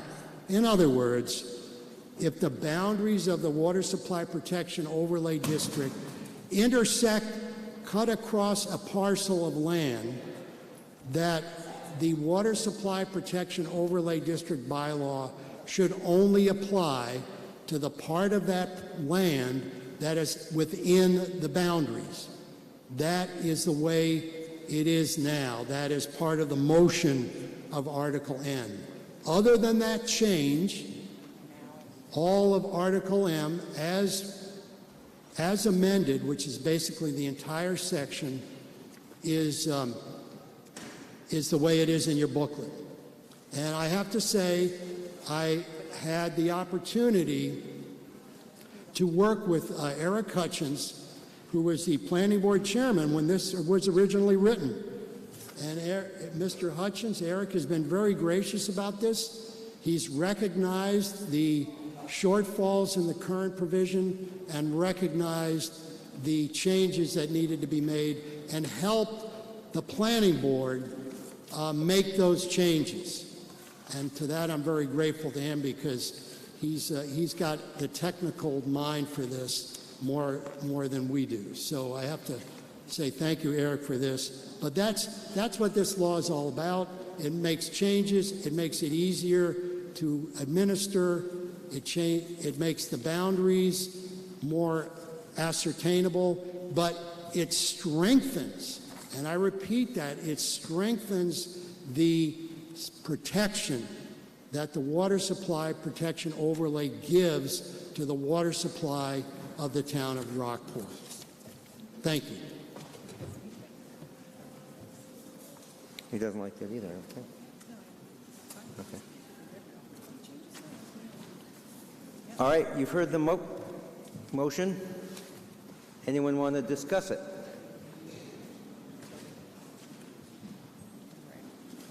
All right, Ray?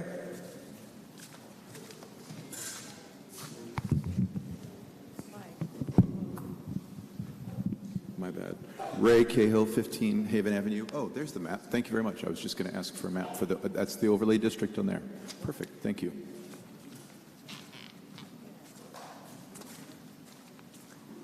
I did not hear that. Okay. Toby. Toby Arsenian, 95 Granite Street. Indeed, the bylaw is very long and very complicated, and the planning board is properly grateful to Eric Hutchins for the work that he put into it. The bylaw is still in some regards defective and a mess. If you bother to read through it, it's long and painful and boring. It says we don't want any cemeteries in the watershed overlay district. That sounds reasonable, but that would also prohibit you from burying your dead cat or dog in your backyard.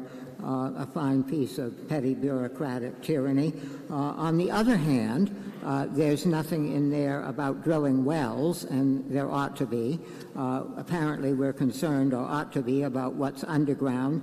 the flows, the hydrology, and indeed no one knows. When I brought up the subject with the DPW commissioners, it was dismissed. It would cost hundreds of thousands of dollars. We're not going there. And the planning board simply decided to ignore it. But there's nothing in here that would prevent you, even if you owned property going right up to the reservoirs, from drilling a well on your property and pumping as much water as you pleased. I believe the state has regulations if you're over 50,000 gallons a day, but that's a huge amount. So what you have before you, it's a good thing that the planning board has retreated on the lots that cross the 400-foot contour line around the surface water supplies. That was certainly unfair, and it was not shown on the map, and I'm glad they have retreated on that. I have an amendment to offer, and it relates to subsection 10H. I move to delete subsection 10H, reading, "No person without permission of the Department of Public Works shall use any public water supply for recreational purposes. Violations of this provision shall be subject to a civil fine of up to $300. Nothing in this subsection shall prohibit the Department of Public Works or its agents from engaging in the maintenance or improvement of a public surface water supply." We're asking you to delete that. And no, you don't want people swimming in the reservoirs. And before the planning board revisited this, they had a much more elaborate provision, putting the hex on all sorts of things, including the landing of seaplanes. They retreated and settled for something a great deal simpler, but it simply does not belong here for several reasons. Town of Rockport property used for municipal purposes, and town council will confirm that the reservoirs are used for municipal purposes. Town of Rockport property used for municipal purposes is exempt from zoning. That's on the first page. So it doesn't even belong in the Code of Bylaws. The second reason it doesn't belong here is that any violations of the zoning code are entirely the responsibility of the property owner. Again, I asked town council to confirm it. So the property owner in this case is the town of Rockport. I go swimming at Flat Ledge, you take your dogs out on the ice at Carlson's Quarry. I'm not guilty, you're not guilty, dog's not guilty. Town of Rockport is guilty. Obviously, that's not what we meant. It's absurd. But that's what you get with this wording here. It belongs in the Code of Bylaws, not the zoning bylaw, and indeed, there it is, Chapter 14D. It would take me a moment. I can dig through the papers. I have the Code of Bylaws over there and read it to you. It says, it's much simpler than what the planning board rejected, no swimming in the reservoirs. That's where it belongs, and this does not belong here. Need to vote to take it out, and will be none the worse, and on the right side of the law. Yeah. Okay, we now have an amendment, so we'll just deal with the amendment. It is on page 110 of your voters' booklet, and it is the last subsection of 10, which looks like H. Anybody want to discuss H? Jason? Yeah, this is, again, this provision is, these areas are heavily regulated by the Department of Environmental Protection. This language is taken from their bylaw. They've reviewed this. They've approved it. This prevents public water sources, the water that you drink, from being used for recreational purposes. That's common when you're talking about, drinking water. You don't let people swim in them, pour things into it, run their motors over it, a little motorboat or something.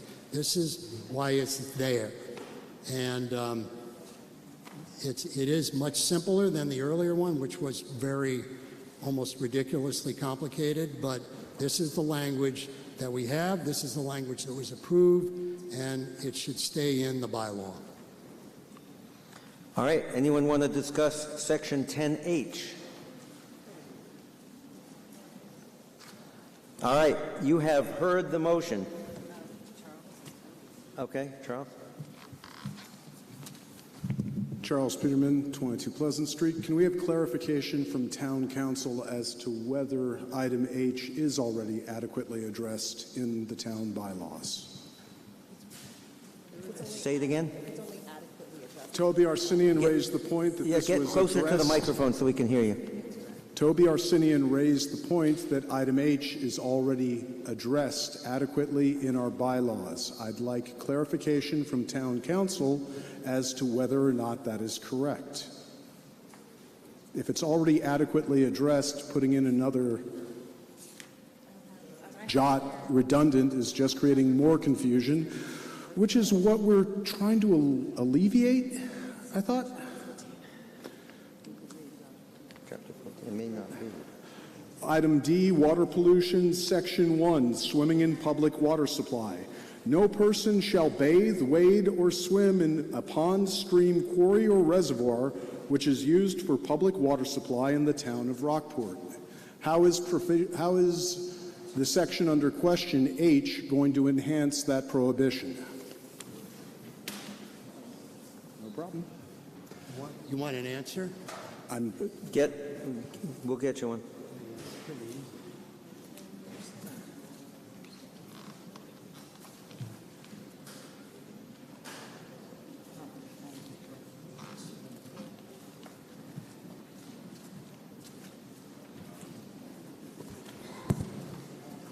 In my opinion, or through you, Mr. Moderator, sorry. In my opinion, the zoning bylaw covers more than the general bylaw, which only covers swimming. Okay, anyone else want to talk about H? Yeah, I have a question. I thought the town uses Steel Derrick's water when there's a shortage. Is that correct, or am I wrong about that? And if so, that's used for people swimming at that reservoir or whatever, the quarry. Aaron, do you have an answer for that one?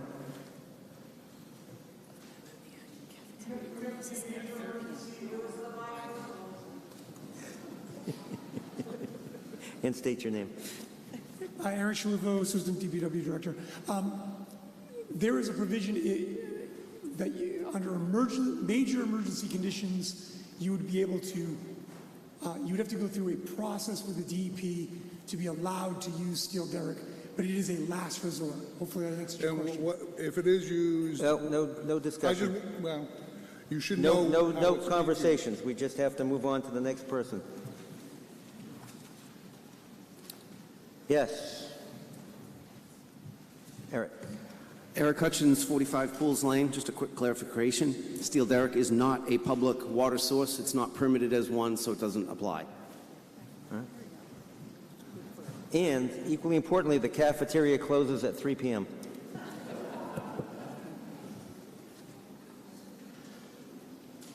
All right, you've heard this amendment. If you are in favor of removing that section, you are going to press 1 or A. If you are opposed, you're going to press 2 or B. Starting now.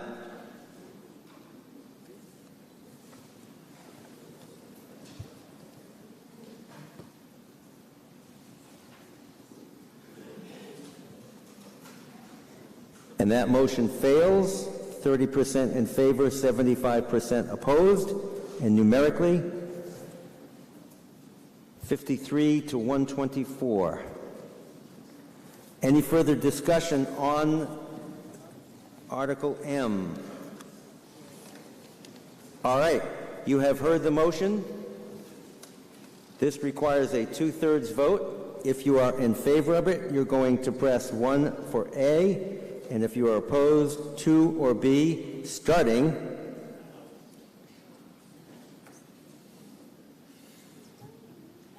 now.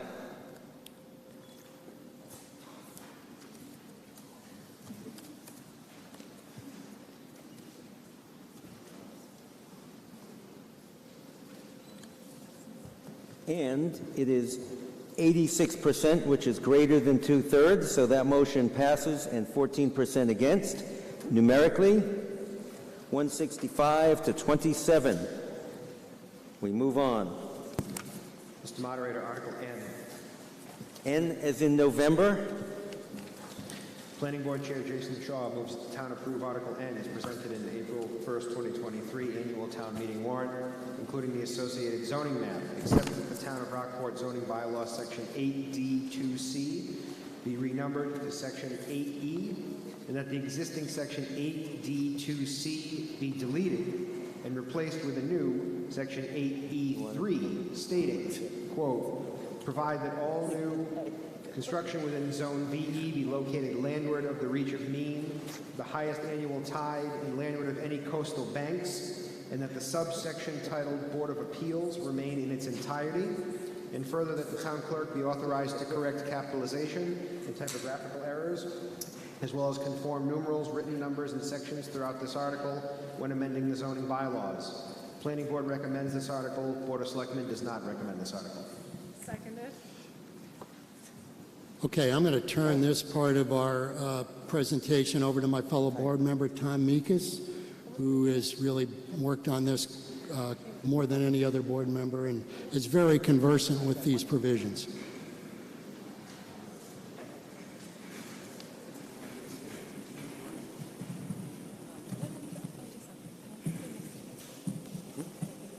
Good afternoon. Tom Meekus, Vice Chair of the Planning Board, giving you a break from the Jason Shaw Show.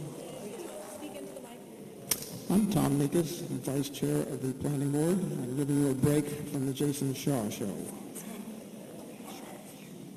Article N has been fairly contentious because of a provision that would remove the special permit capability of the Zoning Board of Appeals. As noted in the motion, that part is now out of it. So I'm hoping this becomes much less contentious. We had 6 slides prepared. I think we can come down to 2 of them. And so let me start with the first slide, just to tell you what the coastal floodplain district is. It is defined by the FEMA regulations as their special flood hazard area. It consists of 2 types of zones. The V zones get flooded, and on top of the flooding have waves that are higher than 3 feet. The A zones also get flooded, and they have waves up to 3 feet on top of that.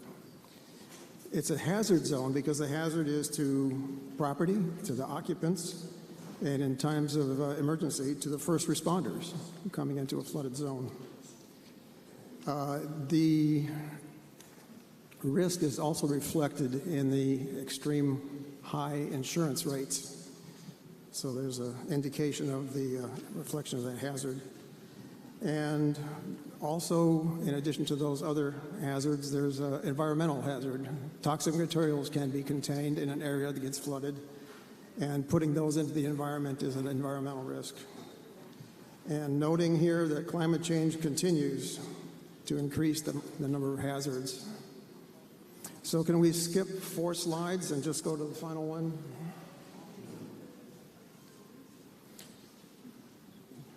The one that says correction. Skip, skip, skip.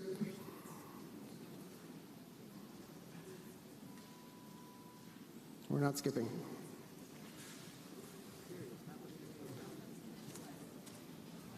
I want the final slide that says correction.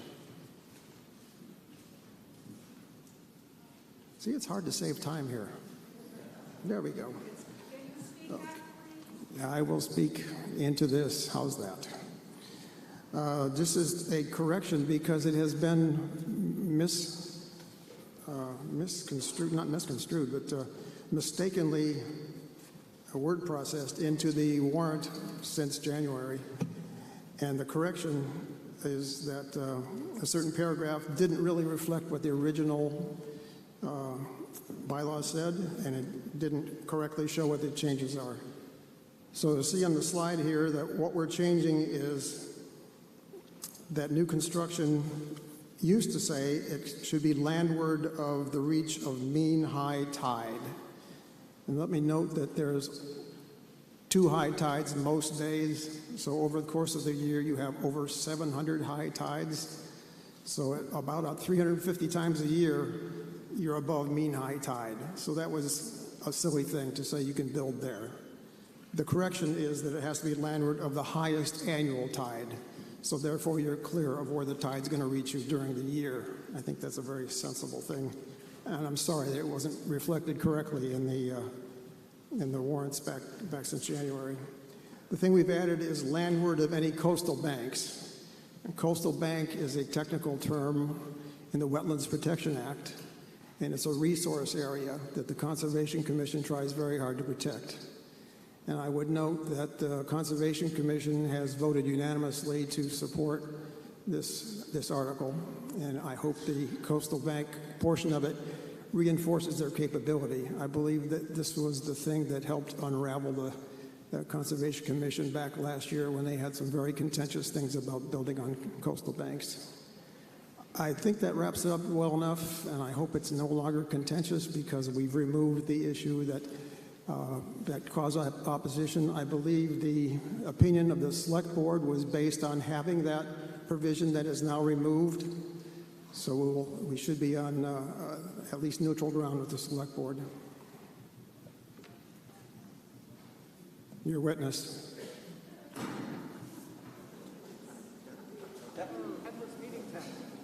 All right. Are there any questions or comments? Toby. Toby Arsenian, 95 Granite Street. It still is contentious.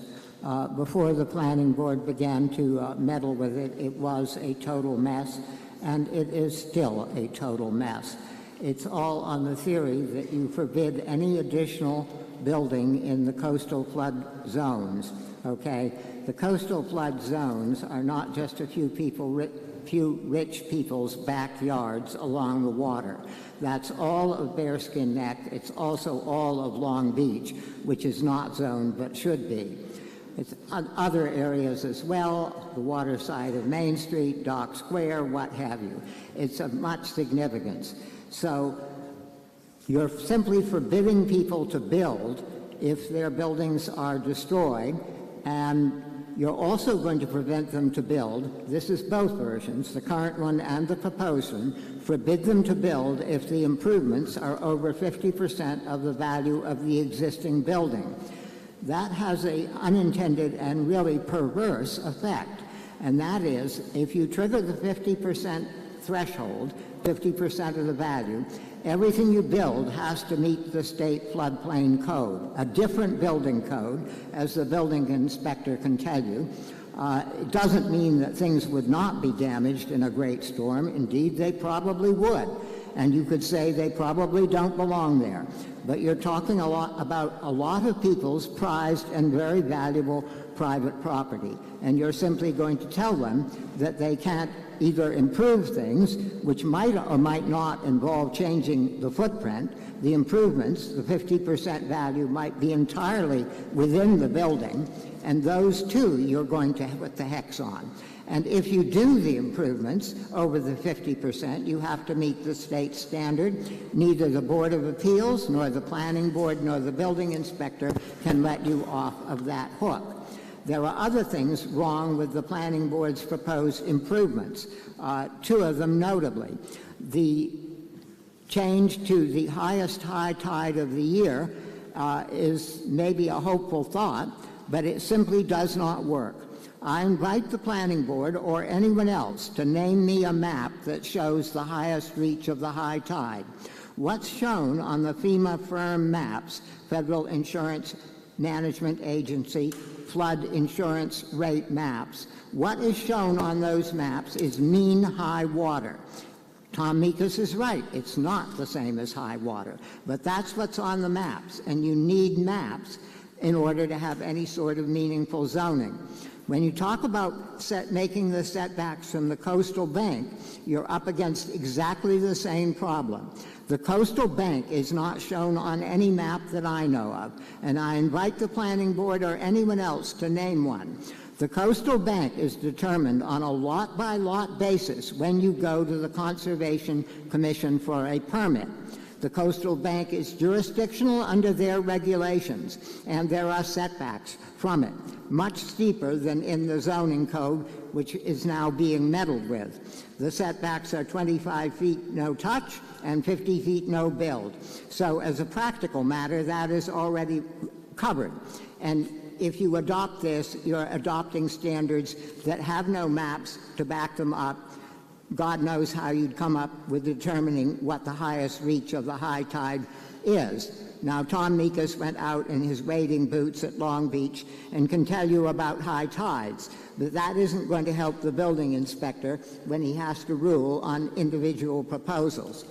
Allowing the Board of Appeals to go on with their proposal, they very much wanted to be able to grant relief from this, and that, as I understood the discussion before the town meeting, was the Board of Selectmen's objection, simply doesn't work the way it's written, because in order for them to grant relief for lots to rebuild, they have to be surrounded by other lots to which this applies on 4 sides.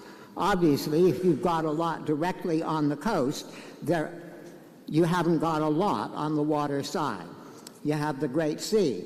So it's sloppily written. The planning board has changed it. They have not fixed it. They believe they have. We need to say no to the whole thing, and it needs to be rewritten from scratch. At one time, vaingloriously, I thought I could do it. It's way over my head. But simply patching it is not going to do. The proper course is to reject it, and the planning board needs to try again.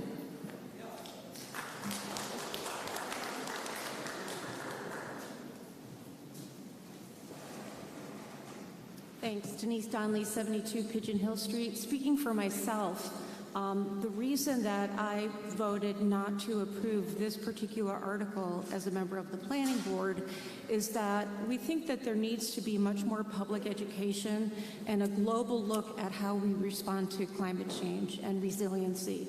So rather than addressing this one zone in a piecemeal attempt, I disagree with the value judgments that Toby has made. I think this was an earnest effort to try to get at this issue. We have $100,000 set aside that you just approved for climate resiliency.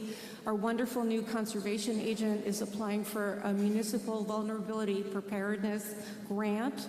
And the effort will be to do wide outreach, public engagement, and a discussion about the implications of climate change and the change in the FEMA maps, and come up with something that makes sense for the entire town. Hi, Diane Finch, 215 Granite Street, former member of the Conservation Commission and member of the Long Beach Options Committee that was held last year. Public education is extremely important, as Denise said, but we've been doing that for years. We already had an MVP grant that showed that these areas are very vulnerable. And we all know, well, those of us who are involved know that the Conservation Commission often has no teeth, especially when someone with a lot of money and lawyers comes in and gets their way to build into these coastal banks. This happens all the time. So I think it's time that we face climate change. We've been doing, Town Green has been doing public education. I've helped with public education. We have done it ad nauseum. It's time to take action, and this would be very important to pass, because why should this town allow, quite honestly, the people with money to get amendments on Conservation Commission and just build wherever they want? We all have a stake in this.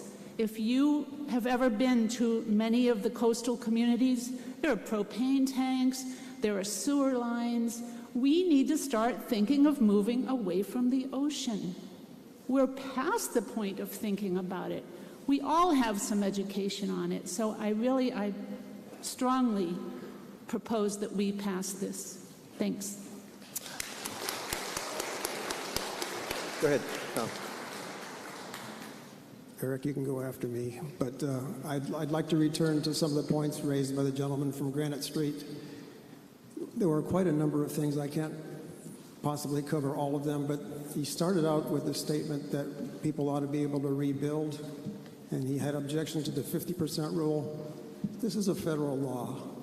We have no control over this federal law, and what we are allowing is exceptions by special permit, and those special permits are defined as variances, optional variances in that same federal law. So that, I think, is a red herring to say, well, let's just allow rebuilding. We can't. Another thing was, let's worry about Long Beach. Zoning does not apply to town land. Long Beach is town land. This does not apply to Long Beach. And I think I agree with Diane Finch's statement that we should indeed start moving on this. More and more discussion is great, but less and less action is bad. Okay, Eric. Yeah, Eric Hutchins, 45 Pools Lane. I just want to make one clarification for on one of the components they're trying to change from mean high water, which is the average of tides. Right now, the existing language is development in the intertidal zone, so where the tides actually reach, to just outside of it, the high tide line. It was described to everybody in here by an earlier speaker that that isn't on a map anywhere. The high tide line is a regulatory jurisdictional line that is used in every coastal permit up and down the east and west coast of the United States by the Army Corps of Engineers. So that is a simple elevation. I don't know what it is for Rockport. I deal with all the different towns. They all have different elevations. So that is absolutely mappable. It doesn't even need to be mapped. It's an elevation.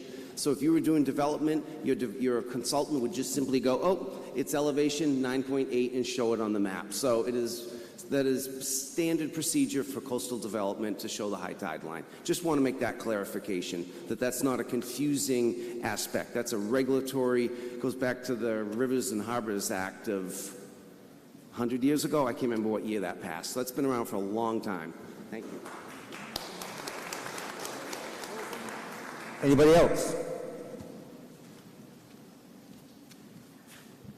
Lisa Mooney, 104 Long Beach. I'm looking to all of you. Do you not love Bearskin Neck? Do you not love the town that brings the livelihood to this town? I mean, you're talking about people's homes, people's businesses on Bearskin Neck, and they have been flooded out before. We've already lost motif number one once. So you mean to tell me if the motif gets washed away, we're not going to rebuild? We're not going to allow those people to rebuild their homes, to rebuild their businesses? What's going to happen to this town? You're going to let it just sit in rubble? Look at the blacksmith shop. That building has been sitting there. Don't we want someone to buy that place and make something of it? Or do you want it just to condemn and look at a plain lot just sitting there? I can't even believe that this is even up for an option to vote on. It's so absurd to me that we can, I mean, your job is to protect the people of this town, the livelihood, and I don't see that at all. You'd rather have a piece of grass than have people live? Why don't we do what this town of Situate does? They've voted to elevate those buildings if they get damaged. That's an option. Why don't we try that? I mean, but to just we'll hear from people. Give in on this, to me, is absurd. And I hope for all of you that love this town that you will vote no on this.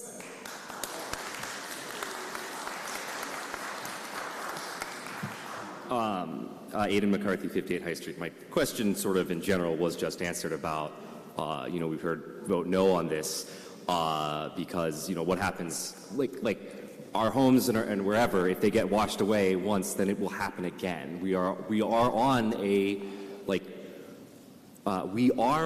an unchangeable trajectory with climate change and how the water will change.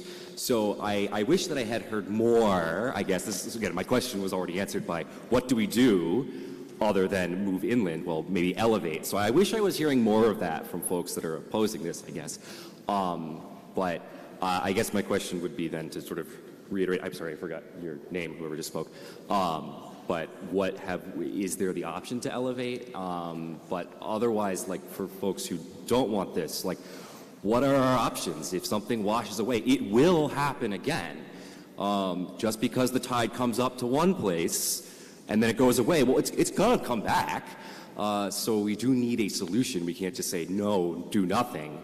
And I think if you disagree with this, then you must propose something else and not just say, oh, well, let's vote it down and then do something and do nothing. Something has to happen. So thank you.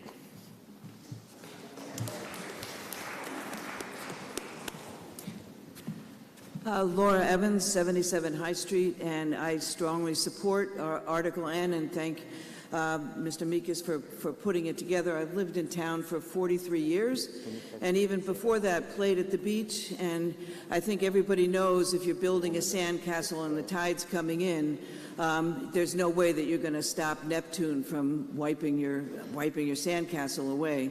And in the 43 years I've lived in town, I've seen personally the ocean is coming a lot closer. We have to move inland. We can't just keep rebuilding along the coast because it's not sustainable. And we can study and we can wait, but Neptune's not waiting. And I think we really need to support Article N. Thank you. We have a woman here. We're going to give her a microphone. Right here. Right here.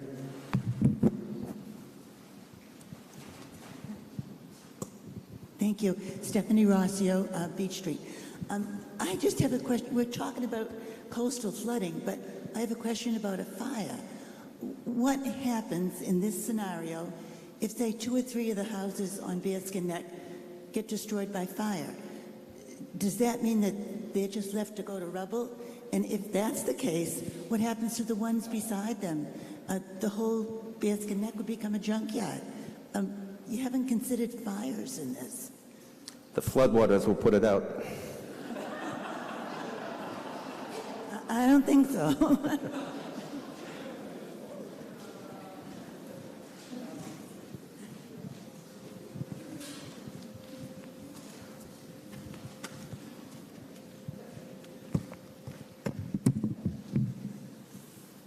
Charles Peterman, 22 Pleasant Street. I would invite folks to look at this with a bit of skepticism as to what's going on further down the coast from us. In towns south of Boston and on the Cape Cod, where they've adopted this restriction, they've had it in place for as long as it generally takes to get the existing owners to surrender their property, and then they reverse course when the economics of the town suddenly favor redevelopment. Ask yourself, is this of benefit to the people who currently live there? Does it adequately compensate them for their losses? Or does it incentivize them to leave town? Thank you. Today, sure. Philip Hopkins, 18 Middle Road, Bearskin Neck. Having lived on Bearskin Neck for well over 30 years, we've lived through many things as residents. We suffer through the winter, we suffer through the summer. We suffer through many things. I remember growing up watching Channel 5 during the blizzard of '78. The entire motif was destroyed. What did the town do? The town grouped together, they rebuilt the motif. So technically we have motif number 2. I refuse to believe that the town would truly think that residents, in some cases, numerous generations that have lived there, would be displaced. My wife and I worked 20 years to have the ability to live on Bearskin Neck. We pay an exorbitant amount of money to have mandatory flood insurance. If we lose the flood insurance, we're on our own. We accept that. What we don't accept is the fact that if our house is destroyed, we should have thought about leaving. Thank you. Go ahead, Tom. All right, let Laura speak. Yes, Laura. Yes, Laura Hallowell, 37 High Street. Just a question. If property on Bearskin Neck is destroyed in a storm, do they have the right then to elevate so that their living floor is above the whatever the water line is. Isn't that what the federal regulations mean?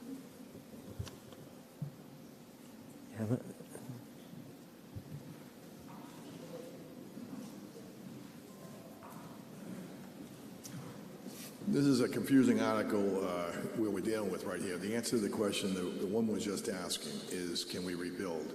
I have a property, my family and I own a property down on the Inner Harbor, which is all part of this. Part of ours is elevated now out of the floodplain, and part of ours is still in, part of the building at 5 Dock Square. If your building got knocked down with the regulations in there saying that the Board of Appeals can give you relief, you would have to go to the state building code in Boston, and if you're more than 50%, you're going to end up in front of in Boston with the state building code review people, unless you agree to go up on stilts to get the lowest horizontal member of your framing would have to be higher than the floodplain. Okay, so you might be the one person on Bearskin Neck where your store will be 6 feet in the air. We haven't got an answer to this, all right? But you will be able to rebuild. The Board of Appeals, in all likelihood, sees a house and a fellow neighbor here in our town. This is one of the reasons we were so adamant in getting this part back in, at least. I'm not sure where I stand on the rest of this bylaw, frankly, because the last section was the section that knocked us over, where we had no ability to go to the Board of Appeals. I believe this thing deserves a study. I think Rockport should join the other communities in the Commonwealth along the coast that have done studies, and we probably can get federal dollars or state dollars to do that study and figure this stuff out before we start leaping. The idea of surrender and retreat makes no sense to me at all. The people on Middle Road and North Road and us on Dock Square, I'm not going to give up my property. That's not going to happen. So the idea you can get relief is a great thing from the Board of Appeals. That being put back in, the rest of it I haven't completely reviewed. I'm not sure we should just go to study on this, and we don't have to pay for it. Situate got money for the study. We can go and look at this. Bearskin Neck, elevation 15 on one side, elevation 17 are your floodplain elevations. Okay, one's on the Inner Harbor, one's up on the open ocean. Okay, so you have different vulnerabilities. You're all down in the floodplain as far as where you'd have to go structurally. This gets confusing, and on we go.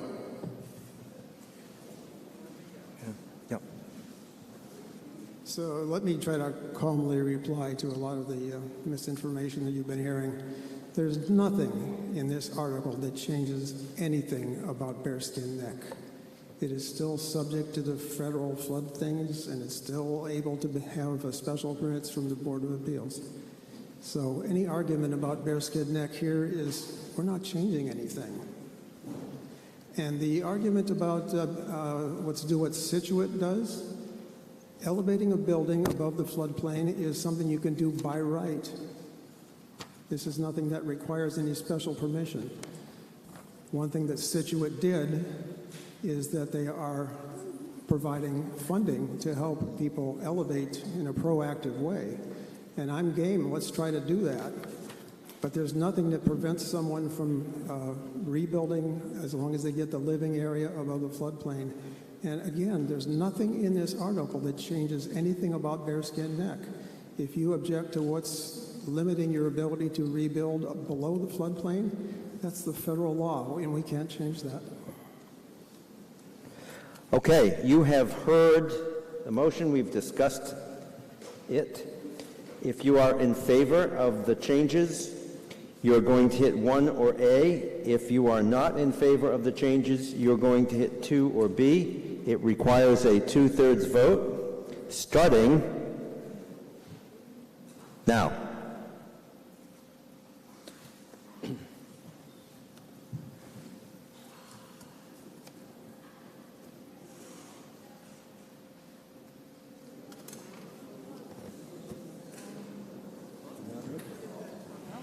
Did not make it, 61%. We needed 66 2/3 and 40% against. So, and the numbers are 121 to 79. The motion did not carry.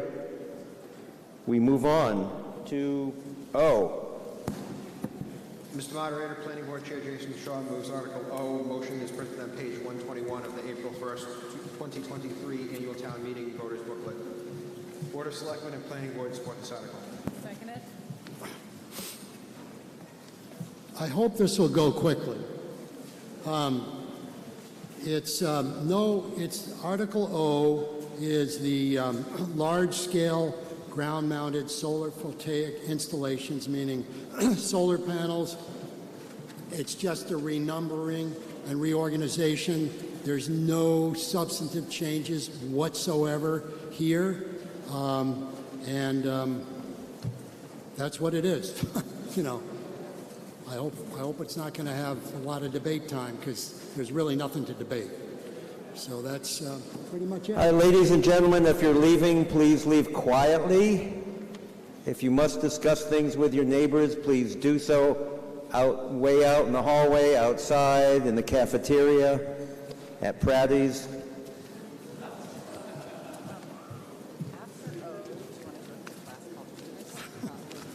Yeah. Okay. Eric. Yeah, Eric Hutchins, 45 Pools Lane. Just a descriptive question. I have a ground-mounted solar system at my house, probably one of the only ones in town, and I actually don't have a rough, really an honest idea of what a 250 kilowatt system spatially might be. And my guess is probably most of us don't. So how big is a 250 kilowatt? Is that a quarter acre, a half acre, or just roughly speaking, so everyone has an idea of what we're talking about from scale, where this is commercial oriented? Does anybody know? It's a wicked lot. Yeah, I just don't. How big is that? I don't know the answer to that question, Eric. I'll have to get back to you on that. Toby, do you know? Okay. Charles Peterman, 22 Pleasant Street. At the current technology of 1 kilowatt per panel, that's roughly 250 panels. Future improvements will reduce this. Having this by a limitation of kilowatts instead of a limitation of physical size is hamstringing the intent. If we mean by large-scale installation that it takes up a large amount of space, we should be explicit. If we mean that it generates more than 250 kilowatts, we should also be explicit. Is the intent to limit the power generated, or is the intent to limit the size of the installation physically? Okay, I will repeat. There are no substantive changes in this article. It's simply some spelling issues, capitalization, and reorganization. So, does that answer your question? Toby, do you have questions about the grammar here? No, I have carping questions, not questions, remarks about it. It was defective when it was passed, and it's defective now. The setbacks are, not properly defined because in the zoning, setbacks are from lot lines. And in this case, one of the boundaries of the district goes snaking across public property back of the dump.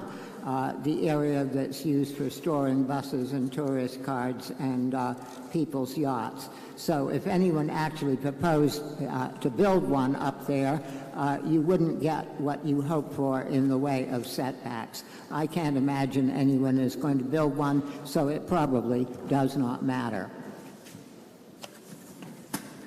Okay, you've heard the motion. If you are in favor of making these changes, you will press A or 1. If you are opposed, you will press B or 2. Starting now.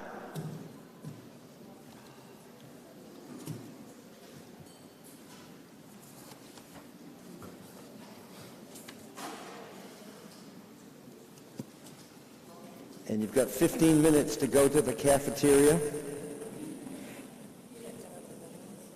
I've been told they have lobster, steak. The sushi bar is closed, unfortunately.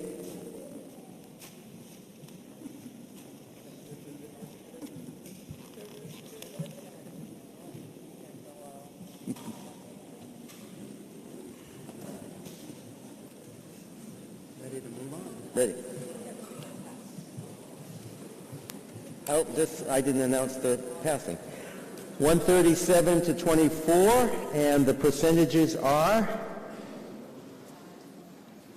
85% to 15%, so this motion carries by more than 2/3. Now we go on to P.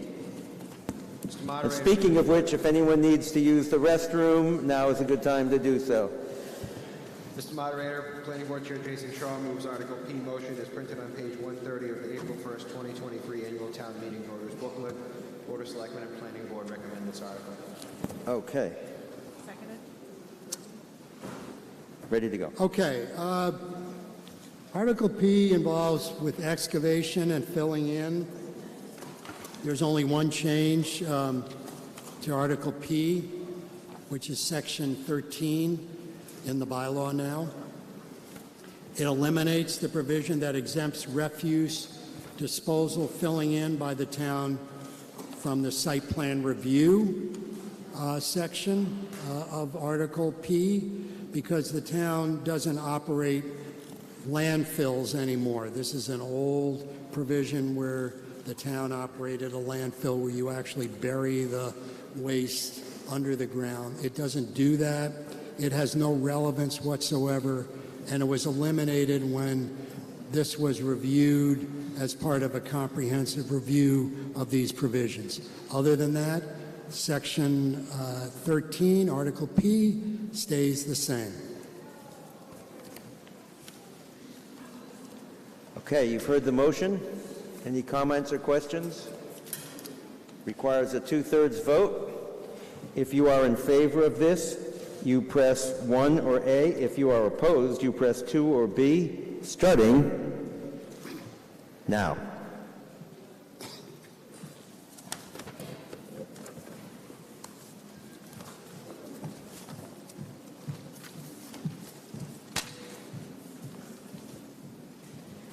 That motion carries by more than 2/3, 95% to 5%, or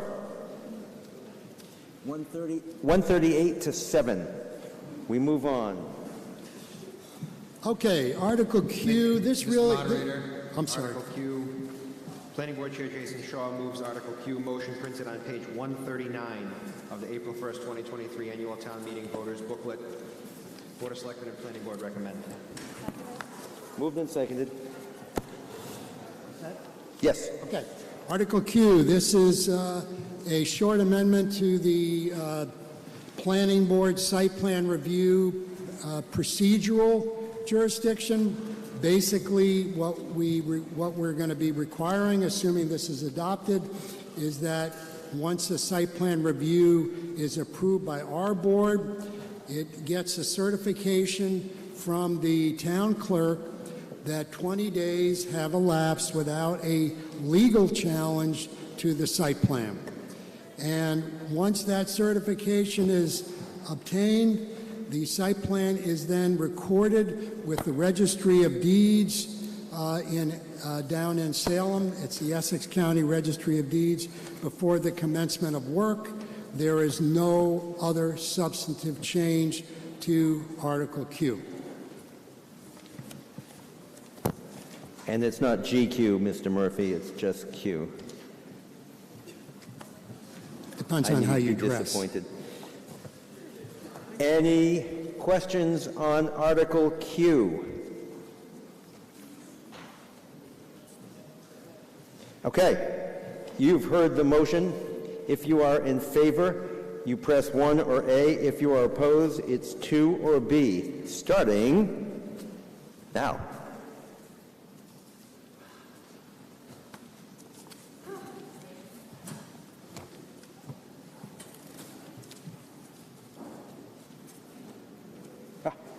That motion carries. 92 is more than 66 2/3, so it passes by more than 2/3, 92% to 8%, or 125 to 11. We move on.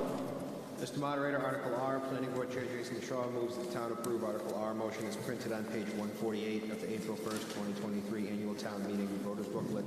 Board of Selectmen and Planning Board recommend this article. Seconded. Moved and seconded. Okay, Article R.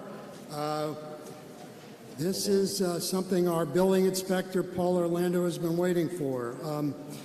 Article R does a couple of things. First of all, it creates in the, this is under administration and enforcement, that's section 14. It creates a procedure for written zoning complaints. If you have a zoning complaint against someone in the town or your neighbor, you now, under this article, there's a file that written complaint with the building inspector, and it requires that he investigate the complaint within 14 days, and if a violation is found, excuse me, the building inspector is to give a written notice of the violation and demand a correction. If there's no violation found, the building inspector will notify the complaining person of his investigation. If a violation is found, the building inspector is authorized to commence a civil proceeding. And this is really important. He can commence that proceeding with the potential of a $300 a day fine if the violation is not corrected. There are no other substantive changes. This gives needed enforcement power to the building inspector, who doesn't have any of this now. And his only option is to go to town council, get town council involved, start a lawsuit, and cost the taxpayers of this town big money to correct a zoning violation. And that's really not the way it should be done. If there's a zoning violation, this provides a clear, quick process for that violation to be addressed, and it allows the building inspector to address it. And I believe he is in favor of this. That's why he's been sitting here for the last few hours. So there we go. Mr. Orlando, would you like to come up?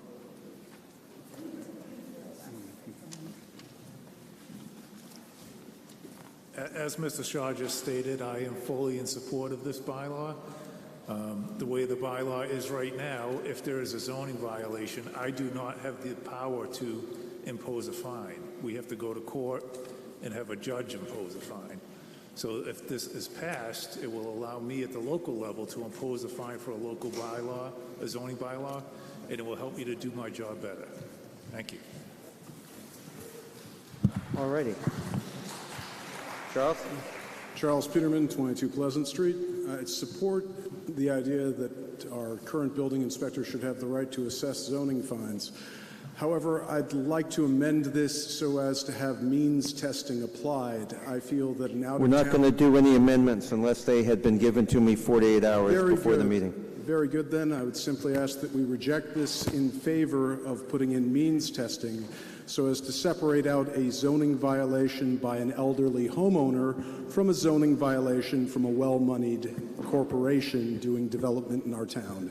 $300 a day is a pittance to $1 million company.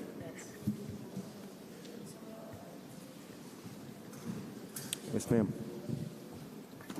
Amy Sieben, 5 Row Avenue. I just have a point of question, a clarification. A complaint within 14 days. Is that 14 work days? Also, if the building inspector is out of town on vacation, does that mean that there is no ability to put in a zoning complaint by a neighbor or any other question? I couldn't hear that. So let's move on to Toby.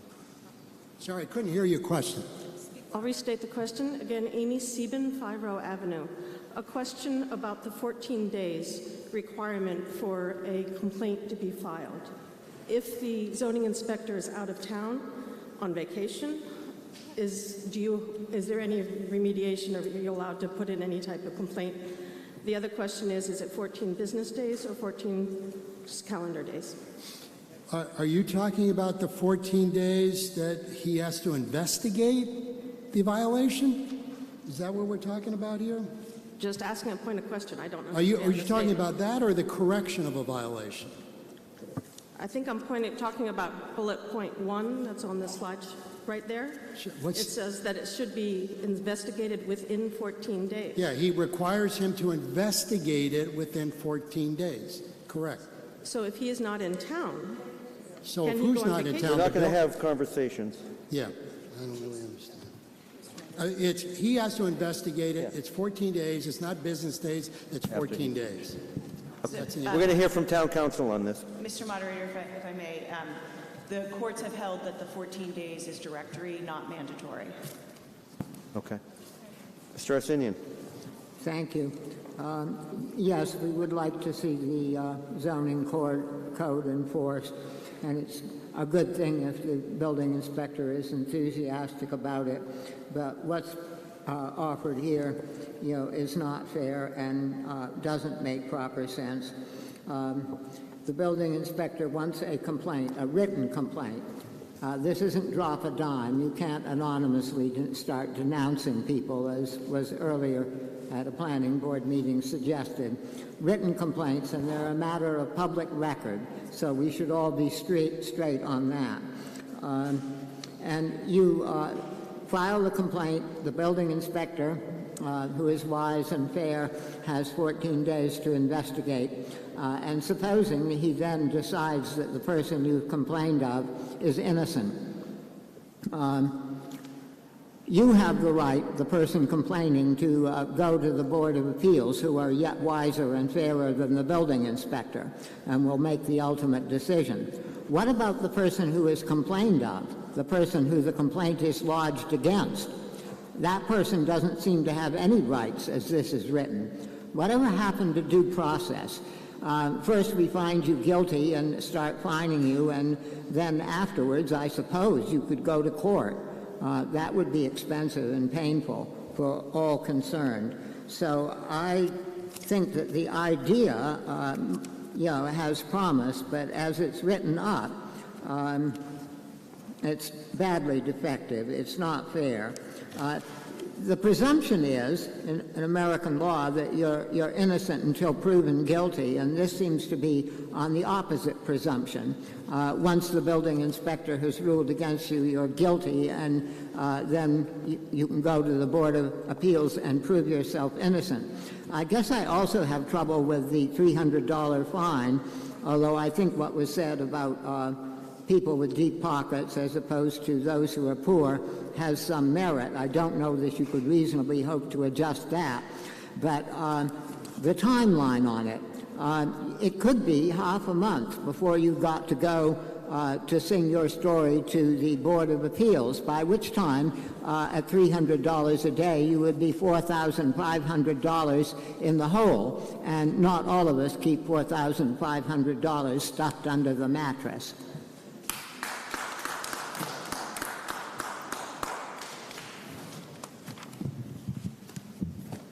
You would not get a good night's sleep.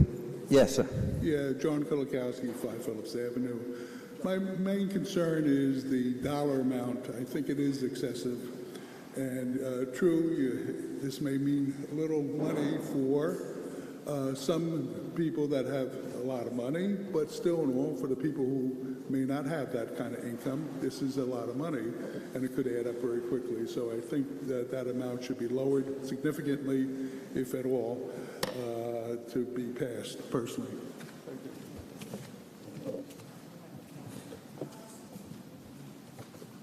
All right, you can be next. Denise, Denise, come on up. Yes.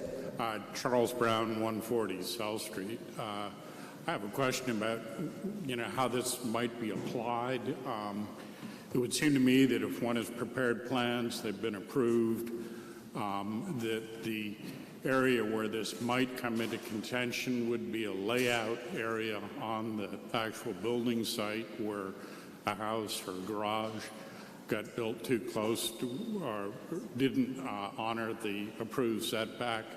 And the question then is, who's responsible for that $300 a day fine? Is it the homeowner or the contractor or whoever, failed to lay out the site properly? Depend on, that's between them. Wait a minute. Mr. Moderator, if I may. The fines do not start immediately. There's a complaint lodged. There's time for the investigation. Paul will then, or Mr. Orlando will then issue some kind of determination to the homeowner, most likely give them time to fix the zoning violation. If they do not fix the zoning violation within that amount of time, then fines can be levied. With regard to who the fines are levied to, it's the homeowner as the property owner.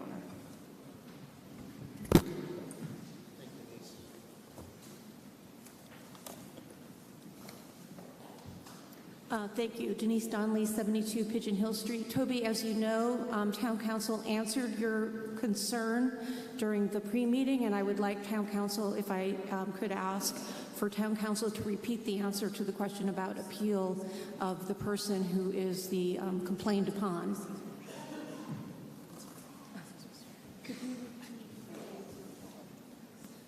Sure. Sorry about that. So Mr. Arsenian was concerned about if the person, the so-called violator, if they have any rights of appeal, and they do under 40A sections 8 and 15. If Mr. Orlando issues a cease and desist letter to someone, they have 30 days to appeal that to the Zoning Board of Appeals.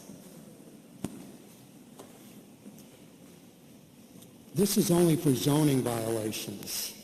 It's not building code violations. It's only for violations under the zoning law. And as council intimated, it's the building inspector can give the person who's committed the violation, significant time based on the circumstances to correct it, what he thinks is reasonable for the correction of the violation. It is not a criminal violation. There's no guilt or innocence criminally. This is a civil matter. It's authority that under the current zoning, the building inspector has essentially no enforcement power at all. And this remedies that. Mr. Sepula. Yes, Z. Sepula, 92 Granite Street. When the town council answered regarding the appeal, I'd like to know, is there a standard format, like when Paul Orlando would issue a violation letter? Usually, typically, down at the bottom paragraph, there's a sort of a thing. If you disagree with this determination, you have appeal rights for 30 days, blah, blah, blah. Is it all spelled out in some law that the person who is being affected completely understands their appeal rights and things like that? In other words, is what you're saying. Yeah, I mean, we don't have this yet. Well, I'd like to, if I ever got one, I'd like to have it. I can answer that for you. Typically, when I issue a violation order, at the bottom of that notice, it will say, in accordance with Chapter 40A, Section 8, and Section 15, you are entitled to appeal my decision. So, and that is the appeal to the Zoning Board of Appeals. And does it also say that during the period of appeal, you're exempt from the fine, or would that be possibly retroactive to the date of the violation? Sir, it's they're two separate issues. So the appeal would go to the Board of Appeals. The fine is under the discretion of the building official, and most likely the fines would not be due until the Board of Appeals hears the appeal. But we're not going to have a conversation. Anybody else? Maybe we'll have one in court. Charles Peterman, 22 Pleasant Street. I'd respectfully suggest that this is incomplete without a minimum period before which the fine can be collected. As we have Paul Orlando, he's done his job dutifully. We have no idea of who's going to be his successor. I don't like having the option of somebody assessing fines that become immediately due solely based on their discretion. Let's put in some guardrails. Anybody else before we vote? All right, you have heard the motion. If you are in favor, you're going to press 1 or A. If you are opposed, you're going to press 2 or B. It requires a 2/3 vote starting now. I want BB. BB. And this passed. 82% is more than 2/3. And it was 82 to 18. And numerically, 130 to 28. We move on now to the other two articles. We have BB and then DD. Mr. Moderator, lead the... And I'd like to give a round of applause to Jason and to the planning board. This was an awful lot of effort. And to all of you. All right. Mr. Moderator, Diane Vella moves Article BB as indicated in the motion printed on page 166 of the April 1st, 2023 voters booklet. Second it. Moved and seconded. Hi, I'm Diane Bell at 17 King Street. I am one of the founding mothers of the Rockport Affordable Housing Coalition and a newly appointed trustee to the Rockport Affordable Housing Trust Fund that has been on our books since 2017 but just got appointed. I'm asking that the residents approve my citizens petition to increase the bylaw from the planning board for the ADU's minimum rental period from 6 months to the standard 12 months, contiguous months in a row. ADUs were passed a year ago, so that's not the question. The question is to amend from 6 months minimum lease to 12 months. A 12-month rental of ADUs in Rockport will begin to plug some of the loss of rental housing which has been taken up by Airbnbs, VRBOs, and not only shrink our year-round housing stock, but also has contributed to the closing of our historic inns.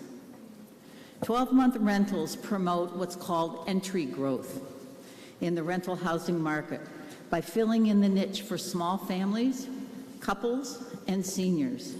6 months is still considered seasonal rental. The 12-month minimum will support Rockport's moderate housing needs by increasing our housing stock and moderating rental prices as ADUs are smaller homes. I urge you to vote for this, and it is supported by the Planning Board of Rockport. Thank you.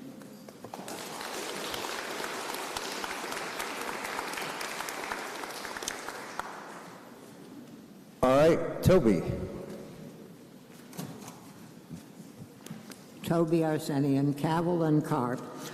The word contiguous is a mistake. 12 contiguous months. Contiguous is spatial, and what you want is duration. You might go for the word continuous or sequential.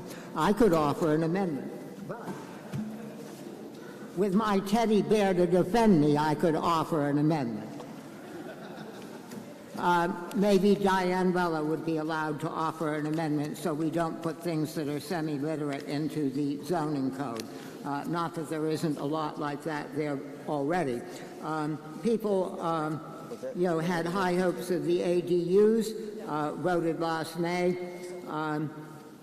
They were sold to the public as being affordable housing. In fact, would be no such thing unless you were building them yourself to put your aged parent in or your shiftless 20-year-old.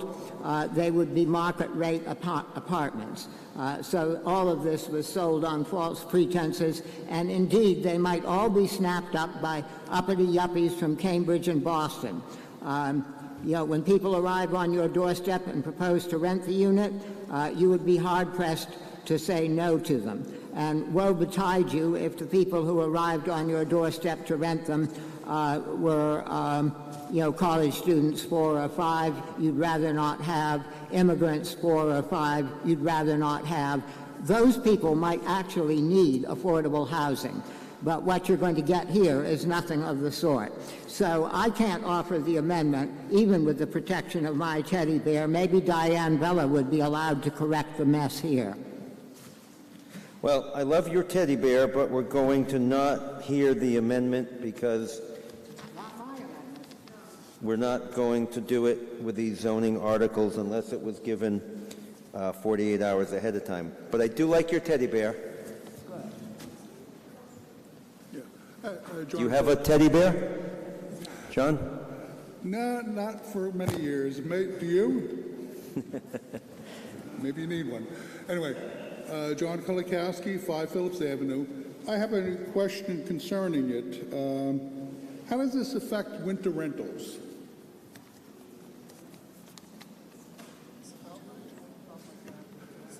How does it affect winter rentals?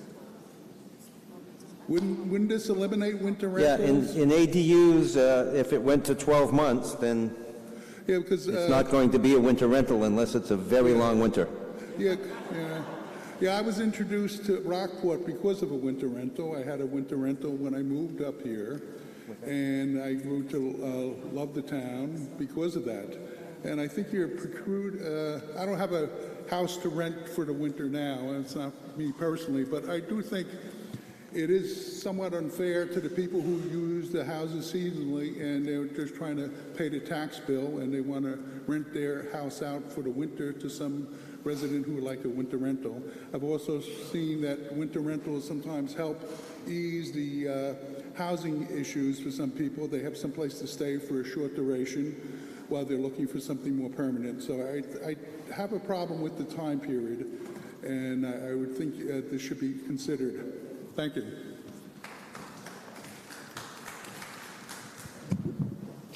David Kaplan, 14 Drumlin Road. The complaint about the exact word used to denote a continuous period is actually correct, but I'd like to suggest that that be forwarded to the town clerk, since that is in fact a grammatical correction. So noted.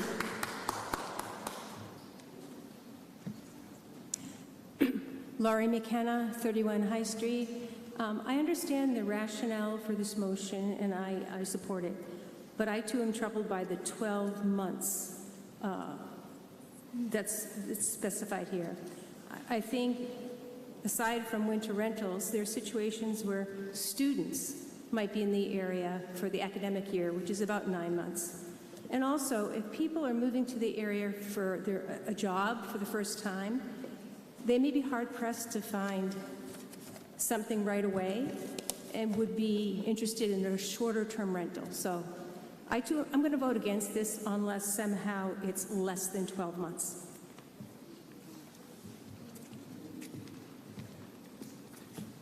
Hi, everyone. Barbara Kaplan, 4 Ocean Avenue. I would just like to say I think this word affordable is bandied about. And Toby, we're not talking about increasing affordable housing here. We're talking about just increasing the opportunity for housing. Most of the time when you rent an apartment, it's a one-year lease. So this would be in sync with renting a one-year lease. It would give people an opportunity to come into our town. Maybe they've got a new job and they're thinking about buying. Maybe they're thinking about living in another town. But it makes so much more sense to have a year rental than a 6-month rental. And it has nothing to do with affordable, the real definition of affordable housing. It just has to do with increasing housing and making more housing available for people. And they are smaller units, so they are going to be less. And that's all I have to say. Okay, we're going to hear from Sarah Wilkinson next. Go ahead, Sarah. Sure, Sarah Wilkinson, and I will say that the Board of Selectmen was split on this 2-2. Just for a second, I'd like to speak my personal view, not on behalf of the board, but when my husband and I were first married, I actually completely agree with the theory of this article, but when my husband and I were first married, we did a winter rental while we saved up for a down payment for 12 years, and then were able to afford a house here. So I like to think that we were able to establish roots here on our own while supporting a family who lived here in the summer, and they were able to afford keeping the house that they had actually inherited. So it seemed like a win-win for me that supported the community. So I personally would be in favor of even making this 9 or 10 months, but 12 months just seems a little bit too stringent and may just kind of tie our hands too much. Thank you. Mr. Moderator, Jonathan Lilly of 3 Pigeon Hill Street. I'm going to piggyback on something that Mrs. Wilkinson just said.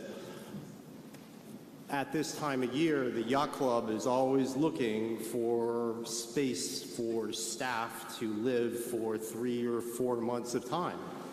And they're always backs pressed against the wall in a scramble to try to find these types of places. And to say that we need to have a lease of 12 months where there are particular circumstances, her experience, the back 9 months of the year, I'm saying the middle 3 months of the year, you need a little more flexibility, and 12 months does not do it. Thank you.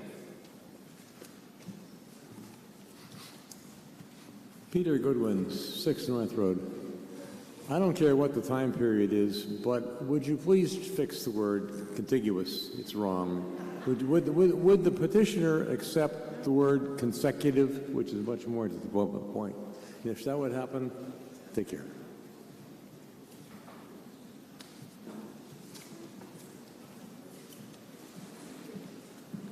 Laura Evans, 77 High Street. I very much support Article BB. I think there seems to be a real dearth of year-round housing stock in town these days, and to bring in families that are not high earners and can buy houses. There's very few even winter rentals these days.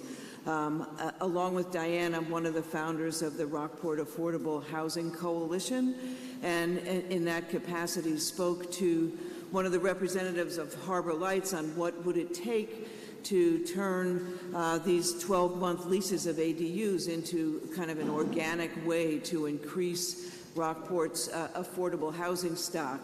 And she said that possibly working with the Housing Authority, if the leases and the person who's leasing W-2 became something that is approved by the town, this might be a way to increase Rockport's currently 4.9%. We need 10% of our housing stock to be affordable.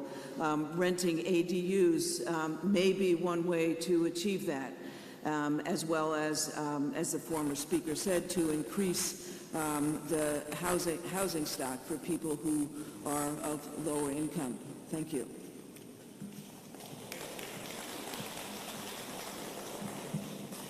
Monica Lawton, 11 Story Street. I think we have to remember that these ADUs are, we're talking about accessory dwellings that are now allowed by virtue of amending our zoning bylaws. So these are newly constructed units. It does not affect the right of people currently to lease out or rent out their homes for any period of time they may choose.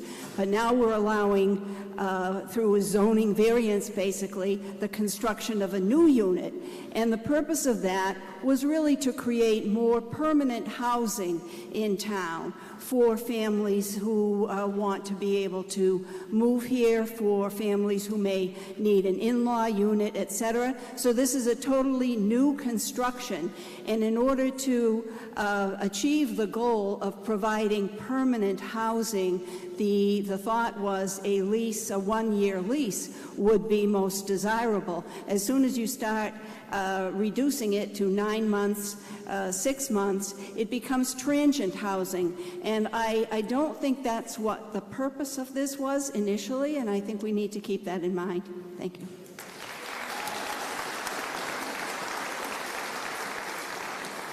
Yeah, Eric, we're just going to hear from the 3 people here, and then I sense we're ready to vote. 45 Pools Lane. I want to piggyback some additional information on what Monica, the prior speaker, just brought up. First of all, just to emphasize, this is only for new ADUs. So anyone that sees the need or desire for anything from 1 day to 364 days of a rental for a student or anybody, or someone wants to do a winter rental, there are a couple hundred minimum rental places that are relatively short-term that can be extended. This doesn't affect those at all. Any long-term rentals that exist in Rockport that might be 6 to 9 months right now, this doesn't affect those. Those continue in perpetuity. And all existing houses. So anyone that's saying, I want to go to Florida when I get older for 6 months, This doesn't affect you. You can rent for 6 months. This is only for new constructed ADUs, not all of the existing structures and rentals of any sort, only new ones that are built or permitted.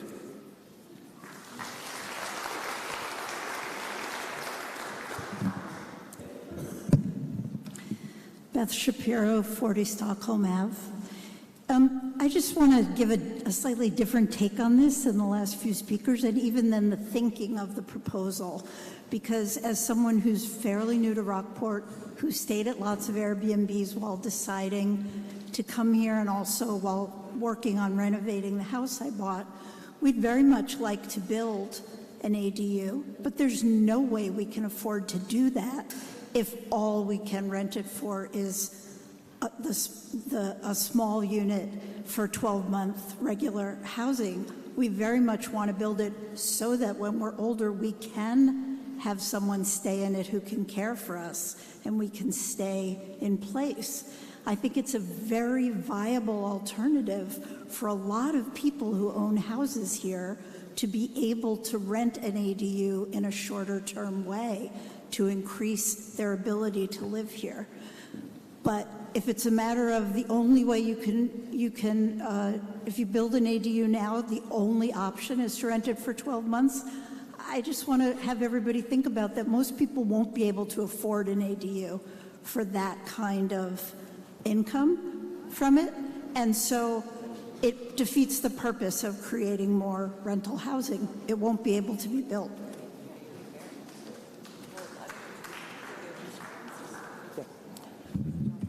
John Penaloza, 46 Main Street. The entire ADU proposal originally was definitely targeted at a dire need of Rockport, which is to have moderate and lower income housing available for us in the face of the gentrification that the whole country is facing in terms of housing ownership.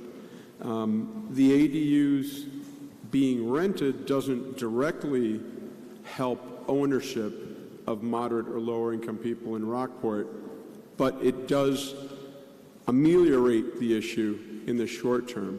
I think it's an important step to allow the 12-month rental, to have people living here permanently, to minimize the incentive to create Airbnbs, and it's also an important step for us to wrap our minds around other measures that will help protect Rockport for residents of Rockport and not for non-resident owners.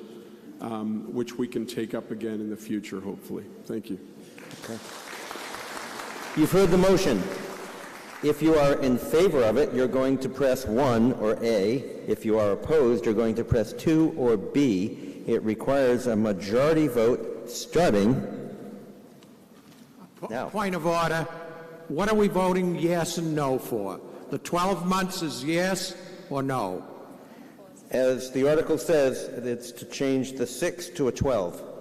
So voting yes would change it from 6 to 12. That's correct. Thank you. Okay. Wow, you already voted. I'm kidding.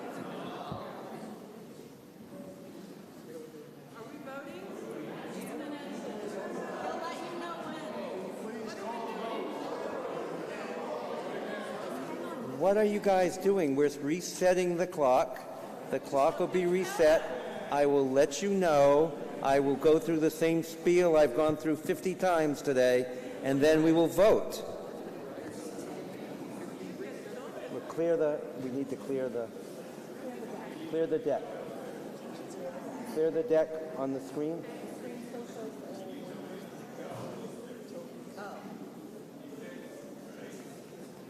Oh.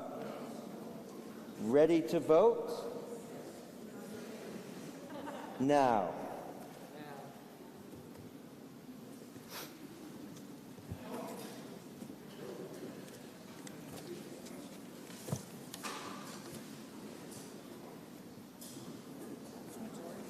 "59% voted yes, 47% voted no, so the motion carries.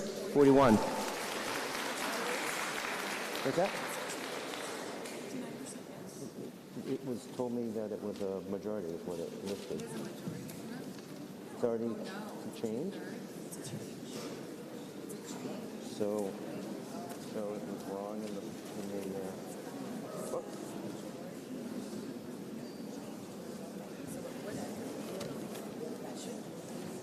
Huh. Printed in the vote. I mean, it has to do with ADUs that are allowed. So is it, well, I want to know. I want to do it right. Majority? That's how it That's what we're discussing.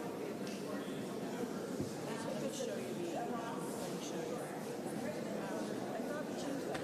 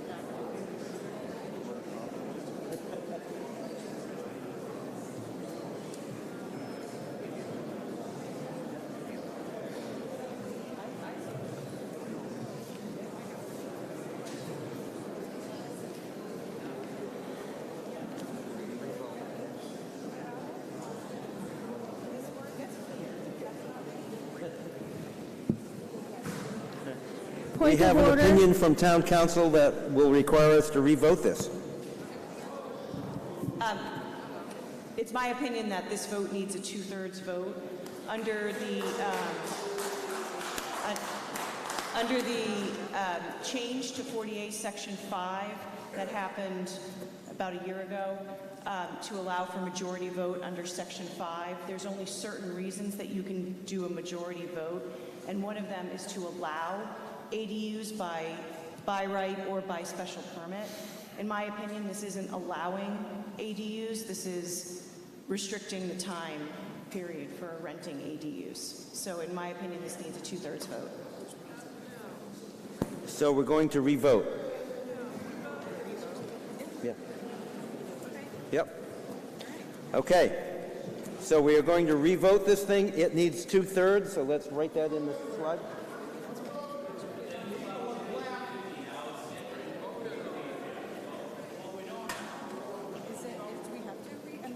I'm going to revote it. It's fundamentally fair. Yeah. Okay. All right.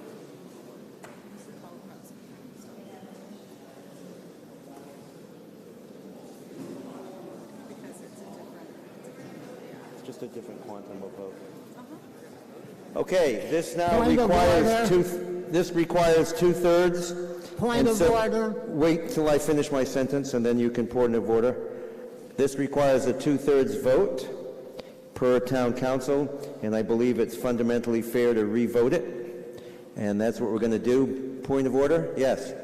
I feel it's unfair to revote it. We already did, and the interpretation, which might have been there before, wasn't there when it might have been yet more useful. Thank you for the interpretation. Okay. All right. If you are in favor of this, you're going to press 1 or A. If you are opposed, you're going to press 2 or B, starting now.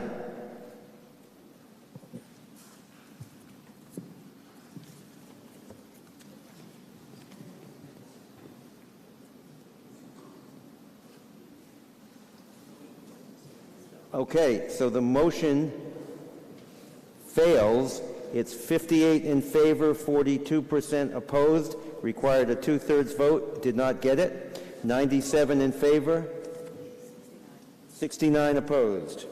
We move on to Article DD.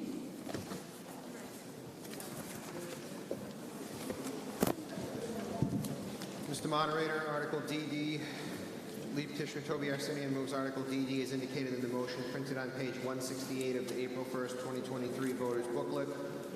Board of Selectmen does not recommend this article. Okay, Mr. Arsenian. Toby Arsenian, 95 Granite Street. Somebody should pat me on the back. I would withdraw it if that were possible, but I don't believe that that's proper because all of the other people who signed the petition have an equal right to it. The town meeting has already chosen to go with Jason Shaw's proposal that such units be approved. This is the same coin, the other side of it. If anyone who signed my petition wishes to forward it, good luck to them. I think we've made the wrong choice, but we've done it.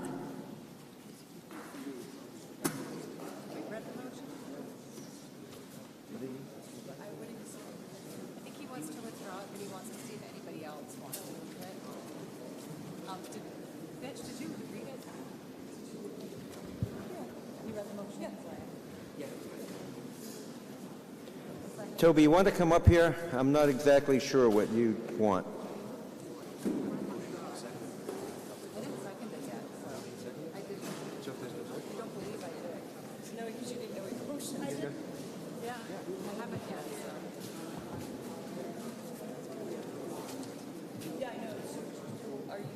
Are you not moving it? So there's no second. So there's no second to the motion. Okay. Right, I'll give him a second. Sure. Okay. This is a different context. Okay, I think I get it now. Toby is not wishing to move this. The motion hasn't been seconded. If somebody wants to go forward on this, I guess they just shout out second and we'll go forward. If not, we'll move on to the next fun thing. I don't hear the word second. So we move on to the next fun thing, which is tea. And then tea is going to be followed by crackers. No, tea is going to be followed by H, V, W, Z, and then S. So we have a lot of fun things to accomplish here. Okay, So Mr. Moderator. we have T.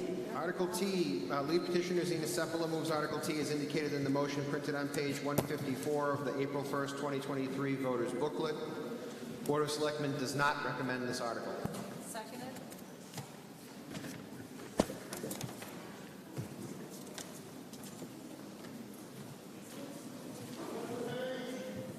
$154.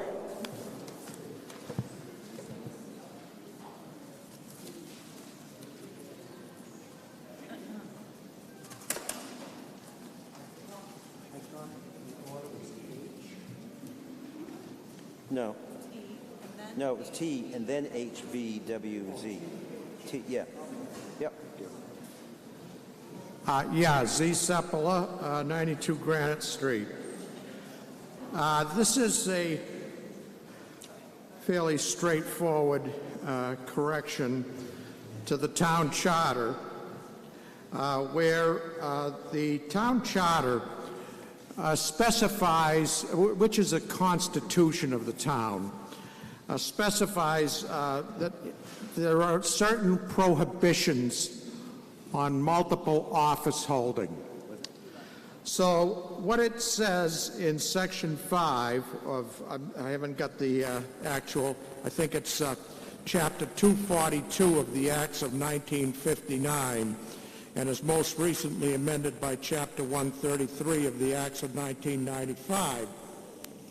In section 5, it said multiple offices.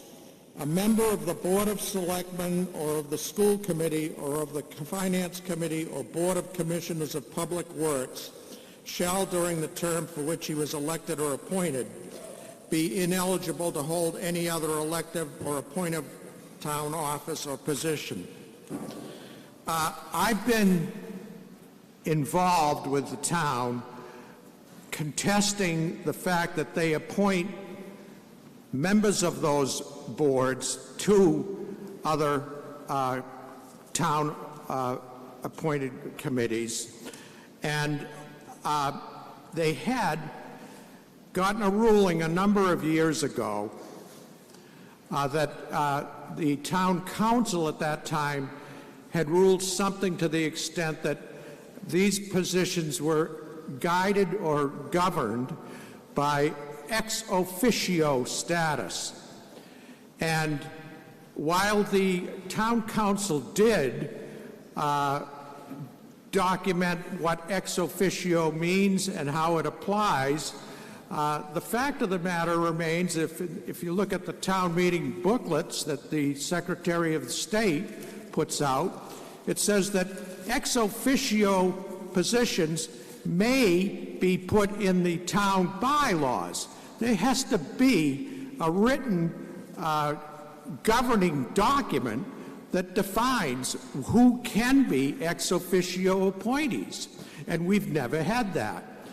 So the reason why I'm asking for this change to the charter is because certain state laws now mandate that Board of Selectmen or DPW commissioners be appointed to various boards by their law.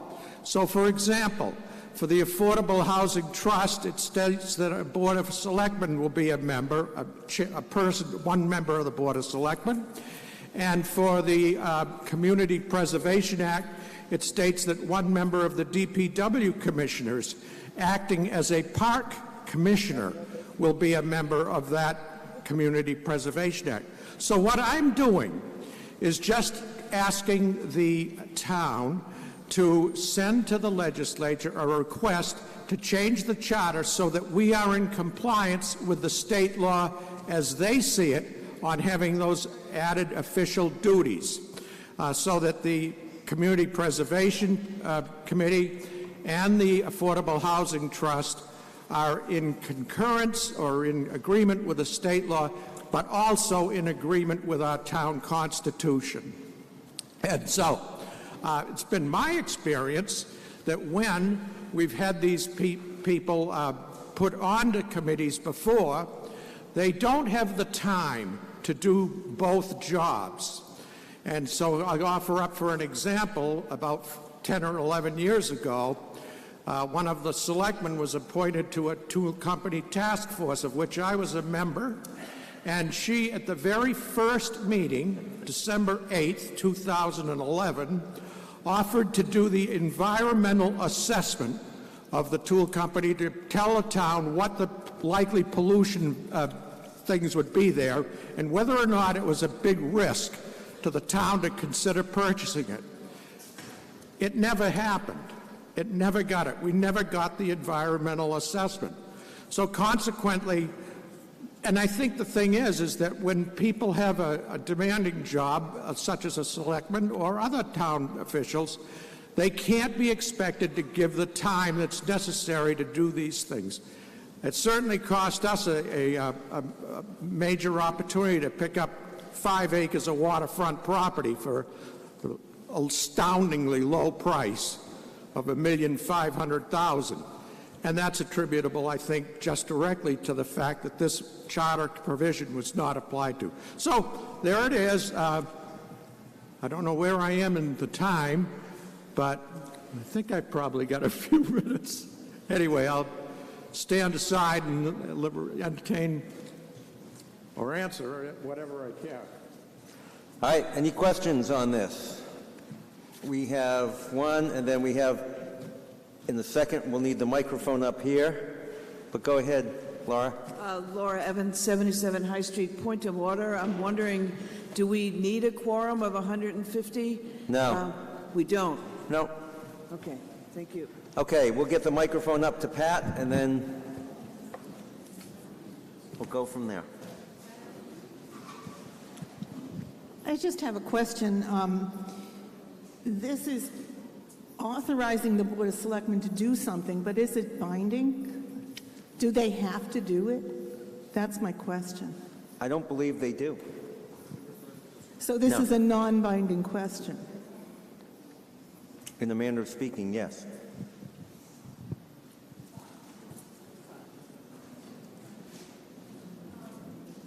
All right, Denise, we'll hear from you. Get the microphone going. Sure. Denise Donnelly, what's that?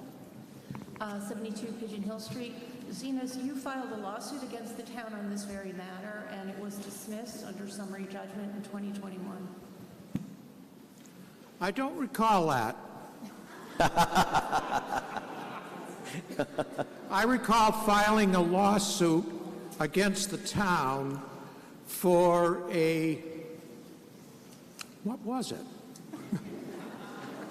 It wasn't this.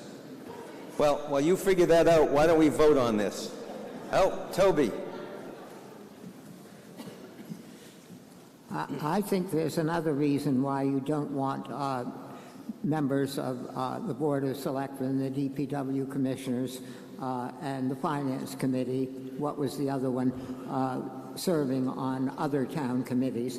Not only do they have more than enough work doing what they're supposed to be doing, but it's inappropriate for people to be wearing two hats at once. The Board of Selectmen has a policy to limit the number of committees that people can serve on, although they have the possibility of waiving it. People can be spread too thin, and it's not a good idea to give anyone, too much power. You could have the expertise of these people, which you might very much want.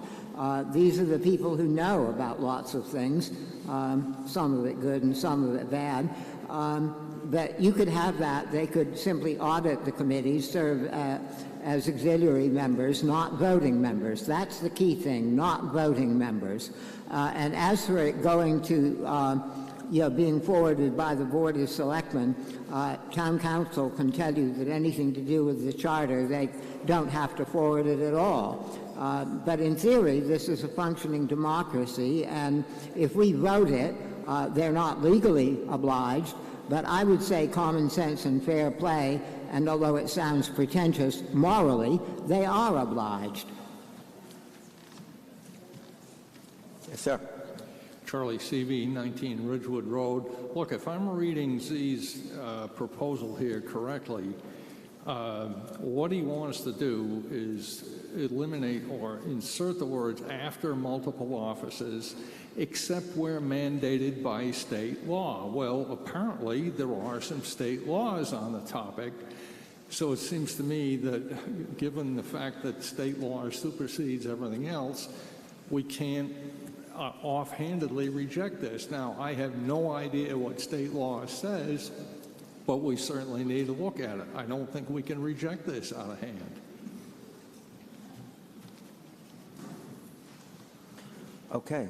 Z, do you have any comments on anything before we vote? Yes, I do now recall what Denise Donnelly was talking about with the lawsuit. This was part of a lawsuit that I did challenge the town's actions and asked to have a new tool company task force reappointed that was in strict legal accordance with the town's constitution. That lawsuit went before a judge up in the Newburyport District Court and was dismissed on the basis of standing. And standing means I wasn't able to show that I had been personally hurt or affected or financially abused by that vote.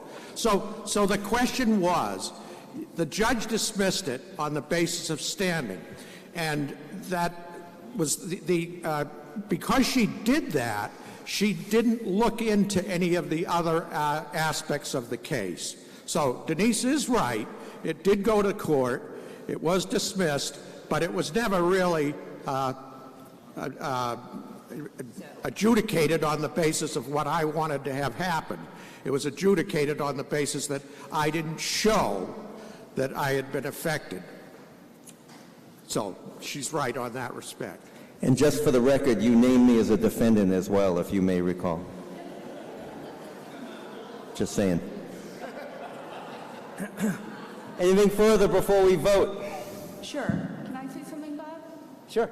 Sarah Wilkinson, I know we're all laughing in jest, but just so people know, each of these lawsuits that ends up in front of a judge in court, in Newburyport, that I believe Bob was named, and several of us may have been named, as we often are individually as well as the town. cost the town, I don't have an exact amount on this one, but have the potential to cost the town several $1,000s for each lawsuit.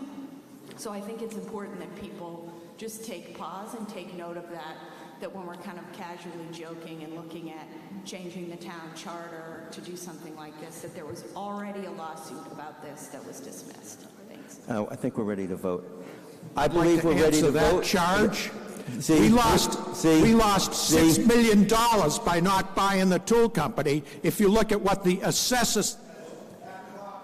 All right, if you are in favor of this, you're going to hit 1 or A, and if you are opposed, 2 or B, starting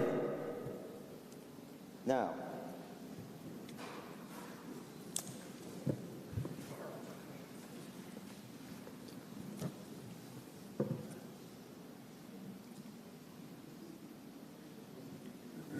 Alas, it failed 34 to 66, or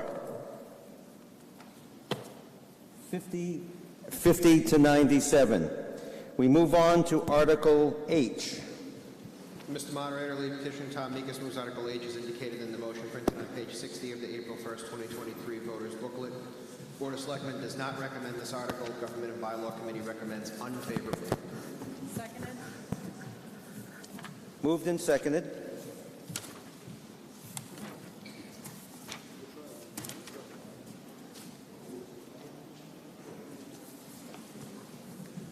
Anybody here to discuss Article H? Anybody want to discuss it? All righty. Oh, Toby. Toby Arsenian. It's not my article. It's Tom Meekis's article. I believe it's a petition article. Turn the mics back. Turn the mics back. Yep. Toby Arsenian, 95 Granite Street. It is a petition article, I do believe. You recall, we now have 35 articles on the warrant, of which I believe 15 are petition articles. One just wasn't moved. That's a great many to load onto the Springtown meeting, which of necessity has to deal with the budget. By law, it comes first. And it certainly would make sense to reserve the petition articles, where possible, to the fall town meeting. And in the Code of Bylaws, in the section that deals with town meetings, I wasn't prepared to speak for this, or I could quote it. In a moment I could find it for you. It says, but the wording isn't binding, that the Springtown meeting is meant for financial articles and the fall town meeting meant for bylaw and zoning articles.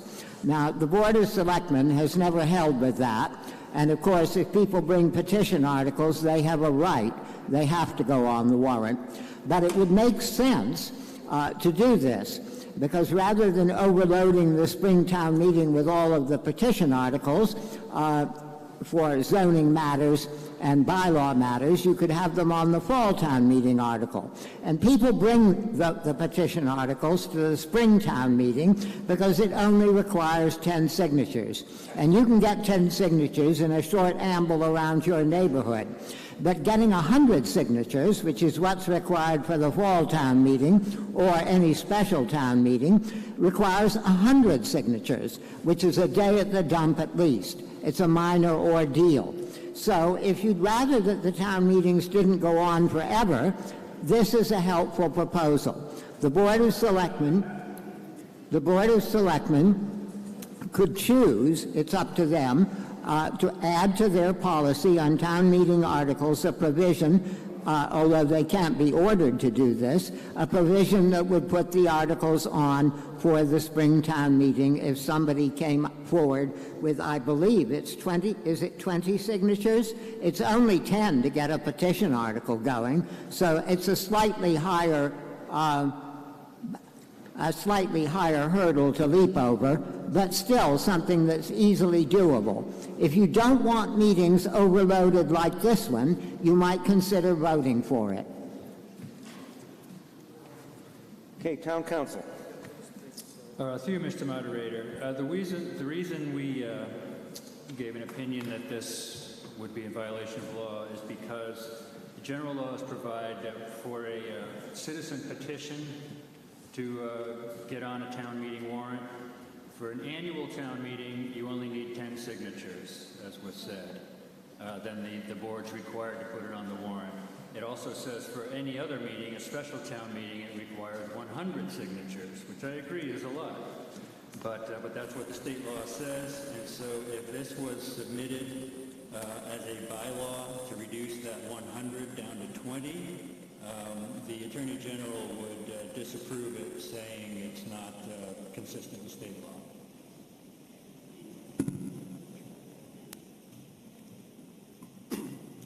Tom Meekus, 73 Marmion Way. What Toby said, plus I must give a different opinion to the opinion we just got from Town Council. I read the Mass General Law on this, and it says the Select Board shall place on the warrant for annual town meeting anything with 10 signatures, and shall place on the warrant for any other meeting 100 signatures. It doesn't say they shall not place anything with a fewer number of signatures. I know that the Select Board has latitude to place items on the warrant, and this is simply asking them to exercise that latitude for the benefits, as Toby said, of breaking the logjam of everything coming into the annual town meeting, and also preventing people from having to wait a whole year if they got something they want to address. They can do that more than once a year. I respect Town Council's opinion, but I know as the child of 2 lawyers that lawyers can have different opinions. And I'd like to see what the Attorney General has to say about this, and the only way to find that out is to pass this. All right, you've heard the motion. If you are in favor, you're going to hit A or 1. If you are opposed, B or no. Requires a majority vote starting now.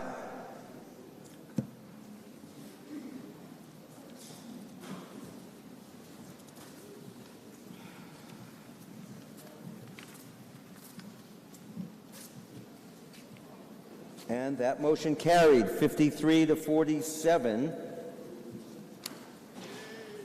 or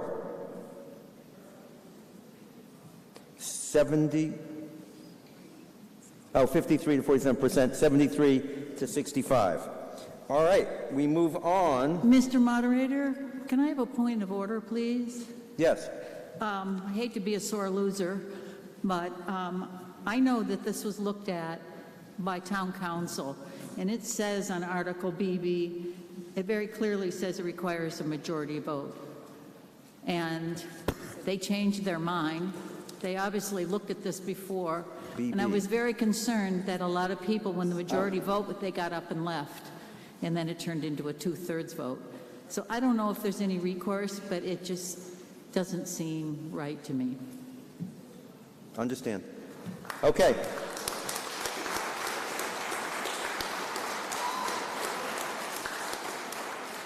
We move on to Article V, as in Victor. Mr. Moderator, lead petitioner Toby Arsenian moves Article V as indicated in the motion printed on page 156 of the April 1st, 2023 voters booklet. Board of Selectmen does not recommend this article.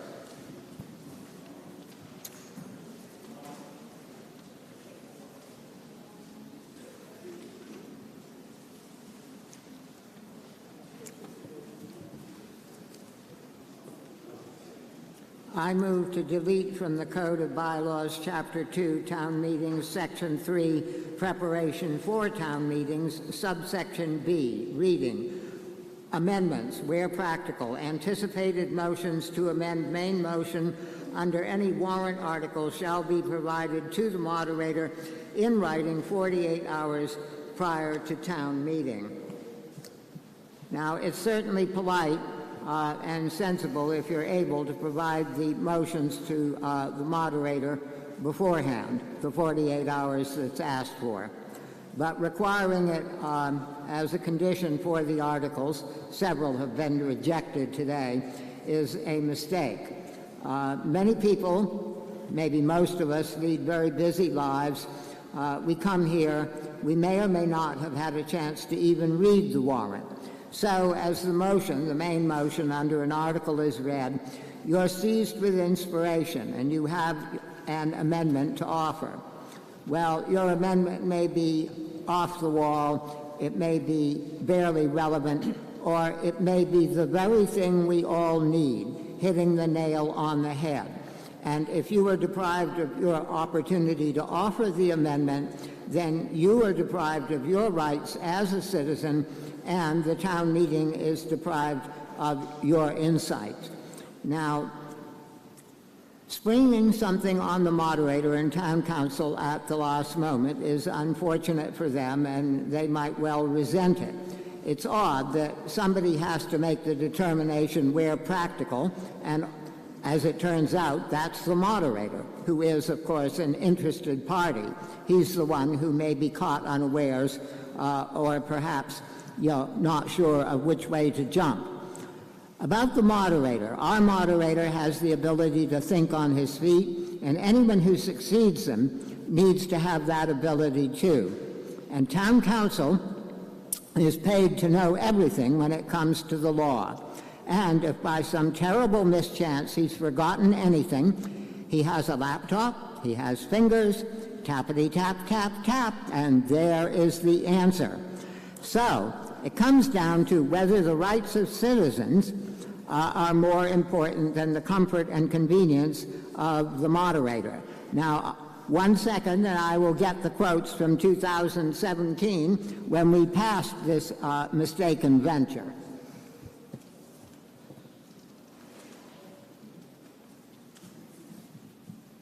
Brian Sullivan, who at the time was chair of the Government and Bylaw Committee meeting, said, "We spent quite a bit of time discussing this. And again, I'll just state that the intent is to encourage prior notice.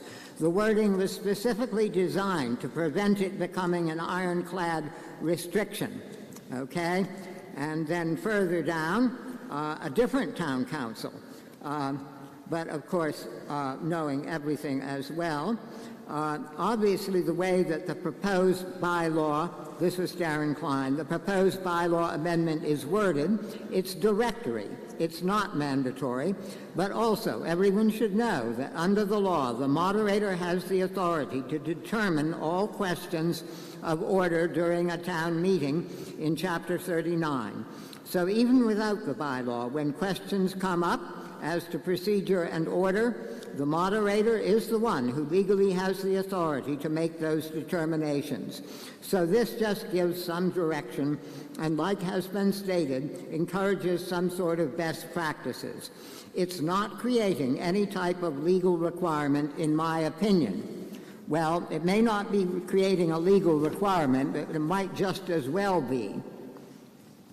And then, if I can find, here we go. This, I believe, was Robert Visnick. And so, when they do look through the articles, if they do, they might think to do that ahead of time. So it's just to encourage people to do this. I'm not going to turn any aside. Although, if you're a regular town meeting and you don't do it, I might make a sarcastic comment and suggest that you do it in the future. No sarcastic comments. So I'm going to comment a little bit. I typically don't, but I think it's appropriate in these next several that affect town meeting. And as they used to say in the Navy, the sailors at sea, what are they going to do? Send me to sea? So you're going to hear from me. It's been one of, I think, my important missions as moderator to try to increase participation in the meetings. And so I listen to what people tell me. And they tell me three things. They tell me that the meetings take too long. They tell me that there are too many stoppages in play, as it were. And they tell me that too few people participate and they ask all the questions and make all the comments.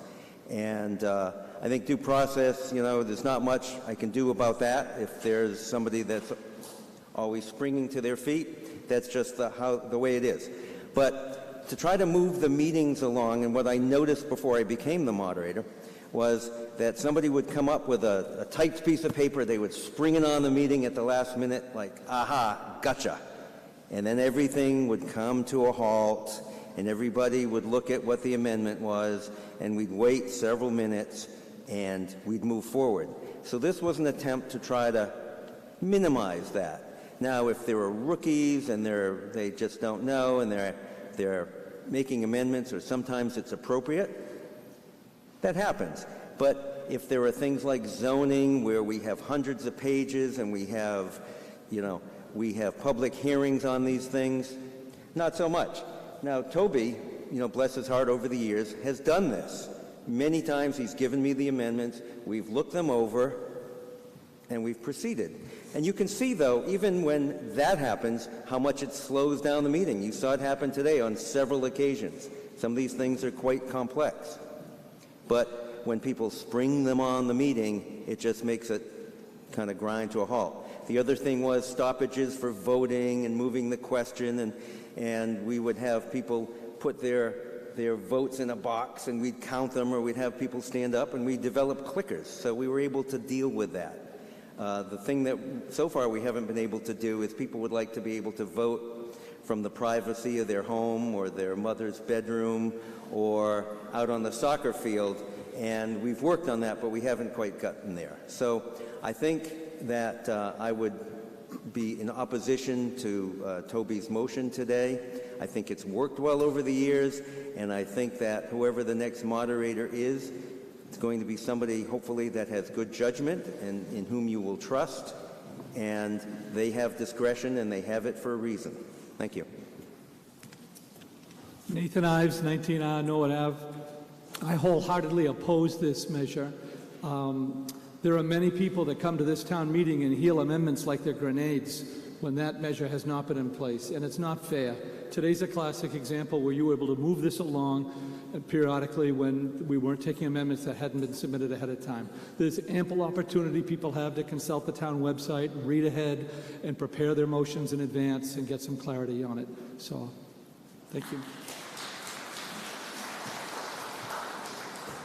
Aidan McCarthy, 58 High Street. Yeah, I think we should keep this on the books, because otherwise perhaps because obviously the point of this is to create more democracy, I'd say, but I think you could gum down the works sort of by having amendments over and over and over and over again. I think that would make things actually, ironically, less democratic, because then people lose the train of thought, and then they can't actually think about what they're actually voting on. And yeah, so I think that we should keep the way things as they are in this matter. Okay, you've heard the motion. If you are in favor of it, you're going to press 1 or A, and if you are opposed, you're going to press 2 or B, starting now.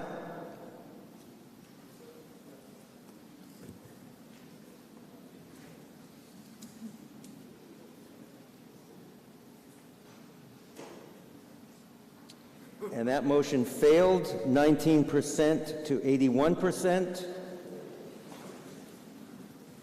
Or 27 to 112. I don't think the teddy bear voted, but we move on. Mr. Moderator, Article W, Toby Arsenian moves Article W as indicated in the motion that is printed on page 157 of the April 1st, 2023 voters booklet. Board of Selectmen recommends this article. Second it.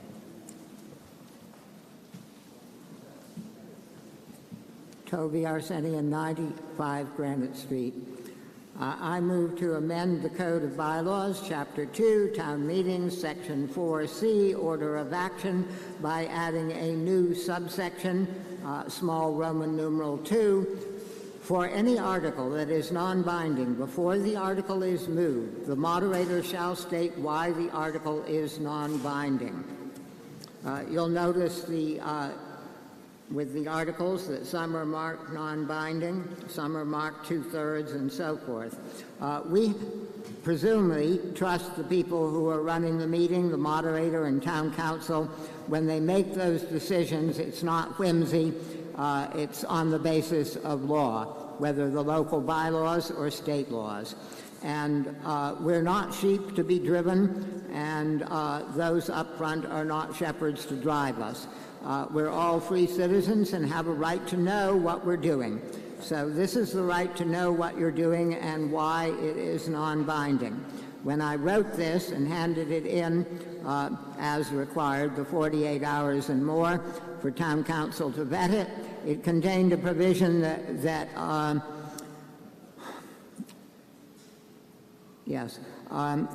we would also be told the statute, both out of local bylaw or out of state law, on which the determination was made, that it was unbinding.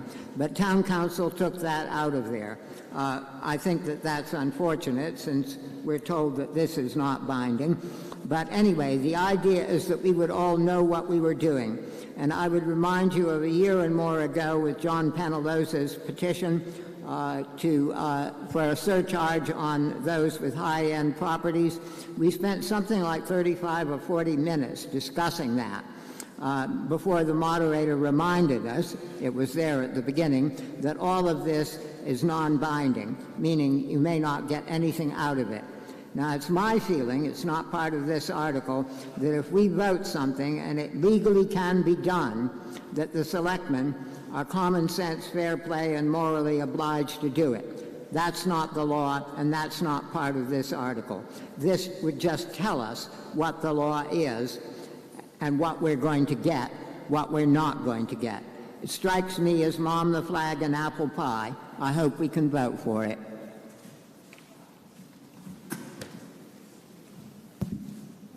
Sarah Wilkinson for the Board of Selectmen. The Board of Selectmen voted to support this article, and to repeat Toby's words, we think that anything that makes us all, I think he said, feel better and know what we're doing is a good thing. And this seems like it would be really helpful to us as well. Go ahead, Charlie. Charlie Seavey for the Government and Bylaws Committee. We said essentially the same thing the Select Board did. It helps people understand what the heck's going on. Let's pass it. All right, you've heard the motion. If you are in favor of it, you're going to press A or 1, and opposed B or no, or B, 2 or B, if you want to vote no. Ready, starting now.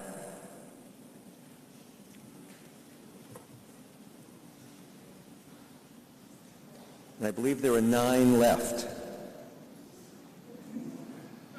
We've gone down from 512 to 9.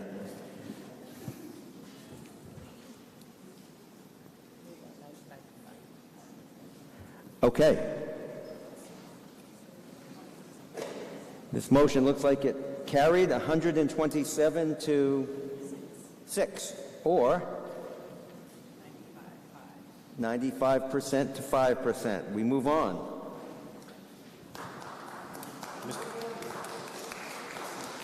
Mr. Moderator, Article Z. Lead petitioner William Tobin moves Article Z as indicated in the motion printed on page 162 of the April 1st, 2023 voters booklet. Board of Selectmen does not recommend this article. Government and Bylaw Committee reports unfavorably. Seconded. Moved and seconded.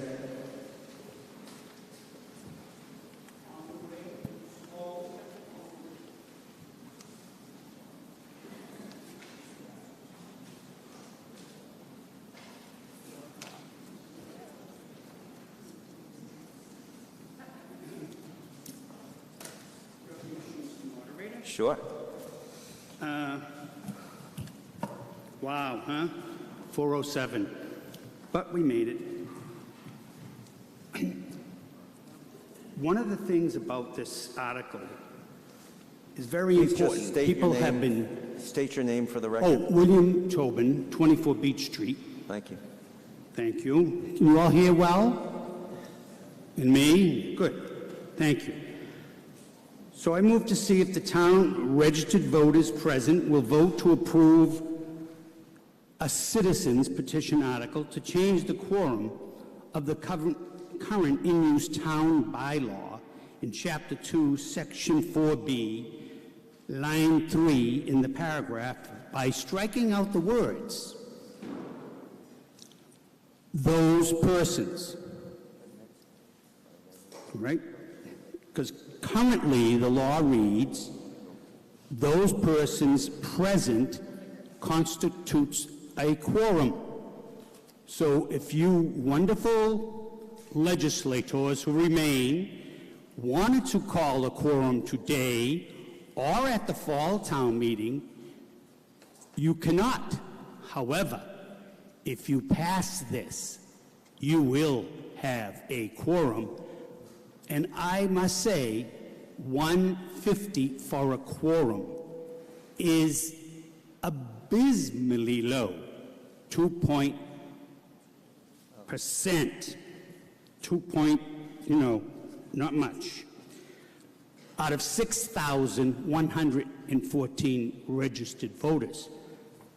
All right? So one of the things we want to do, really work at in this town, is figure out why.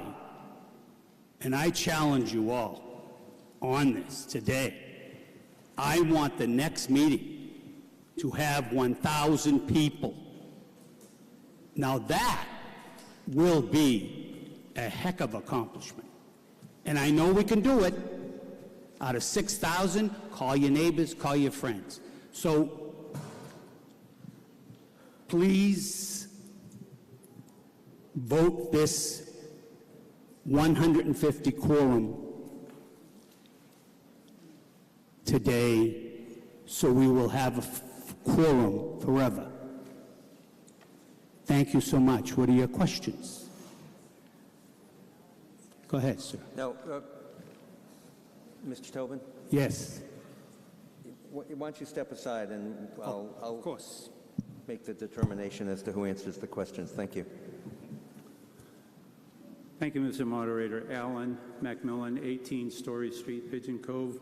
I am opposed to this, and I'll tell you why. Because I was here in this room 30 years ago when we didn't have a quorum, and the town moderator sent everyone home before people had cell phones to call as many people as we could get to have a quorum to run the town meeting, because there were so few people that showed up. The people who care about this town and want to be involved in government are all here. The part-timers who show up for their issues aren't here. To go through that process actually increased town meeting attendance by not having a quorum.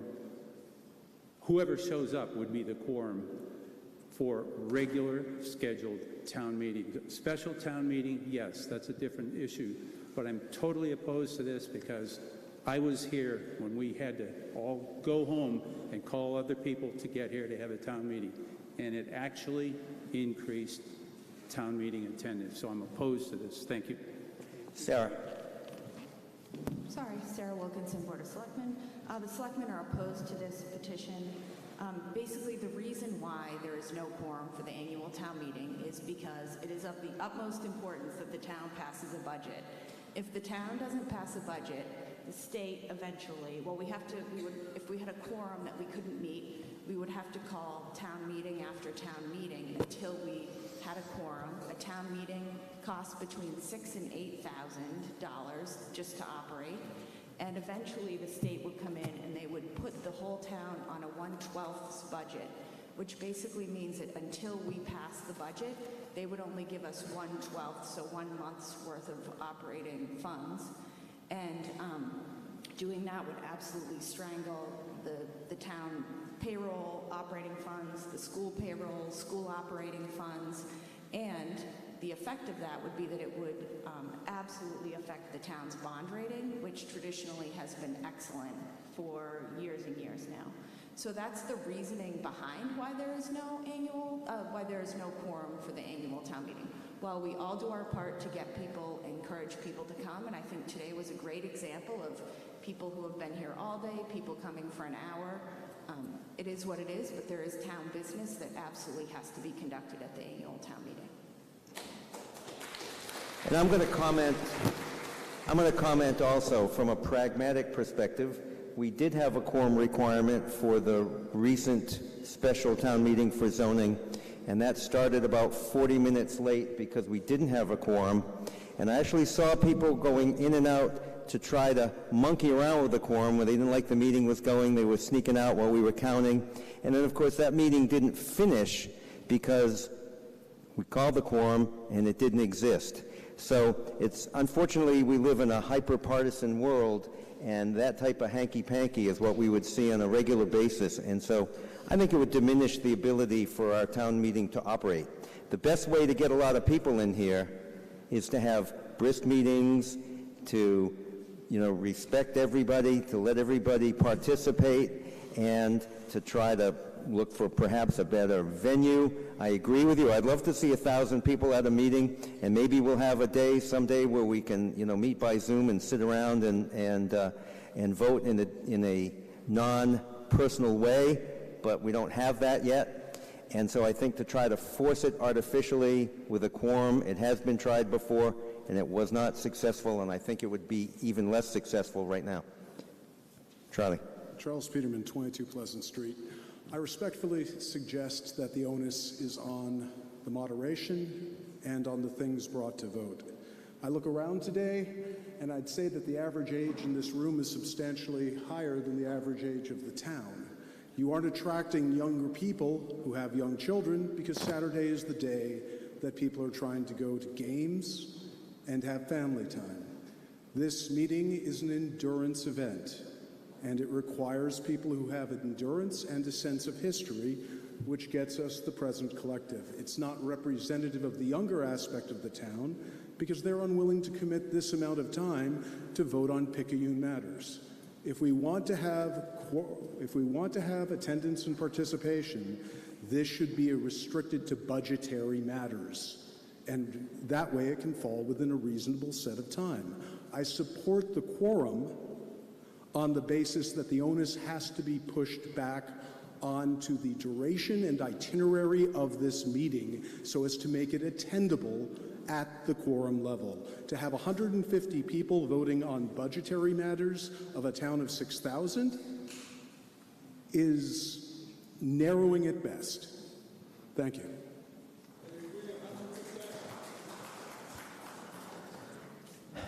Mr. Seppala. Tough act to follow. Z. Seppala, 92 Granite Street. Every explanation I've heard in the last perhaps 20 years of why people don't come to town meeting is because it's slow, it's not fast enough. I wonder myself if those are the only reasons.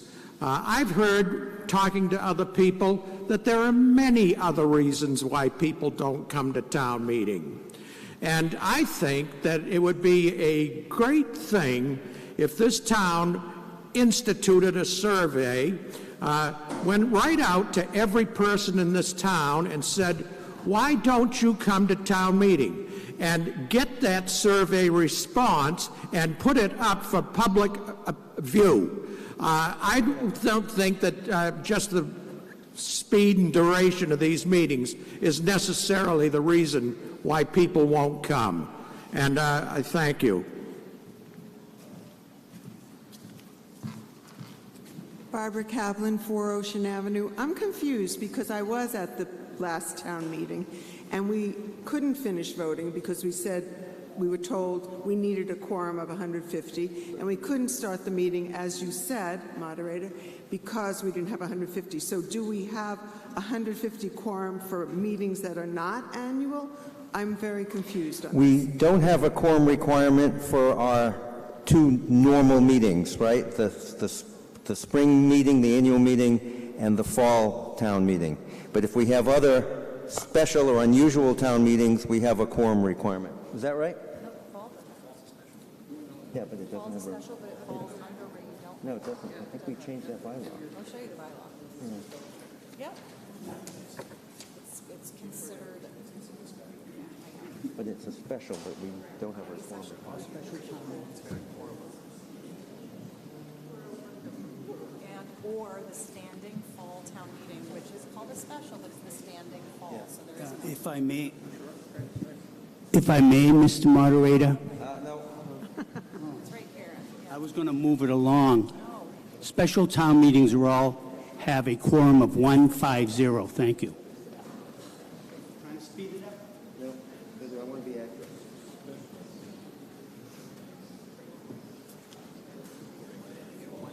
This is the most. See, it says for any session, including Yeah, any adjourned session. But isn't the issue, though, you get one... So, here's how it reads. Here's how it reads. For any session, including any adjourned session of the annual spring or the standing fall town meeting, the quorum shall be those persons present. So the two normal meetings we have, there's no quorum. For any other meeting, any other town meeting, 150 voters shall constitute a quorum. Okay? Thank you. All right. Yes, sir. Yeah, John Kulikowski, 5 Phillips Avenue. We've been here an awful long time already, and I do think the burden of making these meetings more efficient is up to the selectmen and various committees in town. They are to try to make it as easy as possible for people to participate. This is ridiculously long for a session to be here. A lot of people have other obligations as well. I think the burden is on you guys. As far as the quorum, I think the quorum is necessary to assure that at least some people are voting for it. You're not getting a good representation on these meetings, and you need the best representation as possible to be fair to the rest of the community. Thank you.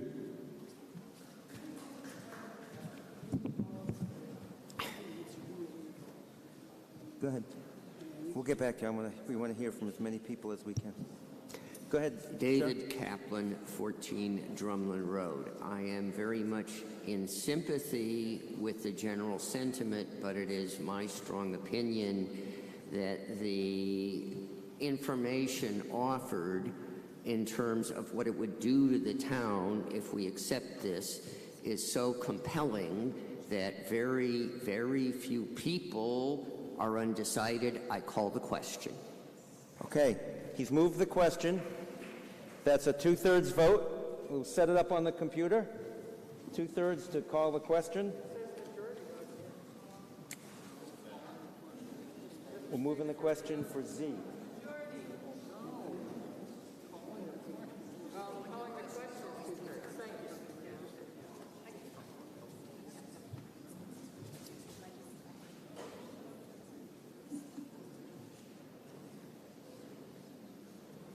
And that's 2/3. Moving the question. Okay, so we are now moving the question, which means if you vote yes, then all debate stops, and then we go back and vote on the thing. And it requires a 2/3 vote. You press 1 for yes and 2 for no. Any questions on what we're voting on? Okay, starting now.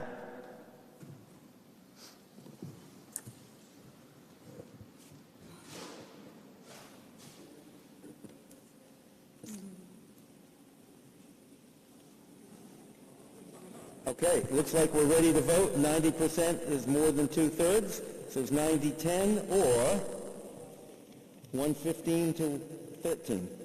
So now we will vote on Article Z. It's a majority vote, and it's going to be 1 for yes to reinstitute a quorum, and 2 or B for no. Starting now.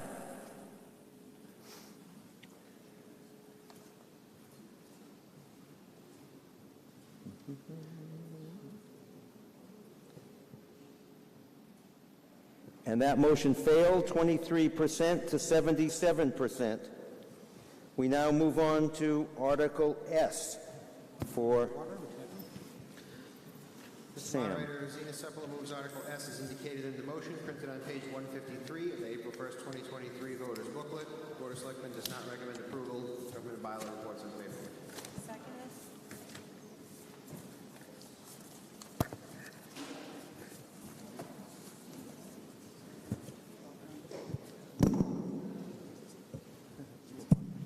Yeah, Z. Sepulveda, 92 Granite Street. I hope I'll get at least 2 votes on this one. The 2 people that were standing in line when that question was called. I feel that this is a situation where I've made a motion that the moderator be able to interrupt after a motion to call a question and a second, the moderator be allowed to ask, does anybody have anything new to add to this debate?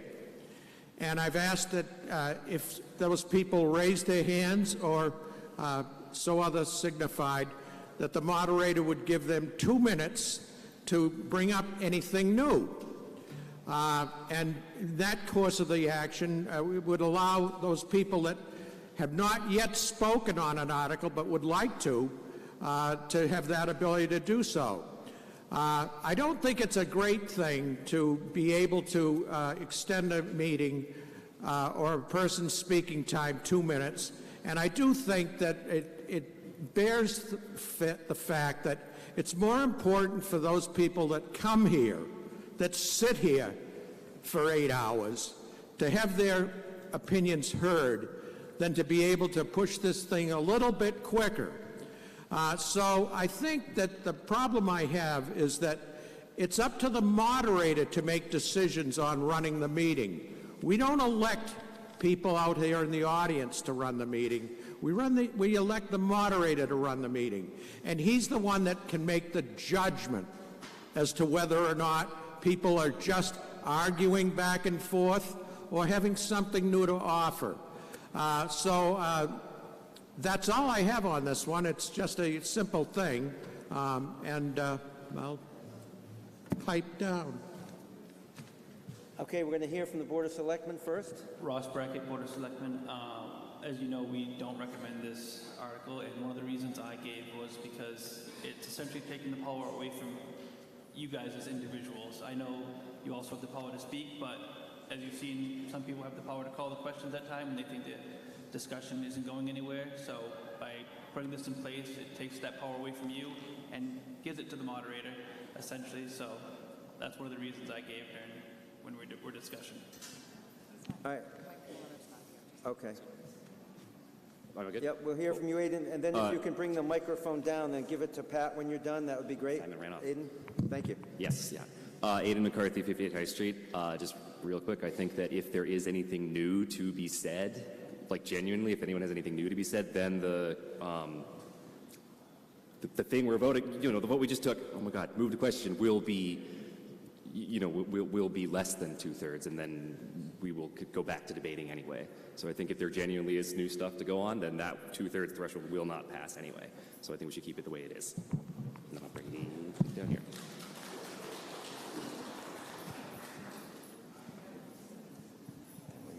There you go. Yeah, I got it.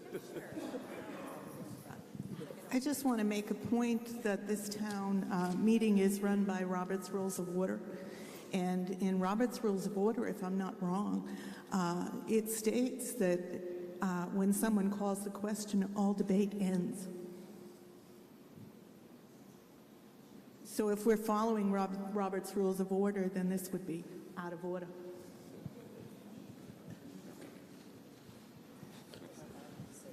Charlie Seavey, Pat's right that Robert's Rules of Order does say that, but the town bylaws also say that we can modify Robert's Rules of Orders.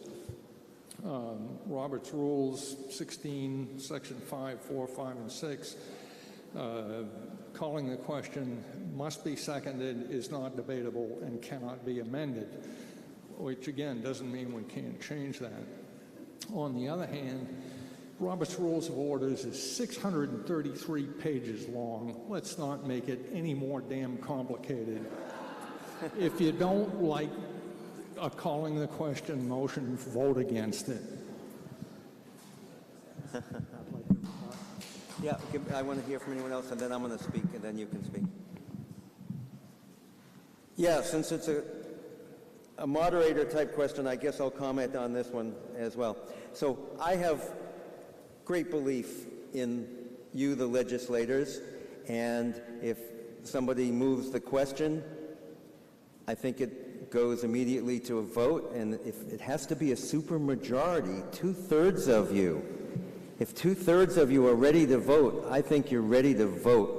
And I think to tinker with this would be a very bad idea. Go ahead, Z. Yes, I'd like to rebut both of those claims. A supermajority is 66 people out of 100, leaving 33 out of 100 dissatisfied. That's what they call a supermajority. There's also such a thing as unanimous consent. If everybody in this room decided that they wanted to call a question, then I wouldn't have any problem with that. That is a super majority.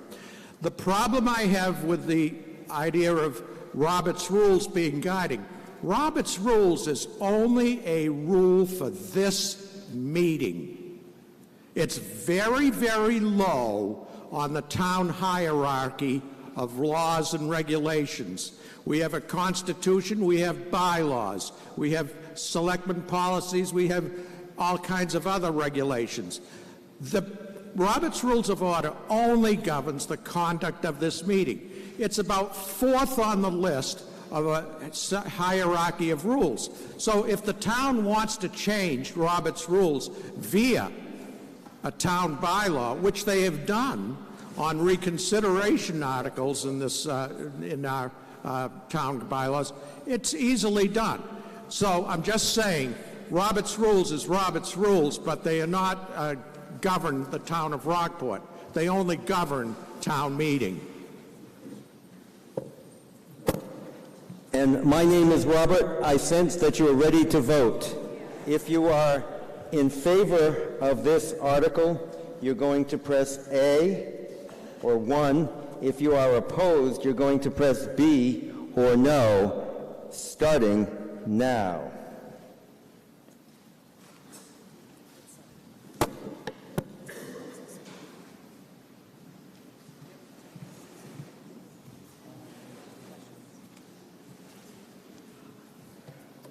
It appears that failed. 13% in favor, 87% opposed. We move on to FF. Mr. Moderator, lead petitioner Toby Arsenian moves Article FF resolution as indicated in the motion printed on page 170 of the April 1st, 2023 voters booklet. Board of Selectmen do not recommend. And that previous vote was 110 opposed and 16 in favor.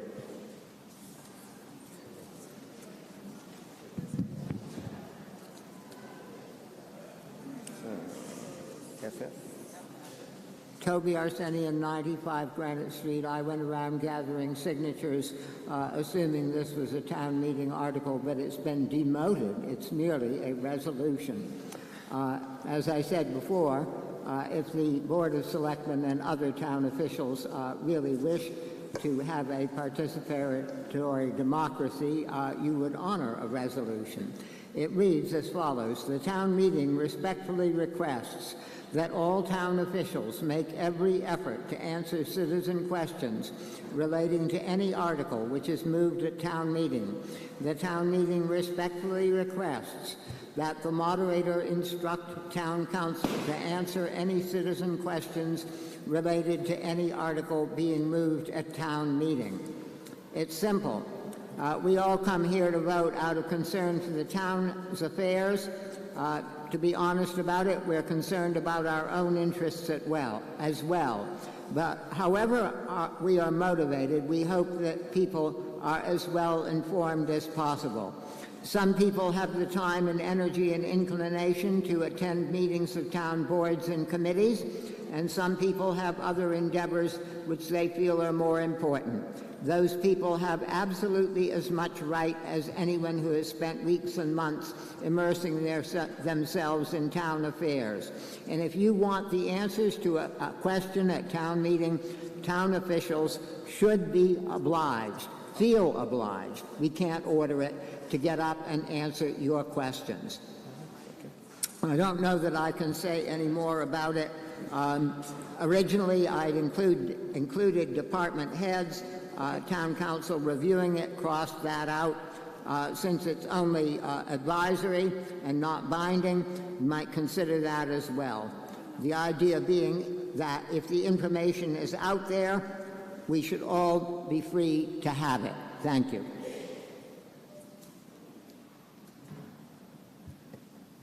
Anyone want to speak on this? Yes. Oh. You don't have to, because I think we're ready to vote. If you are in favor, vote yes. If you are opposed, vote no. Uh-oh.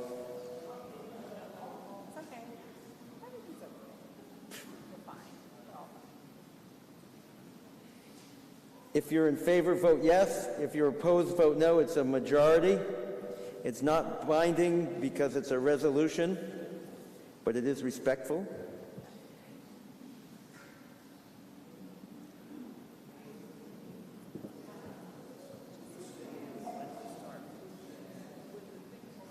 There we go. Starting now.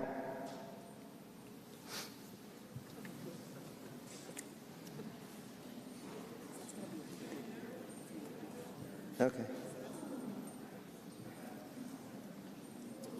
And that motion carries 53% to 47%, or 65 legislators to 58 legislators. We have some pretty big, we have only a few, but some pretty big articles, and it is suggested that we take a 5-minute break, so this meeting will be in recess for 5 minutes. She said down by the auditorium.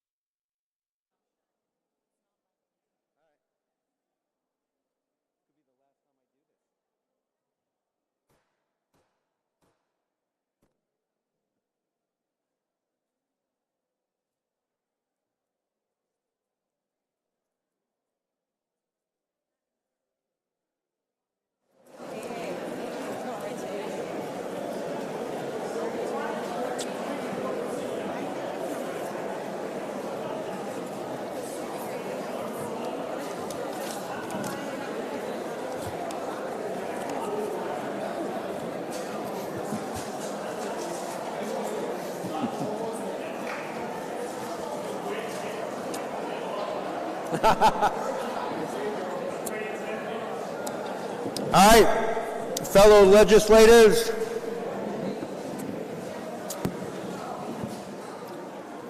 We're kind of sort of in the home stretch. Article AA is at page 163 of your voters' booklet, and we will begin. Mr. Moderator, Zena Sepulveda moves Article AA as indicated in the motion printed on page 163 of the April 1st, 2023 voters' booklet. Board of Selectmen does not recommend this article. Moved and seconded. Mr. Sepulveda. Yes, Z. Sepulveda, 92 Granite Street. This bill, or this petition for a recall, is actually an outgrowth of last year's town meeting, which was conducted on April 2nd, 364 days ago. And at that meeting, term limit petition was discussed. And during the time that was discussed, what became apparent to me was that the people that were against term limits felt that you should not penalize good public servants who are doing a good job and rather than have some other way. So basically what I heard was that if you wanted to get rid of people that you thought were substandard or underperforming, the way to do that was to vote them out. And so I actually spent some time this past year watching that town meeting over and over again and taking down the comments that were made. And one of them that started out was, you don't like them, vote them out. We're too small to fool with this. Another one was, if you don't like the job I do, just don't vote for me. And finally, if you don't like the job we are doing, go to the polls and vote. I urge people to vote. So I took that as a message that the important way to get rid of people, or have a process that you can get rid of people that you don't think are doing the job, is by voting.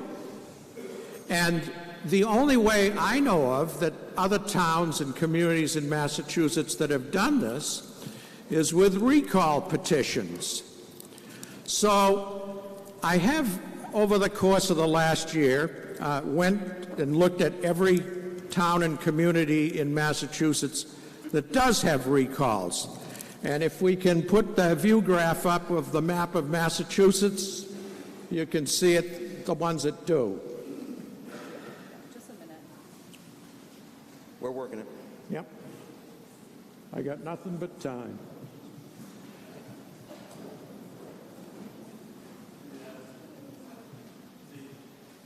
It's behind you on that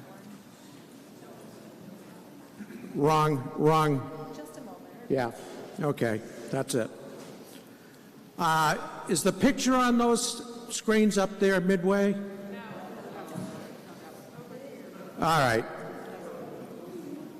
Basically, there's about 84 or 85 communities that are highlighted. They were highlighted in pink. Came out in some kind of a gray.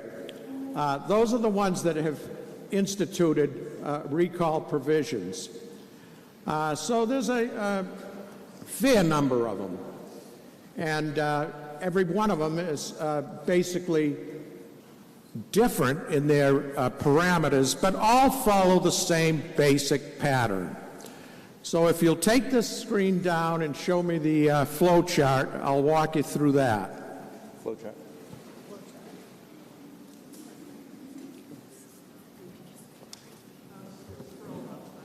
Okay, yeah. A little further, yeah. Well. All right, I'll read it off. The highlight up there is typical recall process for elected officials. And it starts out with a specified number of residents file an affidavit with name of official and the grounds for a recall. The town clerk issues petition blanks with the above information to the petitioners. A specified number of signed petitions are returned to the town clerk by a specific date. The town registers of voters validate and certify the signatures as legal voters. The town clerk gives the certified and validated petitions to the select board, and selectmen notify the person subject to recall that he or she may choose to resign or be subject to being recalled from office. Then we come to the decision point where the official either resigns or doesn't. And if he does, it's the end of the recall process. If not, it's that the selectmen order a special election.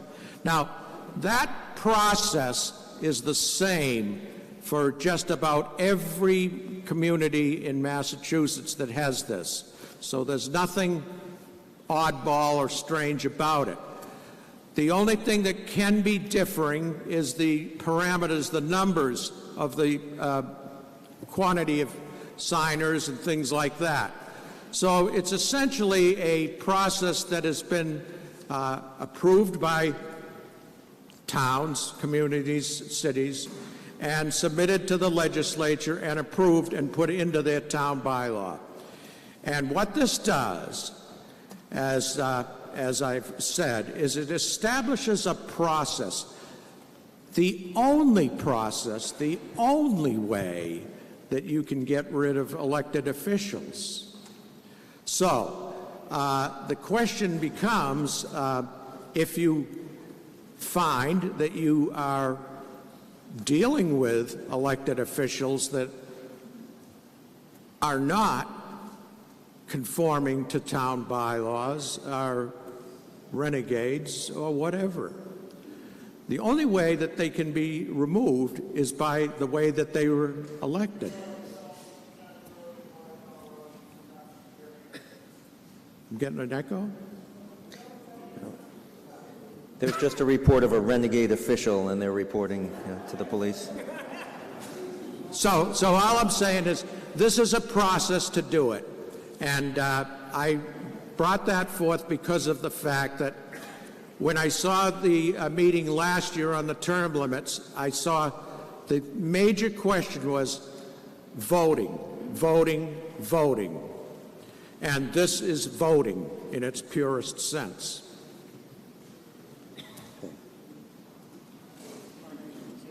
Okay. Anyone want to speak on this? Yes. Thank you, Denise Donnelly, Select Board. I'd like to remind everyone that our term is 3 years. By the time you solicit the signatures, get the vote prepared, conduct the vote, have the attorneys involved, town attorneys involved to oversee the recall process, which you must do. You can't conduct a recall petition during the first 3 months or the last 3 months of a Board of Selectmen members' service, so there's really not that much time on the term. It's already time for the election, and I will remind everyone that to conduct an election, in addition to the attorney's fees that would be involved in overseeing this process, elections cost the town between $12,000 and $14,000 each to conduct. So this is not something that we can just take lightly. There's an expense associated with this as well.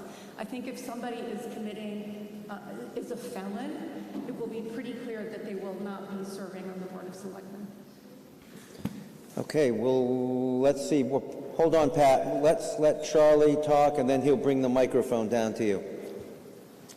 Okay, Charlie CV, Ridgewood Road. This is partly from the Government Bylaws Committee. A lot of it is from me. In fact, proof of advertising, Z and I talked about a lot about this thing last year. And as you know, I'm really opposed to term limits. But I do think we should have a mechanism, and I think the process that he's laid out here is a very good one.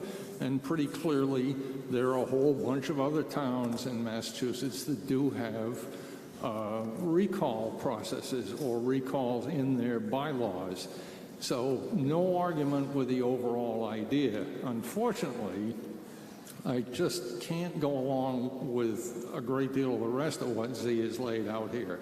I think 20 people is just way too small a sample to kick off a recall process.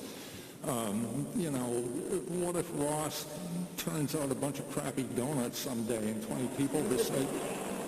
It's just, and there are other things in here, you know, grounds for recall. Lack of fitness is defined by whom? Neglect of duties, again, is defined by whom? This almost anything will trigger off those 20 people. If there are actual indictable things, let's say we catch somebody with their fingers in the till, although as far as I know, there's only one elected official in town that actually makes money on the deal,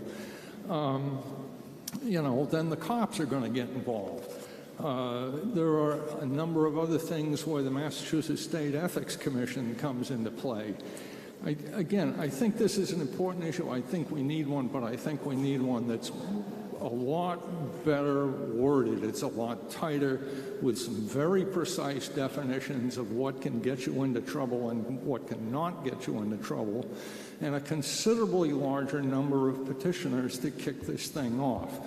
It's a good idea, or as they used to say in academic circles, the theory is great, the implementation well, we're is going to not go so through hot. everybody. And that's, so let's kick this one down the road. I think as part of the Government and Bylaws Committee, I'm going to say I think we ought to look at this and put something together that is a lot tighter and a lot more workable than what Z has done, although, again, he's got a really great process here, and I think he's given us something to work with. Charlie, am I interpreting your comments to say you're requesting to move it back to your committee for? No. I'm suggesting. I'm just suggesting. Okay. I'm not going to get into that. Okay. I'd like to. All right, no, we're going to go through everybody. A lot of people. But yeah, Charlie, you're going to bring that down to Pat? Or Simon can do it? Thank you, Simon. My pleasure. I want to say thank you to the runner, because my knees are in such a condition that I can't stand in line for a long time. So thank you for bringing the mic to me. I will make that motion to refer it to study, because at this time there's a handful of people here, and I don't think we should be making the decision for the whole town at this point. Let's talk about it. Let's think about it. Let's kick it around a little bit. Let's make sure it's exactly what we want, and then bring it back to town meeting. I don't think this should be done by a citizen's petition at this point. Okay. The other thing I want to say is, again, the motion that passed saying whether this is binding or non-binding, I see this as non-binding. We can't, again, tell the Board of Selectmen what to do, and that's what this motion is doing. So thank you. Okay, and for the record, that's Pat Brown, and moved and seconded. So now the motion before us is to refer this to committee, specifically the Town Government and Bylaw Committee, for further review, and to report back to refer it back to us when they're done. Okay. Point of order? I can't hear you. Point of order? I just want to make clear that Charlie, my State- name is state your name, please. Penny Pilser, 71 Eden Road, Vice Chair of the Government and Bylaws Committee. I just wanted to make clear that the request from Charlie for further consideration did not originate and was never discussed by our committee, and that we voted to make an unfavorable report on it for any number of reasons, not all of them having to do with the language. In fact, that isn't really what we discussed at all. Thank you. Well, you may have it back.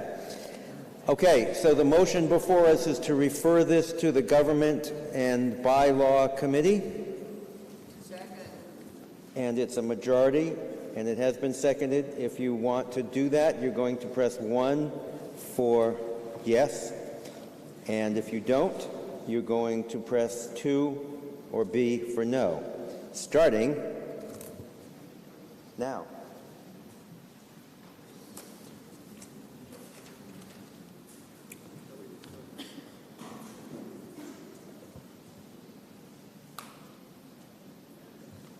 Okay, that motion carries, so this will go to the Government and Bylaw Committee. It's 64 to 36, or 77 to 44. So now we have Article I. Mr. Moderator, lead petitioner Jonathan Ring moves Article I as indicated in the motion printed on page 61 of the April 1st, 2023 voters booklet. Board of Selectmen does not recommend this article. Government and Bylaw reports unfavorably. And is this binding, would you say? That question can be to Town Council, I guess?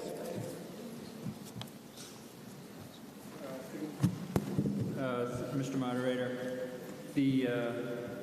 this first paragraph here, as it has been for the other proposed special acts, is the language that is recommended by the House and Senate Council.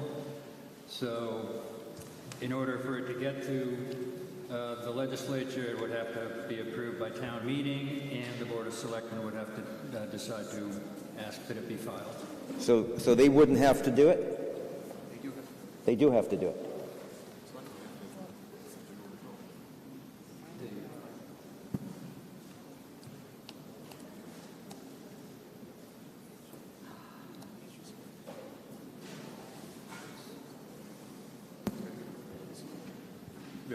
It would have to be referred to the legislature through your representatives by the Board of Selectmen. So, They would make that. So they would be bound to do They would it. make that choice. They wouldn't have to do it. Correct. Okay. So this is technically not binding because the selectmen could choose not to do it. Okay. Mr. Ring. Thank you, Jonathan Ring, 9 Pools Lane. And that is true. The Board of Selectmen would not be required to do it, but the town meeting is authorizing the Board of Selectmen to do it if the majority votes to do it. There were 3 principal arguments made against it during the bylaw committee meeting. One argument about it was that it was not substantially different than past bylaws, but that's not true. The substantial difference of my term limit proposal is that it does not make term limits permanent. It makes them temporary and rotational. That is, if somebody serves 2 consecutive or non-consecutive terms, then they would be off for a term, and then they could come back for another 2 consecutive or non-consecutive terms, then off for another term, and so forth, rotational. That's the substantial difference. Another argument that was proposed, there was a power play, but I've always believed that all elected positions, so it involves all the boards, town moderator, town clerk, all of the positions, because I've said that before in many different forums when this has come up, that it shouldn't just be targeted at one board, because that's not fair, but that it should be all elected positions, and we want to increase the amount of people. And the other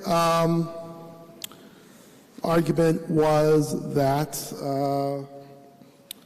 well, I can't remember that argument at the moment, but let me tell you why you should vote for it. You should vote for it because you want to increase citizen involvement and participation.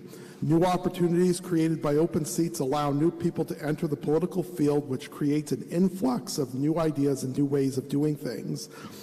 It also prevents special interests from forming permanent relationships with elected officials and forces those special interests to make arguments on the merits rather than rely on sentimental relationships.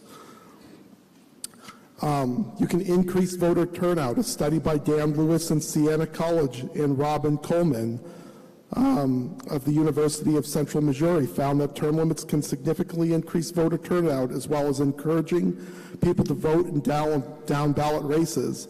Depending on term limit stringency and the typical turnout levels in a state, these effects could increase the size of the electorate by a quarter.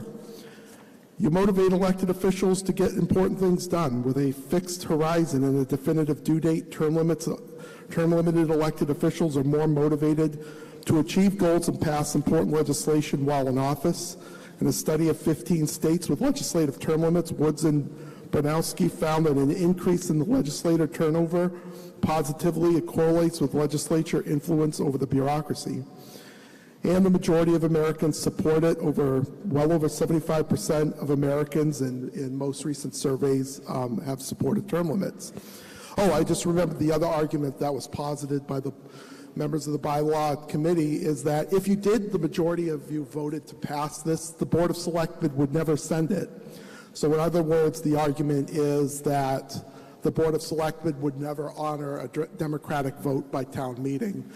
I think those three arguments against it are faulty because I do believe that the Board of Selectmen, even if you're not required to, would honor the democratic vote of the town meeting. At least that's my high hope.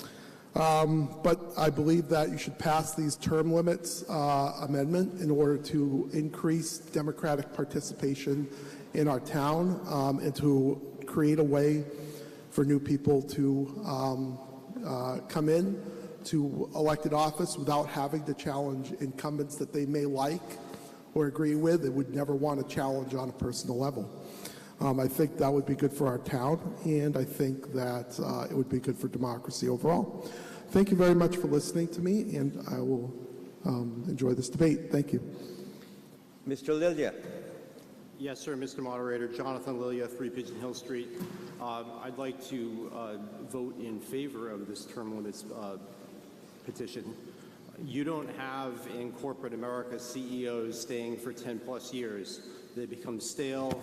New ideas are needed to be brought forward, and by having politicians move out of a position, that creates vacancies. I think term limits is probably a less dramatic approach than a recall vote where someone is yanked out of office. Much simpler. Everyone understands what the playing rules are. And last, as we heard this morning, even the poet laureate from town is stepping down. So there are terms where people ought to stay, remain, and then leave. Thank you. I'll get you in a minute. Go ahead. Yeah. William Tobin, 24 Beach Street. I'm totally in favor of the term limits Mr. Ring has proposed. They are substantially different than the petition that I began with Mr. Wagner. And I really like Jonathan's ideas because he gives new people a chance. He allows previous people who serve a chance to come back. And I think it's a very intelligent way, and well-researched way, and proven way to allow the Rockport voter to have more choice and not people who spend 10 or more years and totally start to game the system. And an awful lot of people will tell you what happens at town meeting. They'll say that to you. Oh, it's gamed. I'm not going to waste my time. So I think this really could help town meeting attendance and democracy in Rockport to thrive. Thank you. Bill, can you bring that microphone up to Pat Brown? Yes, I certainly will. Simon left, and I'd like to thank Simon for being the microphone guy today, and we'll get to you guys over there. Thank you. Get that. Ross? No, go ahead, Pat. Pat Brown, as your former town clerk for many years, I'd just like to say that it's a job. It's something that you need to be up on. You need to know Mass General laws. Elections don't run themselves. It's prior to the presidential election, the town clerk puts in more hours than you can imagine between early voting now and counting votes, and it's just a job. But it takes 3 years to even begin to understand what needs to be done. The other thing is, if town clerks actually have a network, there's always somebody there to talk to. Town council is always there for town clerks as well. But once you learn something, you don't need to have to be constantly asking the same questions over and over again. And if you replace the town clerk every 3 or 6 years, you're starting from step one. I'd like to say the same thing about the Board of Selectmen. It takes years to come up to snuff. Our Board of Selectmen is there because we put them there. We vote them in on a regular basis. If we don't vote them in, then they understand they're not doing the job that we expect them to do. They learn. It takes years. This town is involved in a lot of stuff that we don't know about. And it takes years for them to come up to snuff just knowing about what this town is going through. I would vote against this, and even though it is a non-binding question, I understand that maybe the 100 of us here have a say, but I don't think we should speak for the whole town, especially with something this important. Thank you. Aiden, could you grab that microphone? In the meantime, we'll hear from the select persons. Ross Brackett. Oh, Charles, okay. Thank you. These remarks are from Selectman Lilia. The entire board does agree with them, though. Only 3 towns out of 351 in Mass have term limits, hence the popularity and usefulness is not thought to be great. Second, the historic perspective of any select board member of past select board actions is minimized because of the absence of personal involvement. Third, the skill level of each member with regards to municipality decisions and functions is limited and stated alternatively. At any moment in time, no one on the select board will have more than 6 years overall experience, and 1 or possibly 2 members, depending upon the year, will be in the first year of their term. Lastly, the productivity of the select board can be expected to be reduced by the virtue of limited and or lack of experience on the individual members. And those are remarks from Selectman Lilia. Okay, Charles. Charles Peterman, 22 Pleasant Street. I really appreciate the thought that went into Mr. Ring's proposal, in that it allows for people to return. It does not automatically dissuade you from contributing your intelligence to the next person to sit in that chair. And it does allow for new blood. And one of the reasons I would advocate for something that does encourage turnover is we all remember when people were first elected. And we all remember how much they learned and how much they were willing to talk about when they first came to office. And that informed our democracy greatly. We all know that as they've served longer, they've grown more silent. So in the efforts to increase transparency and participation, but not lose the benefit of the experience and the mechanical knowledge that they have about statecraft in Massachusetts, I see Mr. Ring's proposal as a reasonable compromise. Thank you. Okay. All right, we'll hear from Z and then Denise and then back to the line. Okay, Z. Okay. Yeah, Z Seppel on 92 Granite Street. When I talked earlier about the meeting a year ago, there was that discussion on term limits, and what I found on that was it started out by people saying that this is a small town and we can't dicker with things like that. At the end of the meeting, I think it was Charmaine Blanchette said that, yes, it is a small town and people may not be willing to run against people that are their friends and neighbors. So I thought there really was a general aspect to term limits that doesn't exist with recall.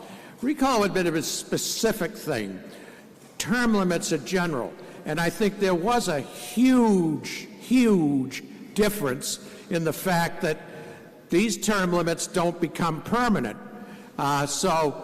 And anybody can attend a selectmen's meeting and avail themselves of their knowledge and advise the selectmen as town citizens.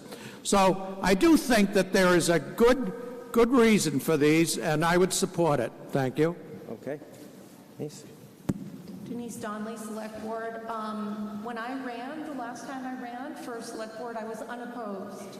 So there's certainly opportunity for people to get involved. My predecessor, who fills the term, there are 3 different rotating terms of Select Board members. 2 people for 2 years, 2 people for 2 years, and 1 person for, 2 people for 3 years, 2 people for 3 years, and 1 person for 3 years. So I was the only one running. I ran unopposed. My predecessor, who filled the one person seat, also ran unopposed. So there's plenty of opportunity for people to get involved. That is not an issue in this town.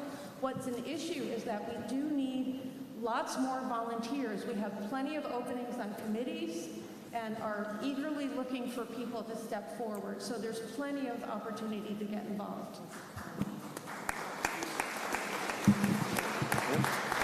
Colleen Coogan, 7 South Street Court. I'm in my final few months as a school committee member after 9 years. So I ran 3 times. You don't know who I am. I never purchased a sign. No one ever ran against me. Every time I ran, I asked people to compete with me. I am not a scary person. People were not afraid to compete against me. I ditto what was just said, that there are not enough people in this town sometimes. I'll also agree that the first 3 years, it's a steep learning curve. It's really in your second 3 years that you can come to your full skills and abilities. And in my last 3, I hope I've mentored some of the other folks and also provided some corporate history. So I am not going to vote for this. Thank you.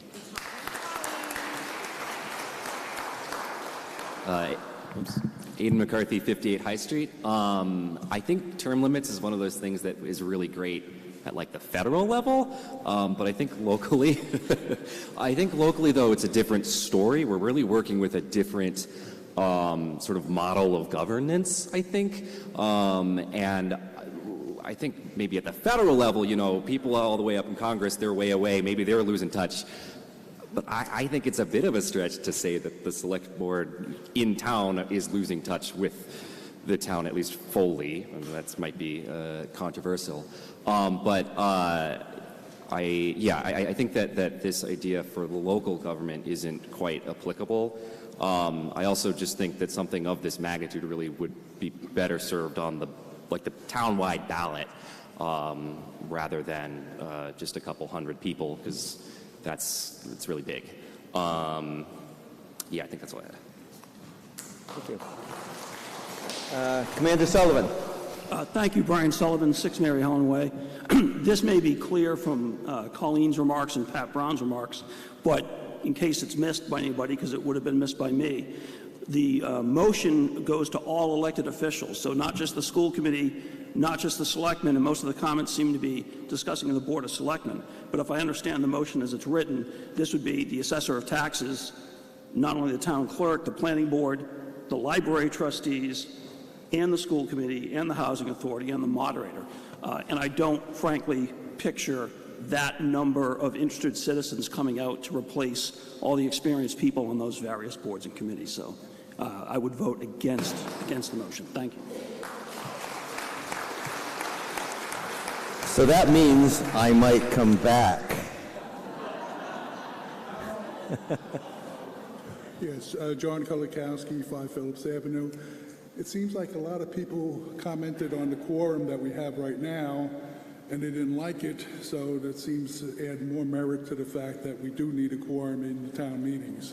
But anyway, getting back to the point, no matter whether they recognized you or not, generally speaking, you have a name recognition factor. When you have selectmen or other positions running over and over again, people notice the name and they tend to vote name. So I think it's an unfair factor that has to be neutralized to a certain extent, and I do think you need new blood periodically to things freshen up a town and get new ideas into the system. Thank you. That's all I have to say. I sense you are ready to vote. If you are, I still sense you're ready to vote. If you are in favor of this, it's just a sense I have. If you're in favor of this, you're going to vote A or 1. If you are opposed, you're going to vote B or 2, starting, and it's majority, now.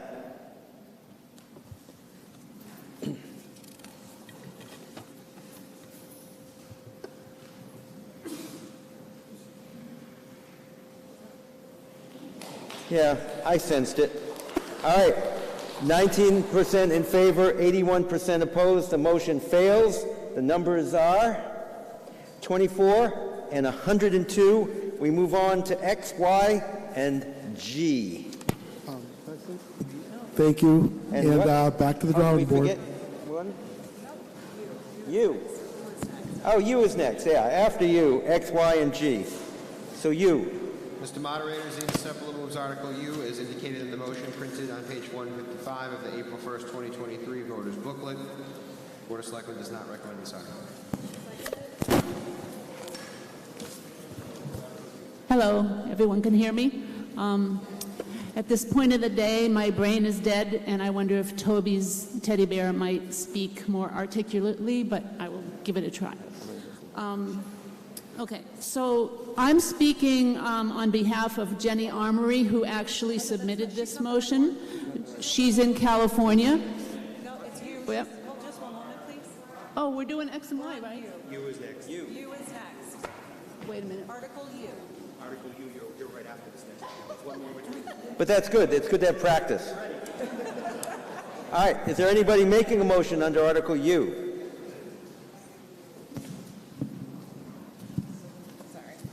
Z for you. I'll just say it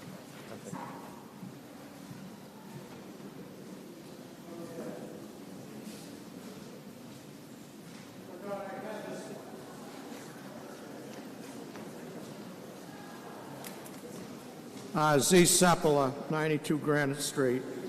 Yeah, this is a real piece of cake. The Affordable Housing Trust has a state law that establishes it, and it says that there shall be a board of trustees in this section called the board, which shall include no less than 5 trustees, including the chief executive officer, as defined by Section 7 of Chapter 4. So what that means is that there's in Rockport, a chief executive officer would not be a mayor, it would be one of the selectmen. So the state law puts one of those selectmen on the Affordable Housing Trust. Our town bylaw says 1 members of the Board of Selectmen or their designee. And that clearly is in conflict with the state law. So I saw that and put this forth as a motion to correct that in our town bylaw. And I think the government bylaw is was going to do that anyway, but it had already been put forth as something we should do by a civic group I'm a member of. So it's a piece of cake. It just takes the S out of the members of the Board of Selectmen and its designates, and makes it in conformance with the state law. I hope. Anyone want to discuss this? Is it a piece of cake or pieces of cake?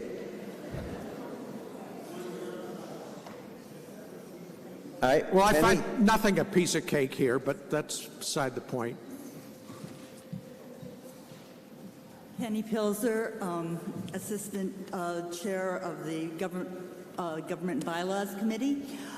We would like to wait until we have a chance to look this over entirely. We're going to be revisiting the whole article as part of our 5-year review, and we had asked that, taken this on board and asked that we please just do this as part of our revision to the whole Affordable Housing Trust language.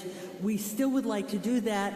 If we vote in favor of it today, it has to go up and get AG approval and this and that. We may not have it back for the fall town meeting, which is when we want to be bringing a bunch of our language approvals forward, and it just kind of gums up the works. And so we do oppose this motion.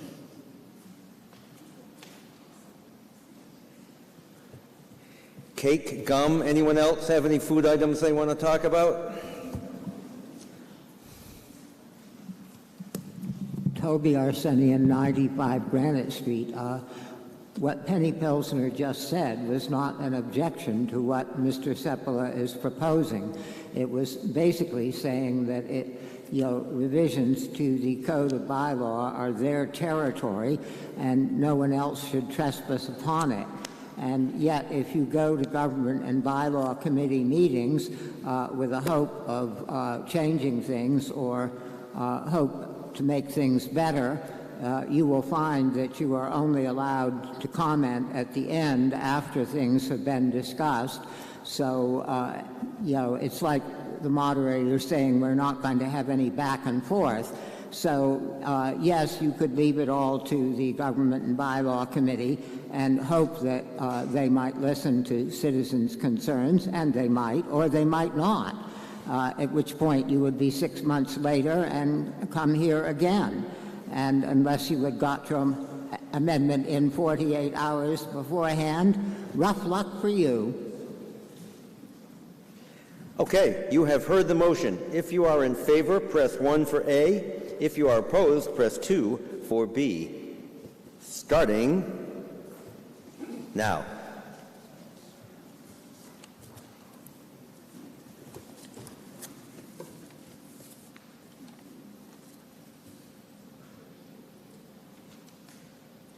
And that motion fails. 28% in favor, 72% opposed, or 30 and 76.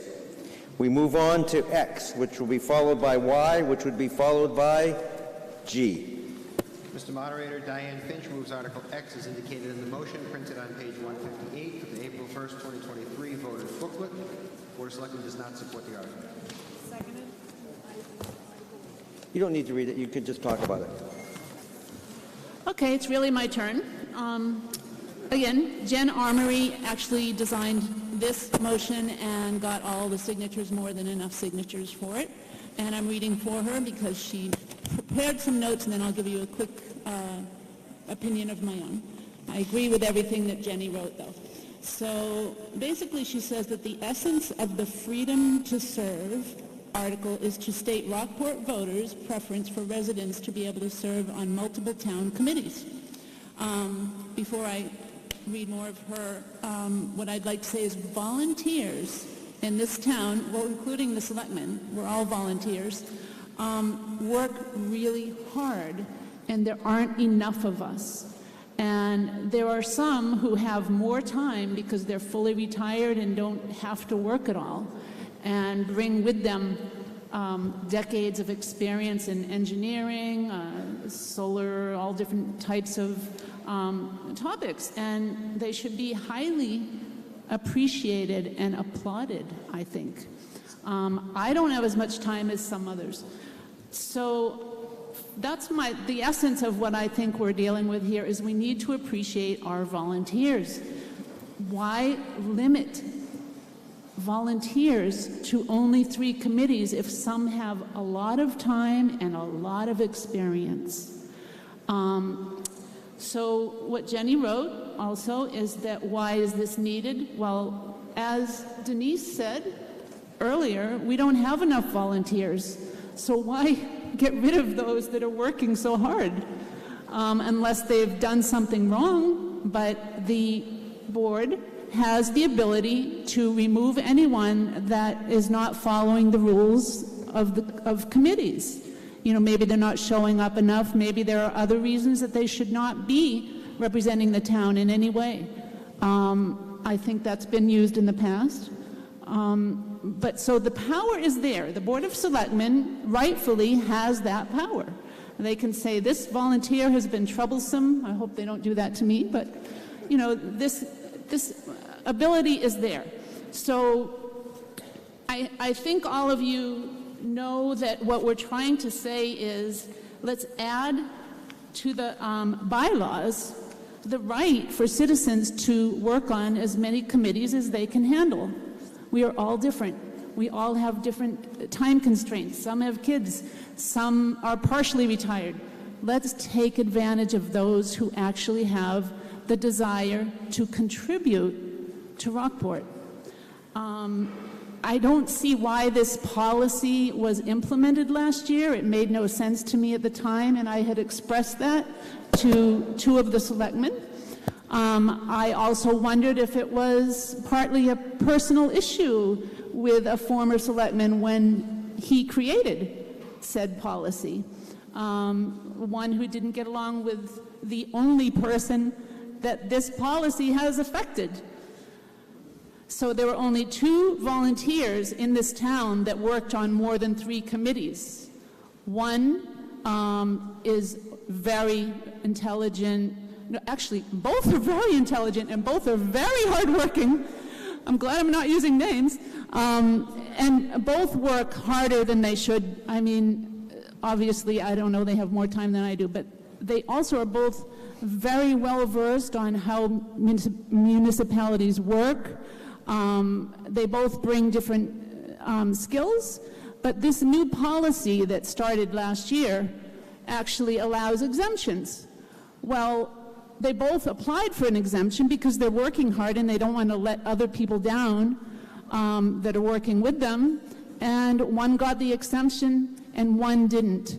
If anyone wants to know more about why I think that was, I'll talk to you off the public record, but the policy makes no sense. So Jenny's motion says to add the following terminology and to the bylaw, Chapter 6 on appointed boards and committees. There's A and B, she wants to add C that says encourage residents to volunteer for committees with no limit on the number of boards in which the resident can serve. And that one was Article Y. Article X actually says in Chapter 3, Elected Officers, Section 4, under Board of Selectmen, residents may serve on any number of multiple member bodies. Please allow it. Please allow people who want to work for the town to work for the town. And in the case of one of them who did not get the exemption, and you probably all know who it is, but under his leadership on the Green Committee, he brought in $1 million to the town. Why would you take someone like that and tell him not to work on too many committees? Can somebody explain that to me? I wish I could work as hard as he did. So that's all I have to say. Thanks. Okay, thank you. We'll hear from the board and then we'll open it up for other comment. Sure. Sarah Wilkinson, Board of Selectmen. I will say, just so that everyone knows, this is non-binding in the sense that while it would add the, I believe, shall to the bylaw, Board of Selectmen can't be forced to appoint people to committees. So because we are elected, and obviously we're elected to make decisions that we believe in, we can't be forced, similar to other times today we've seen where elected officials can't be forced to say certain things or vote a certain way. We can't be forced to put people on committees. but the Board of Selectmen doesn't support this. I will say that this is this petition article I feel is a bit of a red herring in that the whole let the people serve. Of course we want people to serve. The reason this policy was made was to actually increase the number of volunteers to town committees. We've noticed over the past few years that certain committees had a monopoly of people, and we had people that were serving on 2 and 3 committees, and this is nothing personal. We aren't talking about just 2 individuals. Over the past several years, we have seen an increase in the same people kind of volunteering for multiple committees. So when we would recruit a new volunteer, they would go to a committee and they would feel totally uncomfortable. And I actually sent people to committee meetings and they came back to me and said, I'm really sorry, I would love to kind of dip my toes in volunteering for the town, but it seems like this is already like this committee works with this committee and the same people are on these committees, and frankly, I don't have the time to work a job on these committees. I was thinking, 1 or 2 hours a month volunteering. So we kind of put our heads together and said, what kind of equals the playing field and gives people the most opportunity to volunteer? And this policy was born. And I will say that since this policy is born, I feel like it has helped. I feel like I'm comfortable now to say to people, check out this committee, check out that committee. And so I actually feel like it's actually totally doing its job. We do have the ability to make exceptions. The only exception we've made is for an individual who was on a committee that was timed. I believe it was a building study committee that was working on a specific project, and that time was going to be running out. So that's the only exception we've made. Thank you. Mr. Lilia. Yes, Mr. Moderator, Jonathan Lilia, 3 Pigeon Hill Street. I've already spoken against my father today from Spain. Actually, right now I'm speaking in favor of some of his positions that he forwarded to me and wanted me to pass along in regard to the 3 committee limit. Being on 3 committees, you already have a large say on what happens in town. It also brings a limited view to a lot of business in town if you're on more than 1 committee, because you carry that same philosophy and outlook across a whole series of issues. Otherwise, you're going to end up being too spread out, too thin in terms of your preparation and your time. Selectmen also, and this was not said by the board over there, selectmen also tend to depend on committees for information that's beyond their expertise. Their views get narrowed if you have same members on multiple committees carrying out views across town policy. I agree with the board that it also helps pull more people in. And in fact, I was recently asked to come into the Conservation Commission because of an opening. So I believe that there is a good chance and a good philosophy there of bringing people in to be on those committees. If you're on multiple committees, you can also pick the ones you want to be on, focus on what's really important to you. And last, which my father didn't say and hasn't been said, is that even Congress in Washington limits members of House and Senate to the number of committees they're on. They're full-time legislators, they have more money than God, they have more paid staffers. We don't have that here. We ought to focus on being on 3 committees. Thank you. Eric. Yeah, Eric Hutchins, 45 Bulls Lane. Don't get me wrong, I don't ever want to be on 4 committees. I've been on many, and I sit on lots of committee meetings, but in my opinion, I think this is just sending the wrong message. The limited number of people that actually want to do this extra effort, God love them. We all know that there's people out there that can do 10 times more than I, or half the people in this room, and if they're out there and want to do it, and they can do it, let them. Don't send the wrong message, we don't want more from you. If someone wants to put that kind of time in, most of the people in this room at this point do a lot of volunteer work even outside of town government. You just pick and choose what you want to do. I do 10 other things other than town government, like most of you in this room. You've got the time and energy. If someone says, I really just want to do town government and help, you send the right message. Let them. We let people do what if they can. You reserve the right as our elected officials, which I totally respect, to say, I don't think you should be on the committee. That's always reserved. But if there's a tangible reason that someone, even when you interview someone from a contractor perspective, one of the interview questions always is, tell me your other workload. If the workload doesn't look like they've got too much workload and can't do what you want out of them, then you don't hire them. And same thing with a committee member. If someone just says, I want to be on a bunch of things, and they're not proving themselves, then don't appoint them. But don't have a policy that just outright says, don't volunteer. I just think it's sending the wrong message to volunteers. Thank you. Monica. Monica Lawton, 11 Story Street. It's a little awkward to be up here at this moment, but I'd like to echo basically what Eric Hutchins said. And it sends the wrong message to restrict people who want to serve. It has a naturally limiting factor because there are limits to time, and I can speak from that from experience because I am the other individual. And I serve on a lot of committees, and I don't think it's necessarily been bad for the town. And I don't know of any other people who would be as crazy as I am to want to do as much as I do. And if there are people who are as crazy as I am to want to work on a lot of committees and do good for the town, then I think the town is the more to benefit from it. Really, there is no reason to turn aside someone who has a selfless desire to give back to the town. Certainly the selectmen have the opportunity to not reappoint for cause, and certainly they should.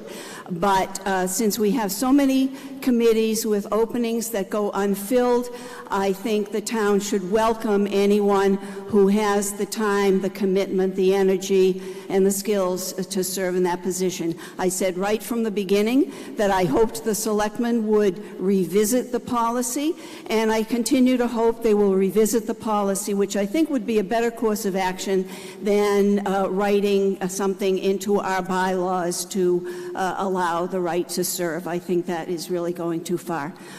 So revisit the policy would be my recommendation, and I hope that will happen. Thank you.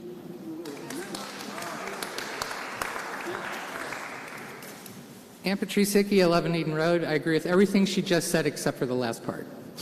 I would like us to vote for this amendment today because I don't think it's reasonable to take, in the case of the unnamed person, someone who was elected to an office and appointed by town meeting to one of the committees, to be forced to go off of a committee that someone had already successfully been serving on, that had a vacancy at that point. So that's what actually happened, and I don't think that the case of the Conservation Commission can be used because that vacancy was not caused by people being on too many committees.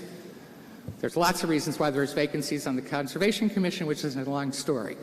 In order to encourage people to take part, I was on the Finance Committee for a couple of rounds. It takes a while to get to know what's going on the committees, too, just like the selectmen. So you serve on multiple committees, you start to learn, oh, I see why that committee needs to have this budget amendment, because when I was on the school committee, thus and such happened. It's not a bad thing to have people serve on multiple committees. I wish we had more volunteers. I would vote in favor of this. Okay. All right, last person, and then we're going to vote. Hi, Laura Evans, 77 High Street. I'm also the chairman of the Ad Hoc Water Committee, and we lost a very good member because he wasn't allowed to re-up because he's on 3 committees already. And so the town is poorer because of that. And I think it just sends really the wrong message to people who have a lot to volunteer for the town. And I urge everyone to vote for Article X. Thank you. Okay, you've heard the motion. If you are in favor, you're going to press A or 1. If you are opposed, B or 2. And it's a majority vote starting now.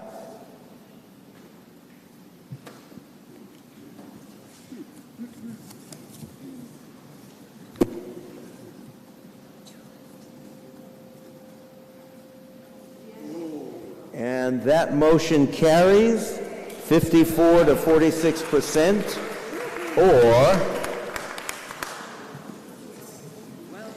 57 to 48. We have 2 more to go. We have Y.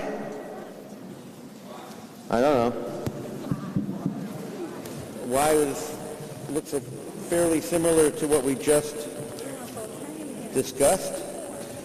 Mr. Moderator, Diane Finch moves Article Y as indicated in the motion printed on page 160 of the April 1, 2023 voters booklet. The Board of Selectmen does not support the article. Moved and seconded, and since it is very similar, I'm hoping that we can get to the vote pretty soon. Seeing nobody wanting to speak, we're ready to vote. If you are in favor, press 1 or A. If you are opposed, press 2 or B, starting now.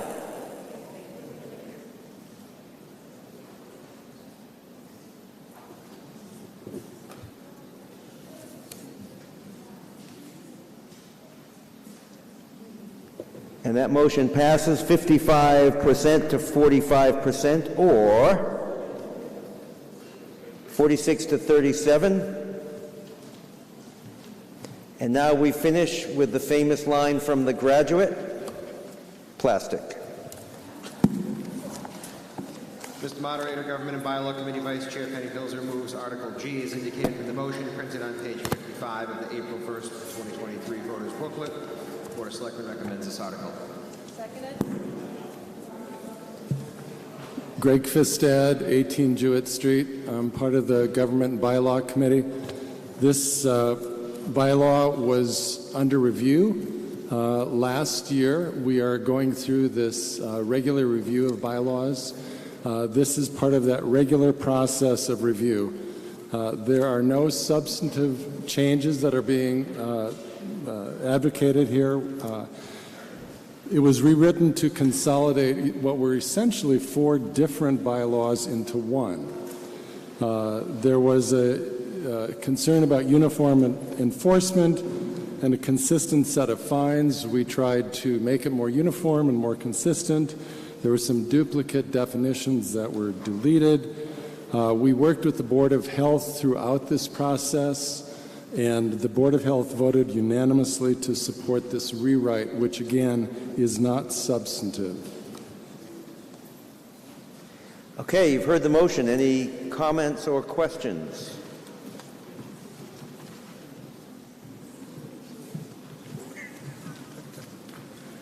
Anyway, John Kulikowski, 5 Phillips Avenue.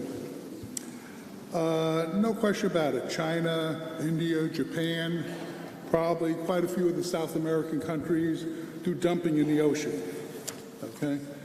That's known, established, and that's where a lot of the debris comes from.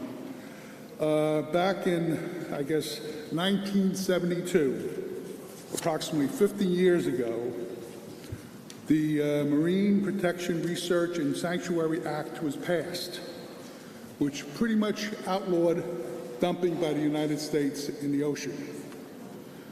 So in other words, our penalization, or not to use straws or any of this other plastic stuff, is basically shouldn't be applicable to us since we're not doing it.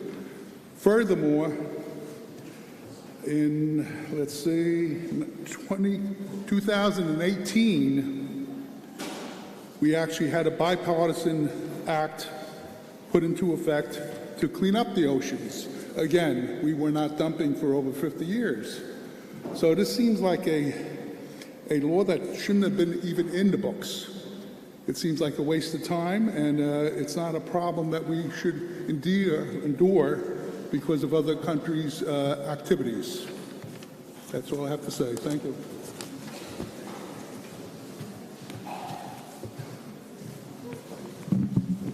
Oops. Let's see. I'm not tall enough, but I'll try. Laura Hallowell, I know the feeling. 37 High Street.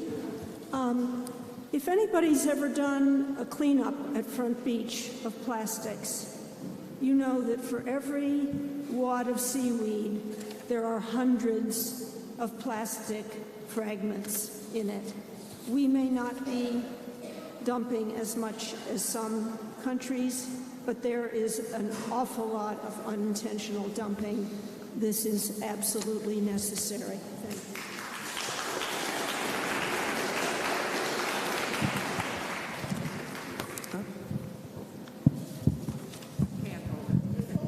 Oh, okay, thank you. Thanks, everybody. Sharon Byrne-Kushida, 34 Marmion Way. Although I applaud the intent of this bylaw, there are parts of it that are particularly challenging, and I'm focusing on the compostable food service requirement. Cost and availability for a lot of these products are incredibly challenging for those that are impacted by this market. We currently have no existing composting facility either for the public or for our residents that would be able to break down the compostable plastics.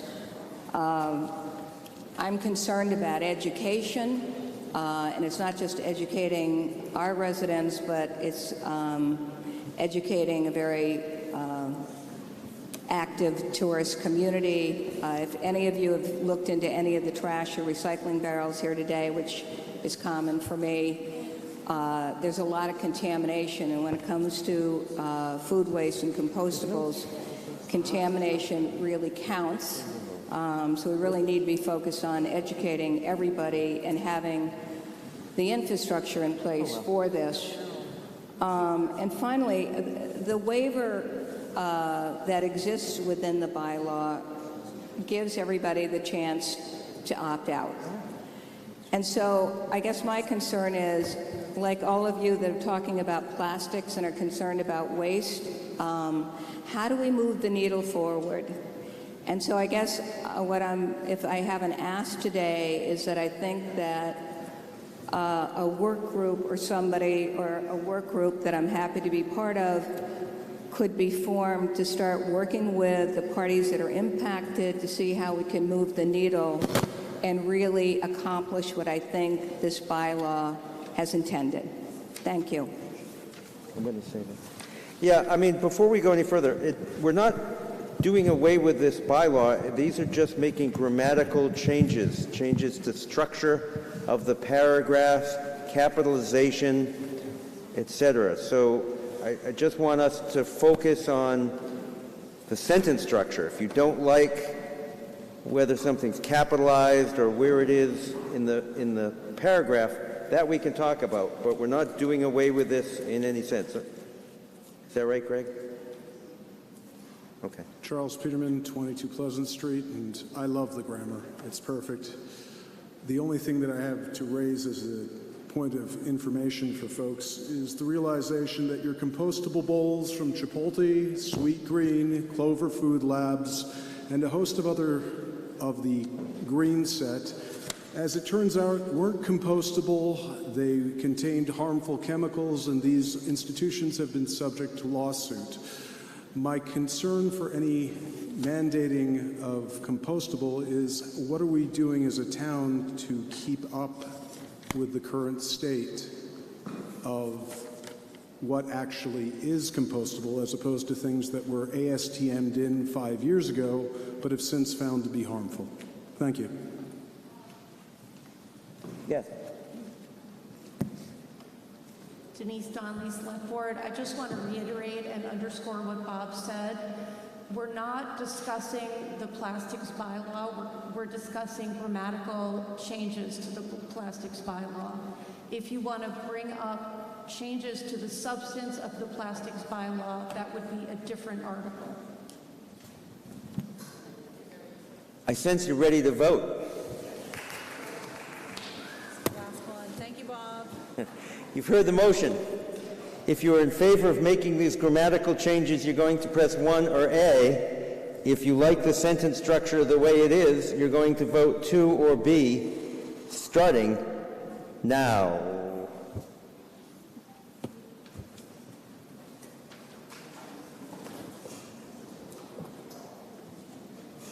Now it's in. Yeah. Oh, look. It passed 89% to 11%. That's more than 50%. And it's 85 to 10. Chair will entertain a motion to dissolve this meeting. Moved and seconded. All those in favor, please scream out in joy.